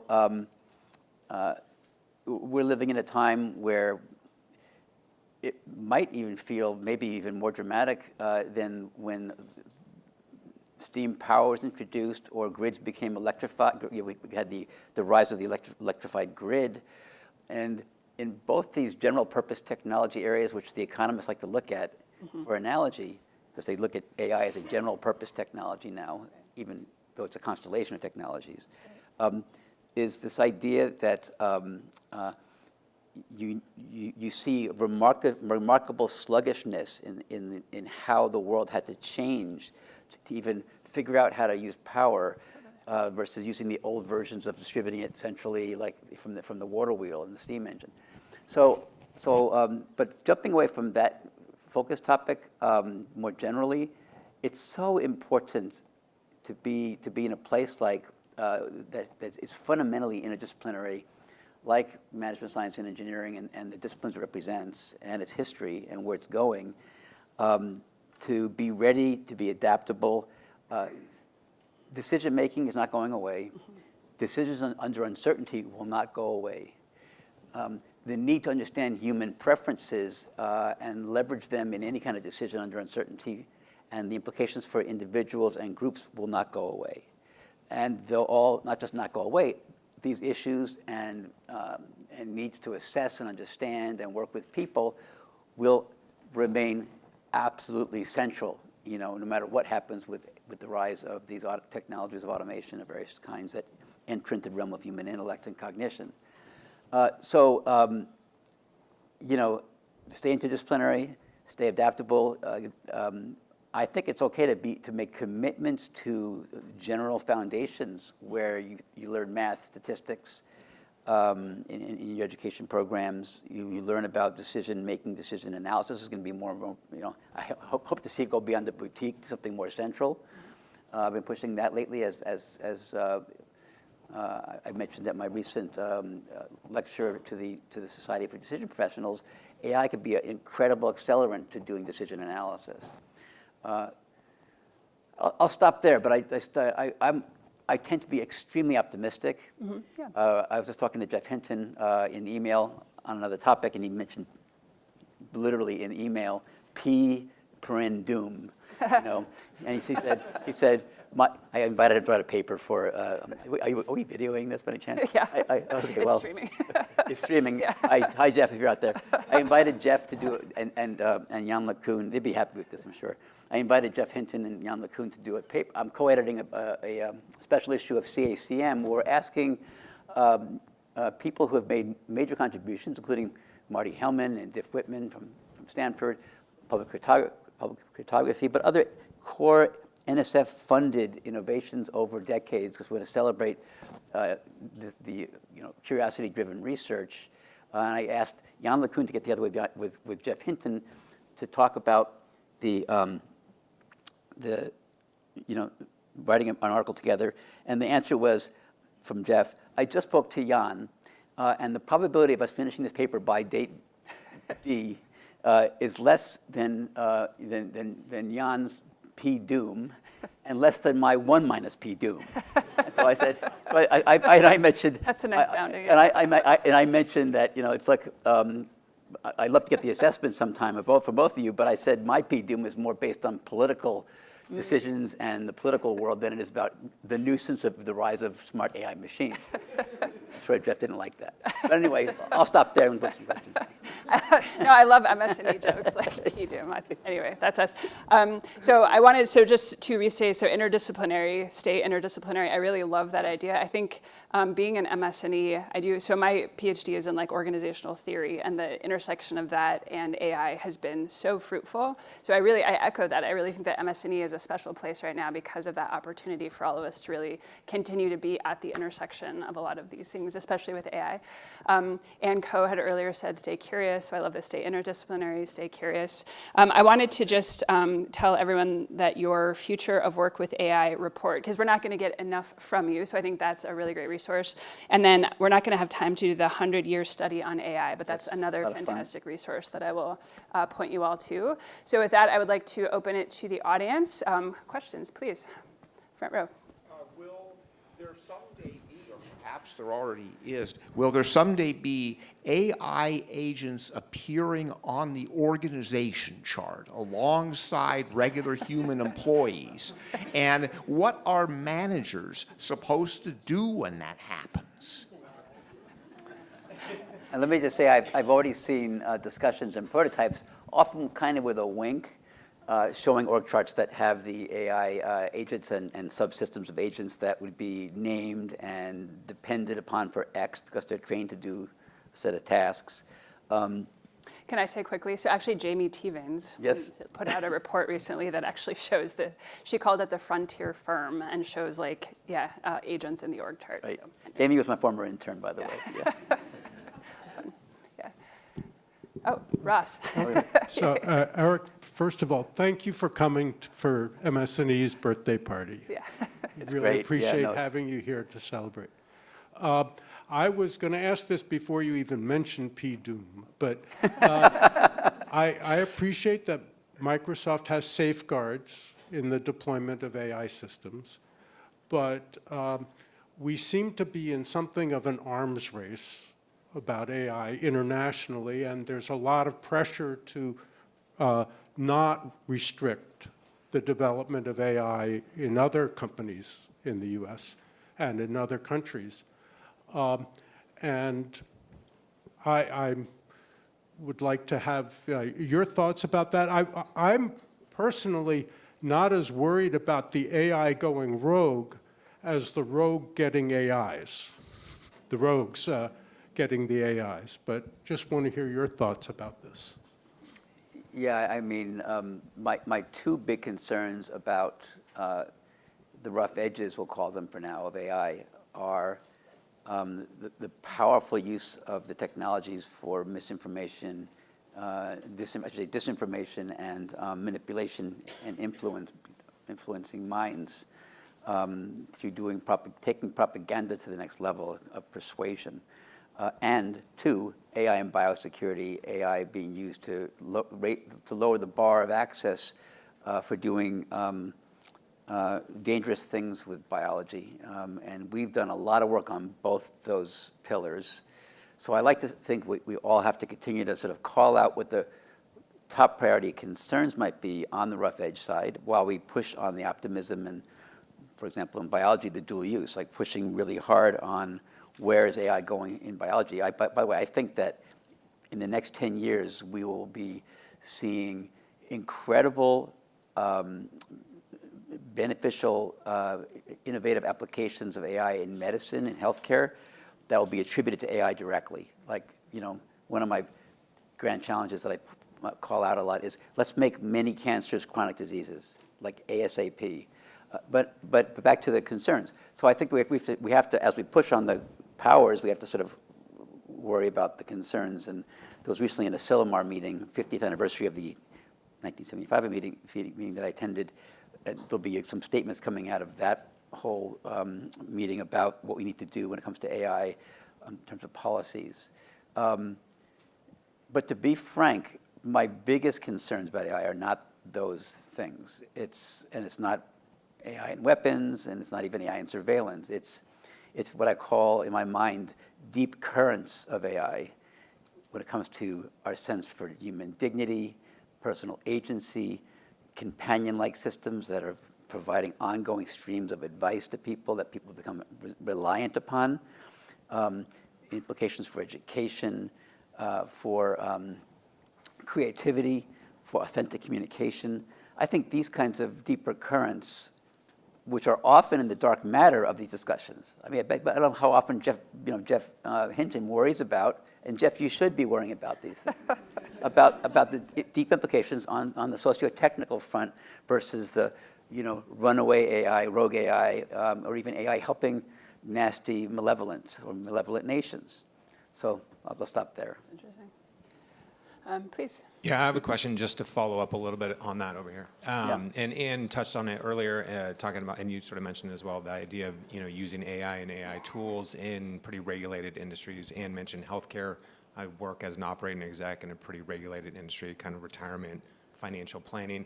I'm just wondering, like, how you think about how companies like where I work or other operators in the industry in these types of very regulated industries should think about how to apply AI tools. It's something we're struggling with. We'd like to push it faster, but we also have pretty, aggressive regulators in some cases, kind of keep an eye on what we're doing. So, like, do you have any frameworks or any thoughts on how you're seeing some of this like play out in more regulated industries? Well, I mean, in many places, I think we'll find that we don't have very many regulations in place just yet. And even the FDA, when it comes to some general uses of AI technologies in healthcare, doesn't have much to say just yet, especially in places where it's not an actual device. So I think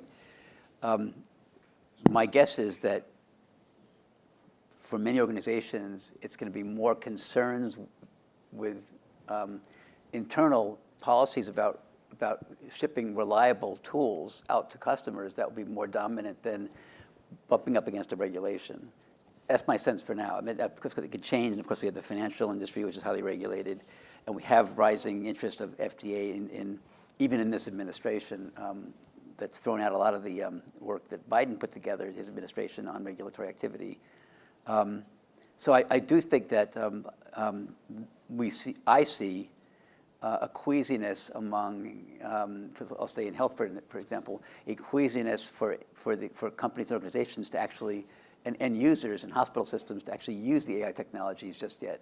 And that's more of I would start with those issues and study them very carefully and study how to address technical limitations in AI. There's some great work coming out of Stanford and other places to try to understand, like, even how to evaluate medical systems in the real world of actual clinical practice, because there's very little known about this. I mean, my team did a bunch of work on how well can AI do on medical competency exams. We show it can superstar. It can ace the USMLE Step 1, Step 2, and Step 3. And anybody who's taken these exams, who've gotten an MD, you'll know that USMLE Step 3 is you practice medicine. You're certified to practice medicine. And these systems, we showed back in February of 2023, aced those competency exams. But we don't know how well they do in reality in more realistic tasks. And a Stanford project that Microsoft has helped with called MedHelm, led by Percy Liang here, has come up with 121 medically oriented tasks and benchmarks and coming up with data sets to really test how well these systems will do in reality or more realistic domains or subdomains of medicine. And I think that's going to be really almost more important than regulation. And by the way, the regulators will look at that kind of output, I think. So we need to come up with better evaluations, better technologies to address the gaps. And I find that to be the limiting reagent right now. I'm not sure if I answered your question. All right, so thank you so much. It's been wonderful. I'm going to queue you up for your last question. Okay. So MS&E, thank you so much for your leadership in the area and so forth. So I want you to sort of imagine an MS&E. It can be a PhD student, undergrad, someone who's been here in community, understands like the power of the interdisciplinary approach, but they're also facing the world that you're describing. So you've encouraged us all to stay interdisciplinary and co-encouraged us all to stay curious. So imagine the you who's like, connecting ideas and, has this sort of curiosity. What's your advice for an MS&E graduate? Well, first of all, make sure you learn thoroughly probability theory, understand axioms of utility theory, take and master decision analysis. Practice decision analysis. Yeah. It's like, I can't imagine anything. Yes. Because those skills will serve you for life, and no matter what happens to technically or even socio-technically in the world. I think track things very closely. the reason we co-created, my wife and I funded the first version of this AI index at Stanford was we need to track trends very carefully, understand their implications, and that comes to not just looking at a curve, but understanding the interdisciplinary implications. And so I think just become great at socio-technical, technical, and master decision analysis. That's a lot, yeah. All right, thank you. All right, wonderful, thank you. Thank you so, am I on? Thank you so much, Eric and Melissa. That was terrific. All right, so we are going to take a break now until 3:45, and then we'll come back and hear about entrepreneurship education. Thank you.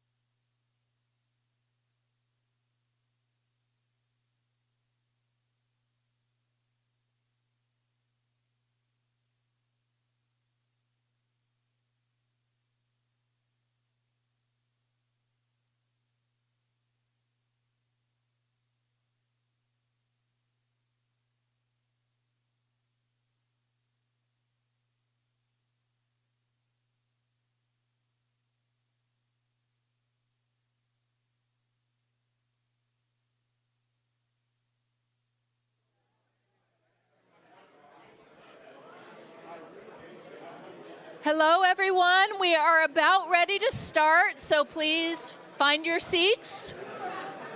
We've got one last fun, exciting panel.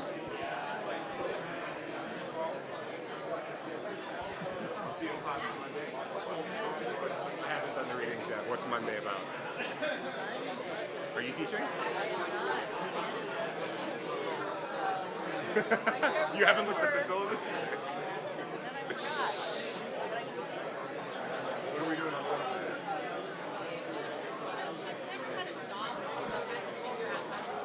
I wonder what there's papers coming out about that, right? Not a lot yet. And people still doing their data collecting. Okay. Yeah, that's very curious. That's all new stuff. Okay. I'm excited because one of the companies I'm talking to, it's nuance-based. Artifacts.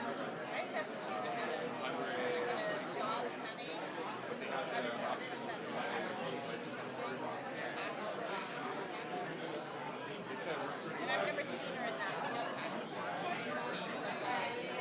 if you're physical, you have to go. But if you're doing like software stuff, if you have a powerful enough computer, I guess you can do it. I don't know. It's interesting because the team dynamics is like you can't really bounce ideas off of it. It's also a lot of stuff I see in class. I've seen before because I took both leadership at Berkeley and I also took power politics, which is like the second lesson upper division. So like you know the chart that you put up with the past conflict. I'm like I've seen that before. So it's nice to hear a different spin on it. All right, excited to see that.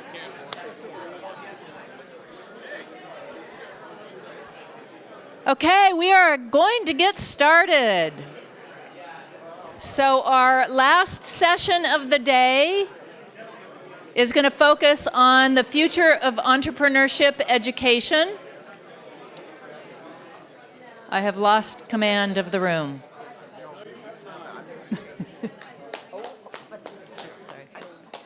Okay, thank you, Ross. So our last session of the day is going to focus on the future of entrepreneurship education, and I'm going to turn it over to Professor Chuck Easley, who will orchestrate this session for us. Great. Well, good afternoon, everyone. All right. I'm glad to hear some life, some energy still here in the room. Very good. So we're here today to celebrate a quarter century of impact from MS&E and STVP. It's a privilege to reflect on the evolution of entrepreneurship education, especially here at Stanford, and to explore where it's headed next. So I'm Chuck Easley, Associate Professor in MS&E and Faculty Director, heading up global initiatives for STVP, the Entrepreneurship Center that we run out of the MS&E department. And it's an honor to be with you as we celebrate 25 years of building not just startups, but really a global innovation movement that's grounded in entrepreneurship education. Our mission started with a bold premise that entrepreneurship could be taught systematically, and that it wasn't just for MBAs and business people, but that it could be cultivated across disciplines, especially within engineering. And so today, we also have an even bigger question ahead of us, which is how do we prepare entrepreneurial leaders, not just for starting companies, but to address the grand challenges that are facing society. 25 years ago, entrepreneurship education was narrow. It lived mostly inside MBA programs. It focused on static business plans and theoretical case studies. Today, the landscape has changed dramatically. Entrepreneurship education is cross-disciplinary. It's integrating fields like computer science, design, sustainability, biomedical engineering, experiential. Students are building real ventures, testing ideas, iterating, and learning from failure. And it's global. Our methods and impact now extend far beyond Silicon Valley. Entrepreneurship has moved from the edge to the core of engineering education. And importantly, it's tied to real-world problems, climate change, AI, ethics, global health, inequality, not just financial returns. our students are increasingly asking, how can I build something that matters? So at MS&E, our approach to entrepreneurship education is not simply about increasing the number of startups for its own sake. Instead, our mission is to empower aspiring global leaders to become citizens who create and scale responsible innovations. This applies whether our students go on to become founders, lead within large companies, shape public policy, or advance knowledge in academia. We want them to carry the entrepreneurial mindset with them wherever they go. So this leads to the key question that frames today's session. How do we build the next 25 years of entrepreneurship education to prepare future leaders to meet the world's grand challenges? And so in a world shaped by AI, widening inequality, aging populations, climate crisis, and global migration, how can we equip entrepreneurial leaders with creativity, resilience, and the ethical grounding they need to make a difference? So before we dive into the fireside chat, let's zoom out for a moment to see the broader impact that Stanford entrepreneurship has already had. And we know the impact of Stanford innovation is already massive. Stanford alumni have founded over 40,000 companies, employing more than 5 million people and generating over $2.7 trillion in annual worldwide revenue. The companies born here are not just startups, they're engines of growth for the global economy. But with that influence also comes responsibility to ensure that the next generation builds ventures that are more inclusive, more ethical, and more mission-driven. So over time, we're seeing some powerful shifts. This is data that we collected both from Stanford and from MIT graduates. And it shows that they're launching companies earlier and earlier in their careers. Each successive cohort of graduates, especially from the 1970s onward, is founding more companies, and they're doing it sooner after graduation. This trend underscores why entrepreneurship education matters even more today. Students aren't waiting until mid-career to innovate. They're building products, raising capital, and starting ventures within years, sometimes within months of graduation. And AI is only accelerating these trends. So this reinforces our mission. We're not just preparing founders, we're preparing students to act entrepreneurially wherever they go, now earlier than ever. And one of the most powerful dynamics we're seeing is that a growing proportion of these future leaders are choosing Stanford and also our peer institutions because of the reputation for entrepreneurship. So this creates a positive feedback loop where the more we support responsible innovation, the more the top entrepreneurial talent we attract, and the greater our global impact becomes. So it's not just about what our alumni have built, it's about who we're now attracting and how we're shaping the future of entrepreneurship from the moment when students arrive. And this data shows how different types of exposure to entrepreneurship education and ecosystems correlate with founding activity, especially amongst quick founders, what I defined as those who secure VC funding within 3 years of graduation. For these quick founders, 61% took entrepreneurship courses, 52% engaged in the various competitions around campus, and 58% leveraged the alumni network to start their ventures. So these are not just extracurriculars, these are key catalysts. And it reinforces why our work in MS&E matters, because the pathways we offer through teaching, through competitions, through mentorship, are instrumental for students' transition from idea to impact, often much faster than in the past. This table gives us a window into what alumni actually remember and credit as influential in their entrepreneurial journeys.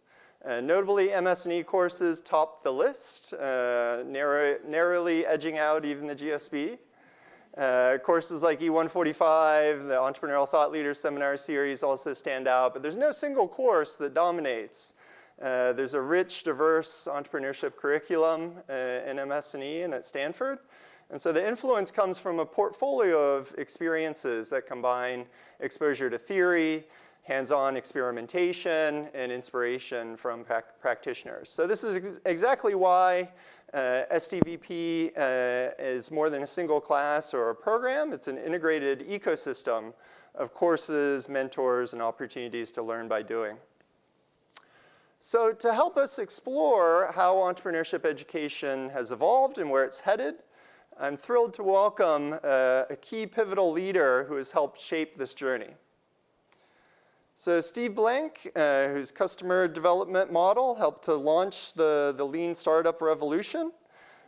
He's one of the most influential entrepreneurs, educators, and innovation thought leaders, widely credited with creating and launching the lean startup movement and reshaping how innovation happens, not just in startups, but also across government, academia, and the national security sector. He pioneered the customer development methodology, which became the foundation for the lean startup and revolutionized how entrepreneurs test ideas, engage customers, and build ventures. He co-founded 8 startups, including Epiphany, which went public during the first dot-com boom. Afterwards, he turned his attention to teaching and public service. He created the Lean Launchpad course at Stanford, which he told me just a couple of days ago has now taught over 800 students, and many, many more via its adoption by universities and governments around the world. So this course became the foundation for the National Science Foundation's I-Corps program, which helped launch startup tools and bring these to researchers and scientists across the US. At Stanford, he's co-founded the Gordian Knot Center for National Security, which connects students and researchers with real-world challenges. And from the Department of Defense and other public agencies, he helped launch the Hacking for Defense program, which uses entrepreneurship as a force for public impact. He's the author of several influential books, including 4 Steps to the Epiphany, the Startup Owner's Manual. And he's the focus of today's fireside chat. So please help me to welcome Steve Blank. And helping to moderate this fireside chat is Rita Katila. She's a WM Keck Senior Professor and current Faculty Director for Research at STVP. Her research on platform strategy, AI, and entrepreneurship in large firms helps to define the next chapter. So Steve and Rita, I'll turn it over to you. Fire up the fireside chat. Thank you so much for being here. Thanks, Chuck. Thanks for staying, everybody. Great to see you. And of course, welcome, Steve. I think this is the 3rd time. Third time we are doing this together. Do it till we get it right. So I want to keep the intro very lean. Did you get the pun? Yes. And ask my first question. So how does a practitioner become an adjunct in MS&E? Tell us your MS&E story. Yeah, well, you know, with Tom Byers sitting in the room who sucked me in here, I'm sure he'll have his version of the story. You know, this is my 3rd career. I spent 4 years in the Air Force during Vietnam and Southeast Asia. Then I was a practitioner in 8 startups. Did not co-found all of them, but started, unlike my students, in the back of the room and then moved to the front eventually, and did 8 startups, including my second semiconductor company with a junior professor from Stony Brook who had just joined Stanford in computer science. His name was John Hennessy. So I was Hennessy's head of sales and marketing for MIPS Computers. And then when I retired, I started thinking about the nature of innovation entrepreneurship, and got invited by Tom and Tina at the time to guest teach at Stanford. And I could keep going, but the biggest thing for me, I have to tell you, there were 2 things, which is what made MS&E spectacular and STVP just the shining light for the rest of the world, was when I joined, STVP had this program called Roundtable for Entrepreneur Educators. And it attracted educators from other universities around the world to come to learn at our feet. Just imagine that. We were teaching things that people who thought they were the leaders came to hear from us. And that was the environment that was the bar that was set for me. So I want to set that scene. The second scene is, you got to understand, I was a cocky entrepreneur. I still am, but like, whoa, I know what entrepreneurship is. How hard is this? I've been doing this for 20 years. And then I learned 2 things. One is I only knew one kind of silo of scalable entrepreneurs. I knew nothing about small business entrepreneurship. I didn't even know corporate entrepreneurship was a thing. I didn't know about NGOs, and I didn't know about the entire span of stuff. And the second is, I'm embarrassed to admit this, in a research university, I didn't even know people wrote papers on this stuff. Seriously, as you're a practitioner, you don't read any papers. You're focused on execution.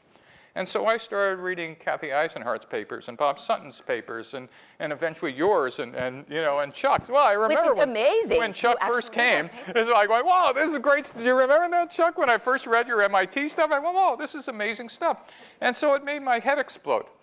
But at the same time, as I retired, I had time to actually think about the nature of innovation and entrepreneurship. And here's where things got interesting, and I'll just give you the superset of my life at MSNE and STVP. I went from theory to pedagogy to practice to scale in everything I did here. That is the theory, and we could talk about what this is I realized that everything we knew about building startups in the 20th century was wrong. And you have to be both arrogant and like crazy to go, what do you mean? This is how VCs practice it, how we did it, et cetera. I realized I think we're wrong. And then second, I translated that into, therefore, I think we're teaching it incorrectly. Whoa, try that at Stanford. And thank you for Tom and the department for allowing me to actually practice whether that was true or not. And then third is, we taught students how not just to take the class, but actually how to practice this when they graduated. And then three, what was kind of unique for me is, with all due respect for Stanford, teaching a class at Stanford without thinking about making national impact on how to scale it was like, missing, like you're on base, but not thinking you ought to get home. And so everything I've done, all these programs have now become national programs, adopted by tens or hundreds of universities. So let's talk about that. So Jack wanted us to talk about Lean Startup. Yes. So many of you may not know, and I needed to remind you, but actually the birthplace of the Lean Startup method is right here. Right here, building. ground zero. Worse, wait a minute, not quite here. It was in I'm claiming 305. Terman Engineering Building. And when I walked in the Terman Engineering Building, there's a whole nother sector of my life. If those of you who haven't Googled the secret history of Silicon Valley, you should look at that video. My life started actually with Fred Terman. And no one I didn't even understand it until I looked in the building and went, I can't believe I'm in this building. Because electronic warfare, which I worked on in Vietnam, was created by Fred Terman during World War II. His linear descendant was Bill Perry, who was a faculty member here, who was my first boss in Silicon Valley. Who hired me. Right, who hired me. And so therefore, all this stuff came together in my first, that when Tom takes me into Terman, I went, wait a minute, and all this stuff started to come together. But should I explain Lean in 30 seconds? Wait. Yeah. So before that, 2011. Yes. Why do I claim Huang 305 to be the birthplace? That's right. You could tell that story. So Kathy Eisenhardt, Tom, myself, a couple of people from the National Science Foundation, you pitched the early idea that became then Lean Startup to us in Huang 305. Right. It was a crazy idea. It was a great, we could not, we were kind of looking at ourselves, I could not have been more wrong in my life. It's huge now. Sure. Tell us about Lean Startup. What is it all about? Anybody take entrepreneurship classes pre-2010? All right, everything you knew was wrong. No, and every MBA, I remind them, everything but accounting is obsolete. And here's why. In the 20th century, the shorthand is, though I don't know the phrase was ever used directly, VCs, that is investors to startups, essentially said to a founding CEO, startups are nothing more than smaller versions of large companies. Everything a large company does, we want you to do. We want you to hire sales, marketing, biz dev, because you're going to write a 5-year plan. We're going to execute the plan. And by the way, that plan ought to have $100 million in revenue in year 5. And by the way, if you like your plan and you use a good font and you're great at presenting, we'll give you a check. And therefore, they would manage you to that plan, assuming that everything was an execution process. Big idea. Well, wait a minute. I started thinking execution process. Well, wait a minute. In a large company, what do we know? We know customers, we know competitors, we know customer needs, we know product features, we know whatever. What do we know in a startup? Well, wait a minute, we don't know anything. We think we know because somebody might have given us money and thought Kleiner Perkins blessed our plan, therefore God has come down from heaven and said it was written in tablets. But it turned out none of that was true. And in fact, the first derivative of that is large companies execute known business models, startups search for them. Yet we had built 100 years of management tools for execution, but we had built 0 tools for searching for business models. And that, in fact, in hindsight, was what I built. And it started with a process, and a simple statement is, there are no facts inside your building, so get the hell outside. And what are you going to get outside to do? You're going to test a series of untested hypotheses that are implicit in the plan you just thought you wrote. Who are the customers? What features do they care about? What's the right channel? What's the right pricing, et cetera? And so that became the beginning of the lean startup model. But a couple of second-order derivatives was, the way we're going to test it is not just asking questions. We're going to build minimum viable products. That is not just prototypes or de-featured prototypes, but it could be a price list. It could be a PowerPoint slide. It could be a cardboard mock-up. It could be something else. And here was the unique part that really changed startups, is that if you were wrong about any of those hypotheses, you were allowed to change when you had sufficient evidence, because what we were creating was evidence-based entrepreneurship. Whoa. Well, what is that change called? We just called it a pivot, or actually Eric Ries named it as a pivot, and I just had the little arrow. Well, all of a sudden, a pivot changed the game for entrepreneurs. Because in the past, if you were wrong, the only way you could pivot, anybody lived this, you fired that VP. If you didn't make the sales numbers early on, it was clearly a problem with the VP. The plant couldn't have been wrong because the VCs had blessed it. And if the next VP of sales still wasn't making the numbers, guess who you fired next? The VP of marketing, of course. And then eventually you might make the CEO, the chairman of the board or chief scientist. So the only way we would pivot, but we would pivot by blaming it on people.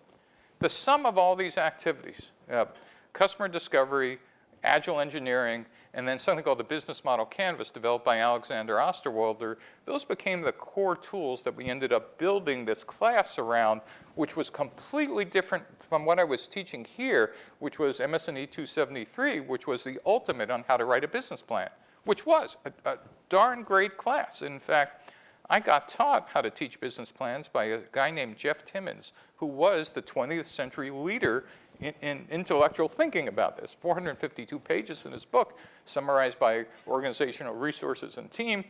And it turned out it was the best thing that was ever written for the wrong strategy.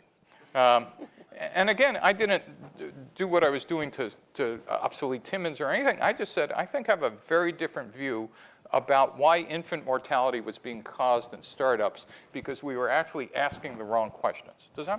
That makes and talk. Sorry, I'm exhausted already. I hope you are too. Talk a little bit about MS&E and STVP and how the ideas were shaping each other. So there was never more fertile ground than what STVP and Tom and Tina and Kathy and then you guys kind of provided for an adjunct. Right? I am not a tenured faculty. I'm a practitioner. Never would be a tenured faculty, but you allowed me to come in and try these insane ideas, which I still have no idea, because you guys did it multiple times as I'd come in for the next class, and you go, okay, why don't we try that? And each one of them became national programs that started right here at ground zero. I cannot, and the environment, what we were doing, and hopefully still continue to do, is we were taking entrepreneurial education over the horizon. We were creating things that other people didn't see. This is what Stanford and MS&E and STVP were doing. It was the complement to the great research that's occurring here, but the great practice that we were creating for next generation entrepreneurial educators, and we could talk about what the next one's going to look like, because as some of you in the room, I lived through multiple disruptive transformations. I was in microprocessor companies when we invented the microprocessor.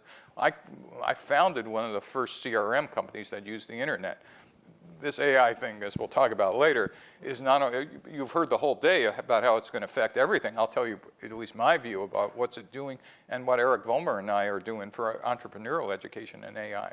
But what was your question? I was going to shift gears. I was going to shift gears and talk about future. So 20 years from now, 25 years. What is it that we're not teaching the students today that we should be teaching? Well, so let me go all the way back to what any founders in this room? Any founders? So you ready for this? Here was the other thing that, that I had to get my head around going from a practitioner to an educator. When I started teaching entrepreneurship education, I had a friend, John Rubenstein, who had been head of hardware at Apple and then president of Palm, who laughed. He said, Steve, you were a born entrepreneur. You can't teach entrepreneurship. I said, uh-oh, John, I signed up for that. And then I realized, what was it that we were missing? For those of you who don't know founders, you should if you're living in the Valley, founders are not normal people, right? They're not accountants, with all due respect to the accountants in the room. Founders are closer to artists than any other profession. They see things that other people don't. They hear things that other people don't. Well, wait a minute. We figured out 500 years ago how to teach artists by first-day apprentice. And then about 150 years ago, we discovered that teaching art appreciation in the earliest grades allows students to identify, number one, you mean this could be a career? I could paint, the finger painting could actually, or this writing is actually a thing, or the putting on plays. And also lets the rest of the people in the room appreciate, that's why it's appreciation. Well, I can't do that, but boy, I now know what it's like to try to create something.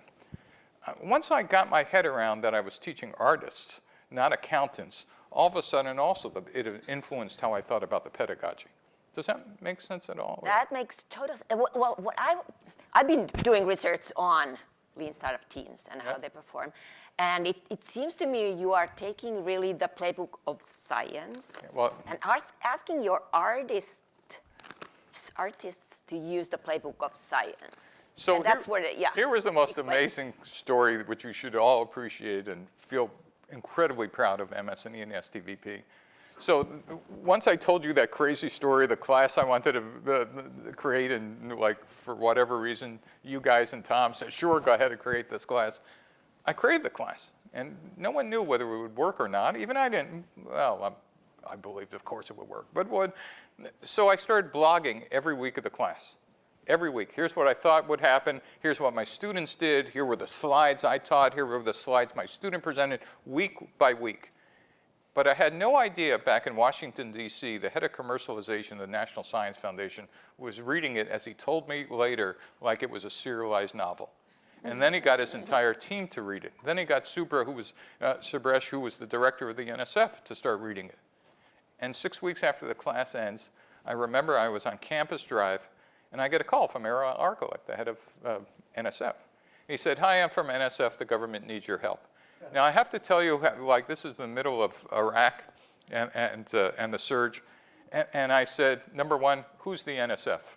Well, I'm not a researcher. I didn't know. And then I blurted out, and the government had my help during Vietnam. I'm done. And we became friends. He said, I should have hung up then. But then he got me with the part that you guys should be incredibly proud of. He said, we've been reading your stuff. We've been trying to teach scientists how to become entrepreneurs. We think you've invented the scientific method for entrepreneurship. Whoa. I literally pulled over the side of the road. I said, well, how can I help you? He said, we'd like you to put together a class for the NSF, and we'd like to see if we can make this thing work. And I figured it's the government, next year. He said, in 90 days. And so I got a bunch of VCs. Anne Miraco helped me teach the first one, a couple of VCs. We taught it in this room. They brought in 25 teams of the top science and engineering folks. We put together teams of 3, a principal investigator, their best graduate student, and an industry mentor. And at the end of the class, they went, you just got these people to do stuff we couldn't get them to do for years, which was essentially go out and test hypotheses.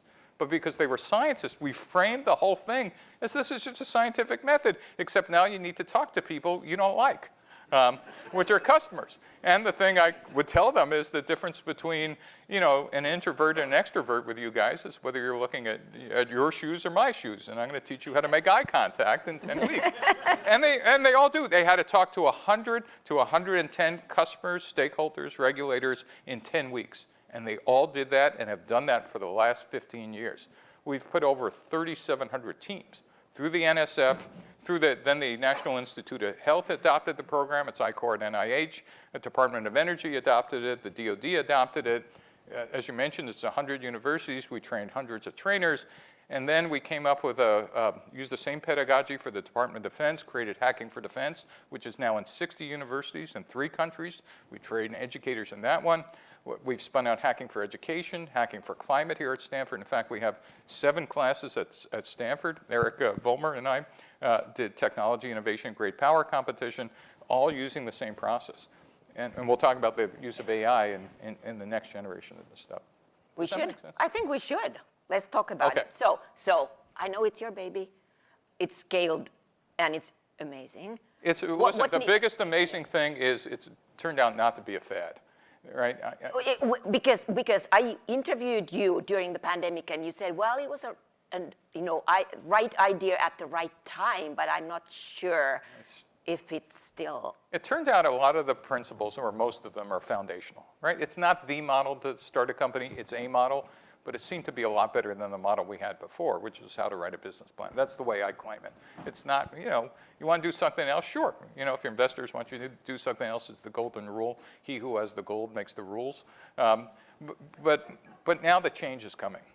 Okay, so let's talk about the change. What needs to change about the method, about startup founders? Well, I think we heard some of it in the computational market design, right, is the basic fundamental research of what the heck is going to hit us. And it's nice when you read the research and you go, okay, here's what the practice is going to be. The practice is going to be, gee, it used to be a student would figure out their business model by hand.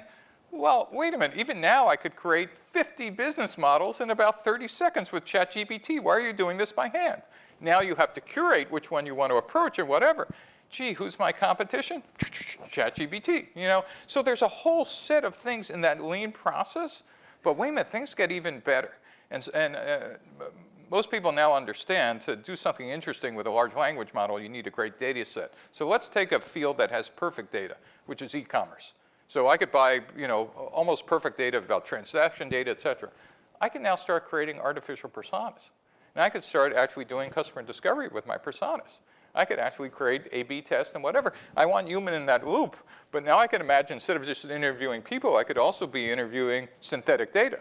Oh, wait a minute, things get even better. So from output of that synthetic data from e-commerce, I'd have to stand up a website personally. I could have a machine do that, but not one. I could stand up 100 websites. So give us the role of the human. Well, the role of the human is, today, while you could generate all this stuff, some percentage is hallucinating. The problem is you just don't know which percentage. It's a big idea, right? Right now, the hallucination factor, so if I'm going to completely bet my money on it, I do want a human with some judgment in him. Entrepreneurship will always be an art. It's much like when I was around when Photoshop and PageMaker and page layout programs came around. How much time do we have? We have 1 minute? We'll talk faster. Open up for questions. All right, well, but when the first page layout programs came out, everybody said we won't need graphic designers anymore. Well, I don't know if any of you lived through that. That was called the ransom note era. Is that everybody made things with multiple fonts because you could, and everything looked like a ransom note, and you realized, you needed a designer. The same thing here. You will need a human being. But this, and by the way, just to sum here, someone will build an enterprise software platform that does this, not just having entrepreneurs do this. This will be the new platform for how you accelerate this. So it will turn from hypothesis testing one-to-one to machine learning hypothesis testing. Make sense? That's just kind of where it's going to go. I'm convinced. Perfect. So customer discovery tells us you and I need to stop talking and ask our customers, which is you. So what questions do we have for Steve? Chuck, are you moderating? We can both moderate. We have microphones. Yes, there's a hand. Thank you so much. Steve, I've followed your work from the very beginning, and it's had an impact even at my university, UCSB. You've trained a lot of the people there, and we have a new venture competition. So it's very interesting to hear what you have to say about the AI.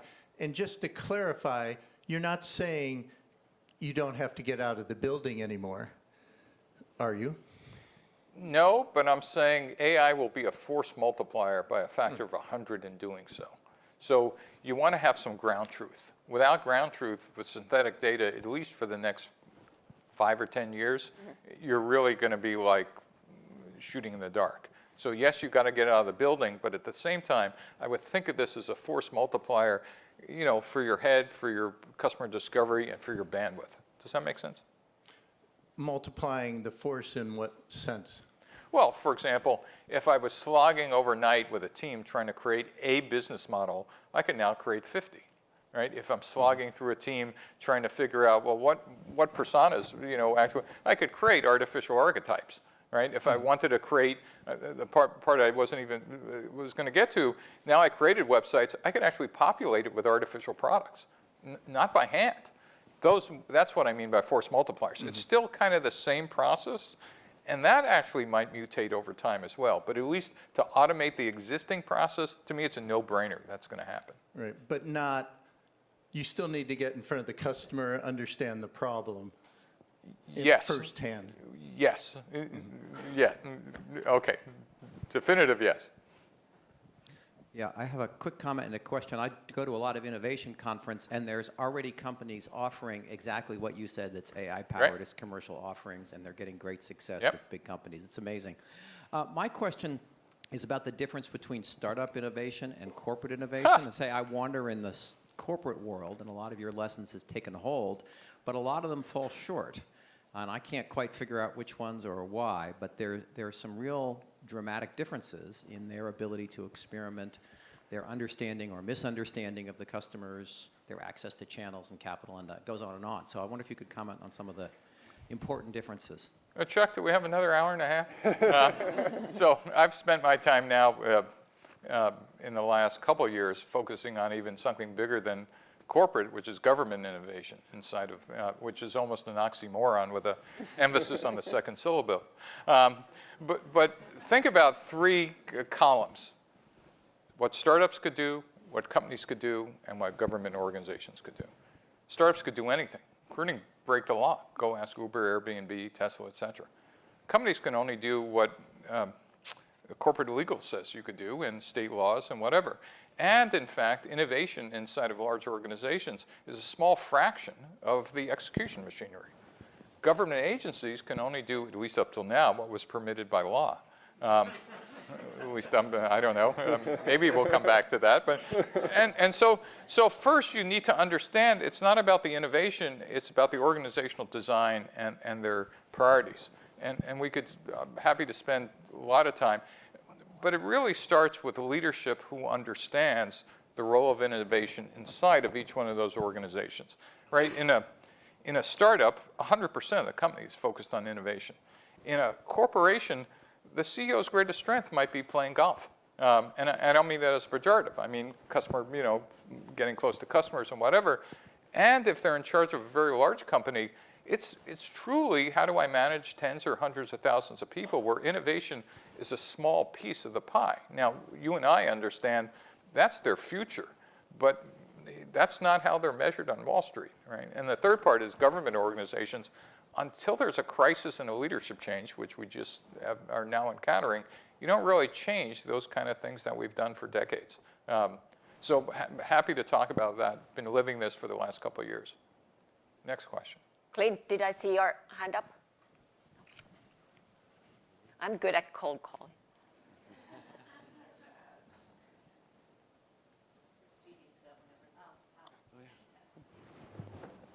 Thank you both for this very inspiring conversation at this late hour.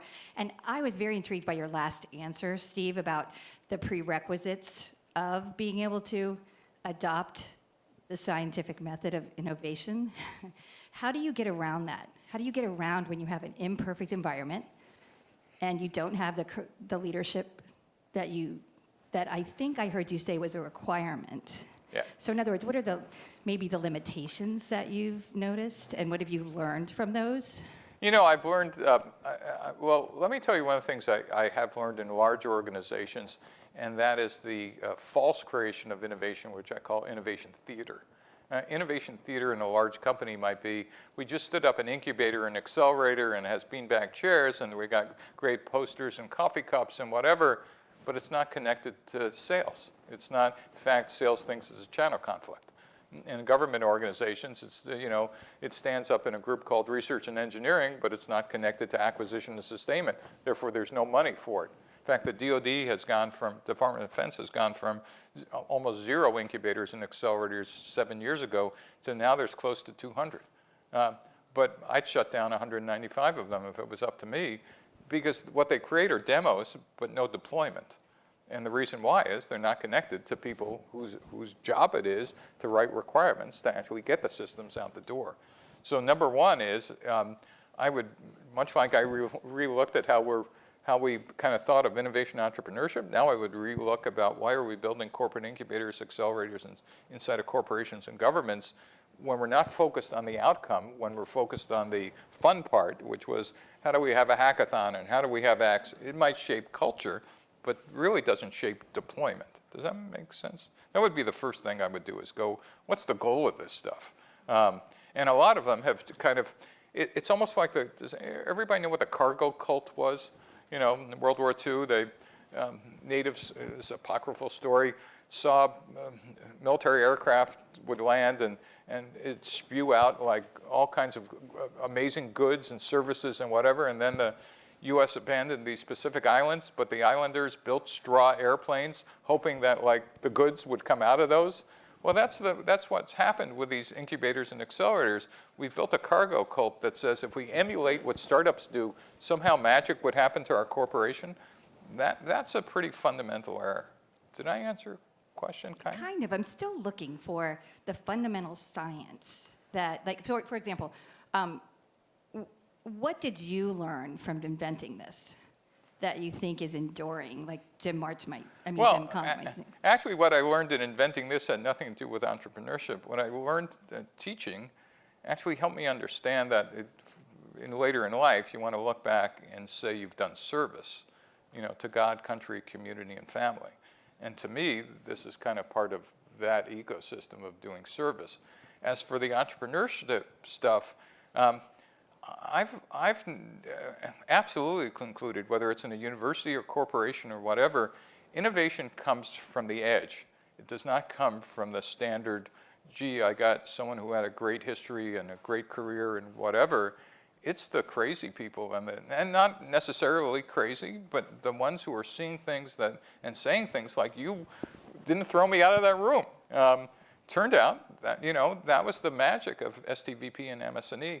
That's the culture that needs to be built in large organizations. McKinsey 30 years ago came up with the 3 horizons of innovation, right? That's still a pretty good model to think about. What's your portfolio mix of innovating along existing products, resegmenting existing products, or investing in disruptive innovation, or buying disruptive innovation? And if you don't have that portfolio mix and you don't have a leadership that understands that, then no one will care whether you're just doing commodity stuff, but the market or some other university will bypass you because they're investing and seeing over the horizon. Does that maybe a longer answer? Thank you. This is a hard thought.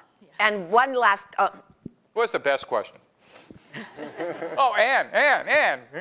So I should remind everybody that Ann taught the first class with me, beat me up multiple times when she became a VC, telling me I didn't get it. And I'd say most of the time she was right. It was my job.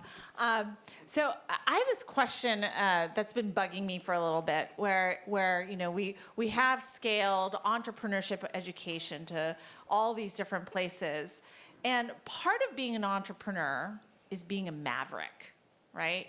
And it's being sort of at the cutting edge and doing things when people say, you know what, like, you're gonna fail. And how do we reconcile that with this idea that now entrepreneurship is almost a career path? And you say, there are classes on it, there's sort of a methodology to it, and it's in many ways very safe. You can tell your mom you're going to be an entrepreneur, and she'll be very proud of you, and she'll tell her friends, my son or my daughter is an entrepreneur, is legitimate. Like, how do we bring back that sense of being a maverick? You know, and you know this because you invest in those. You know, 100% of entrepreneurs think they're visionaries, but enough data that says 98% of them are hallucinating, right? Yeah, right. They're hallucinating. I mean, just like AI. And so I go back to this idea that founders are artists, right? Everybody wants to play the piano, but some of them have an instinctual fingertip feel that some we could teach and raise up. But some are world class, and some don't even need a class, right? They will just become great entrepreneurs through trial and error and whatever. I mean, venture capital is the ultimate filter for this. And I'll push back. The bad news is you guys are funding everything that comes out of Stanford, and the returns seem to say it's okay, you know. And so how much you need lean startup in a methodology also depends on the economic climate and the cultural climate that's outside the university. I mean, lean started in the Death Valley post, .com crash, where every VC was hiding under the desk and some of them weren't even answering their phones. And the ones that wanted a methodology that would reduce infant mortality and provide evidence. Now, most of the evidence is, well, do you have a degree from Stanford? Great, good, here's, $5 million. MSNE, right? Yeah, I'm sorry? MSNE. MSNE graduate. And I mean, so there is kind of like some of that cultural stuff. What I remind, at least my students, is that entrepreneurship and particularly founding a company is not a job, it's a calling. It's a big idea. A job is, you get great, I used to have students saying, oh, Professor Plank, we're trying to decide whether to work at McKinsey or start a company. And my answer always is, you've already decided. Oh no, let us tell you. I said, no, McKinsey's a great company. What a great offer. How could you pass by McKinsey? Because you're confusing a job with a calling. Being a founder is the world's most miserable job. Miserable. For those of you who've done it, uncertainty, like you're worried about running out of money. Well, you used to worry about running out of money until Ann started writing big checks. But I mean, it's terrible, right? McKinsey is you'll learn a ton of stuff. You'll fly around the world. You'll, pontificate on things you don't know anything about, and people will follow you. No, it's like, put countries out of business. It doesn't matter. I'm not dissing any McKinsey people. It is seriously, I tell my students who have that kind of, which one should I do? Entrepreneurship is that itch you got to scratch. It is, again, like an artist, where you got to draw something or whatever. Those are the people you fund, right? Those are the people you look for that says, these are extraordinary people. And the great news, and let me just close on this, is MSNE and STVP attract the world's best people who have those skills and talents, and we help them raise the bar. That's it. That's what we do. Thank you so much, Steve. Thank Let's you. give Steve a big round of applause. Thank you.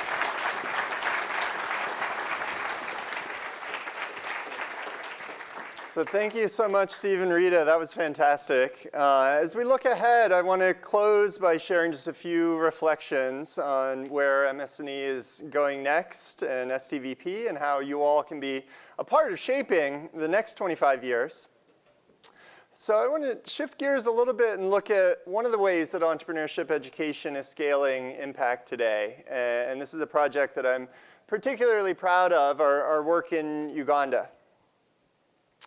So there's about 110 million forcibly displaced people around the world, and 1.7 million of those refugees happen to be in Uganda. This is the largest refugee population in Africa. And currently, about 15% of those refugees are engaged in some form of subsistence level entrepreneurship. So we partnered with a local university, one of the local accelerator programs, and a local NGO doing mentorship. And we built an entrepreneurship training, mentorship, and microfinance model targeted for refugees. And just in this first phase, we've worked with over 500 of these refugee entrepreneurs. 65% of them represent women-led businesses. And we're already seeing new types of ventures emerging, ventures that create jobs and build resilience in this community. And so this shows that these entrepreneurship tools that we've pioneered here in MSNE can empower innovation even in such a challenging context as the refugee setting. Another way we're extending impact is through digital content and platforms. Our Entrepreneurial Thought Leaders seminar series has grown far beyond a Stanford classroom. It now has over 500 plus partner schools using the content, 35,000 plus downloads in each episode, reaching listeners in over 100 plus countries. And there's over 3 million learners annually who come across eCorner materials. So this is how we're democratizing entrepreneurship education, making it accessible everywhere that talent and ambition exists.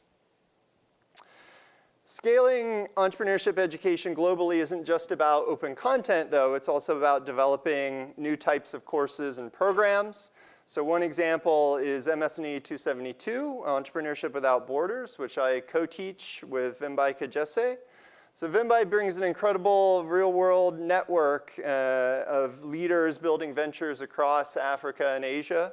And together, we challenge students to rethink entrepreneurship models beyond Silicon Valley, to explore models that work in emerging economy context, refugee economies, and across diverse cultural contexts. So this course represents where this is going, the global reach, inclusive innovation, real-world application. So our approach at STVP remains grounded in our 3 key pillars: teaching, hands-on, experiential education, research, advancing the science of innovation and entrepreneurship, where increasingly we can quantify and actually get measures of many things that were hard to study previously. And then finally, community, building mentorship and support ecosystems globally. And each of these reinforces the other elements of the pillar, creating a cycle that grows over time. So the next frontier, as we've heard today, is being shaped right now by technologies like AI, climate tech, deep tech. Our students aren't just asking, how do I build a company? They're asking, how do I use AI responsibly? How do I tackle climate change? How do I bring scientific breakthroughs to market? And so preparing students to lead in these areas with both technical depth and entrepreneurial leadership, that's our next big mission. So as we prepare students for these fields, we're also deeply focused on something that's harder to measure, but just as essential. So today's founders are making decisions in their companies and their startups that potentially affect democracy, human health, climate, and even public trust. So we're embedding ethical reasoning across the curriculum, asking questions like, what's the right way to scale this technology? How do we build companies that don't just grow fast, but also do good? And teaching students to lead with integrity, especially when the stakes are high. Another powerful step that we've taken toward a more inclusive future is through MS&E 179. So this is Entrepreneurship for Everyone, taught by Assistant Professor Alicia Shears, who we hired recently through the Race and STEM Search. Alicia's work focuses on how race, gender, and socioeconomic background shape access to entrepreneurial opportunities. And so this course is designed to open the door to students who might not traditionally see themselves as entrepreneurs, and also to equip them with the tools and the confidence to lead. So it's a great example of how we're evolving not just what we teach, but also who we teach it to and how. Finally, one of the things that makes entrepreneurship education in MS&E truly special is the way that we bring together tenure-track research faculty, like my colleague Rita and Alicia, with dedicated scholarly practitioners like Anne Miraco and many others, Steve Blank.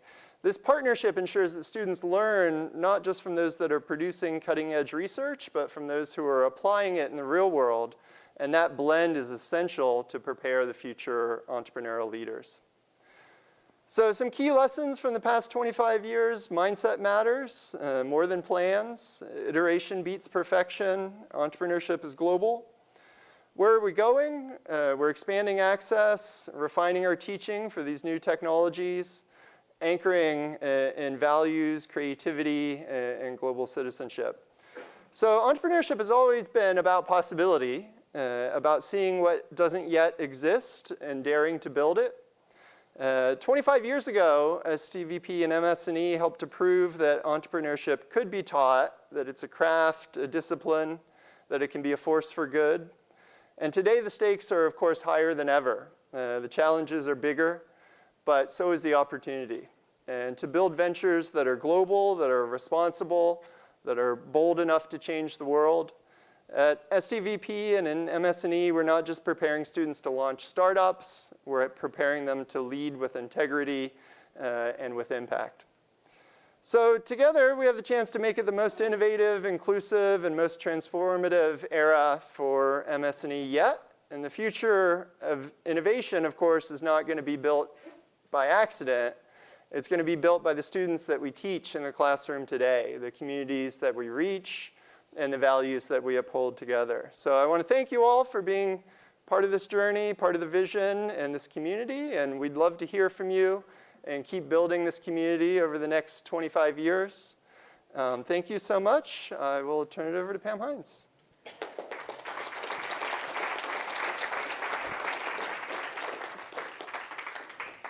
Thank you so much. This is great. So we are not done yet. We are done with the formal program here, but I hope that you will help us to continue the celebration with food, cocktails, and good company over at the Shri Ram Tea House. So once again, we've got, some AI process developed here that's going to involve multiple waves of staff taking people down to the Shri Ram Tea House. But basically, you're going down there and just follow the group. Please do continue to wear your name tag so that we know who's who. There will be live music led by alumni and current longtime MS&E adjunct, Dale Nesbitt. Many of you, I think, know Dale. So he'll be playing. His band is called The Jazz Connection. And they have agreed to perform for us tonight. So we're also going to have a casino table, so there's an opportunity to lose all of your fake money. It's not real money. You're going to get fake money. And because it's fun money, you won't be able to take a lot of winnings home, but we will have prize bags for people who stick around long enough and have the most winnings. Anything I'm missing, Sarah? Okay, and just one more shout out to the staff who have been working amazingly hard on this.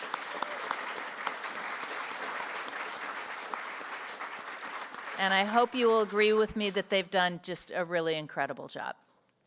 Thank you.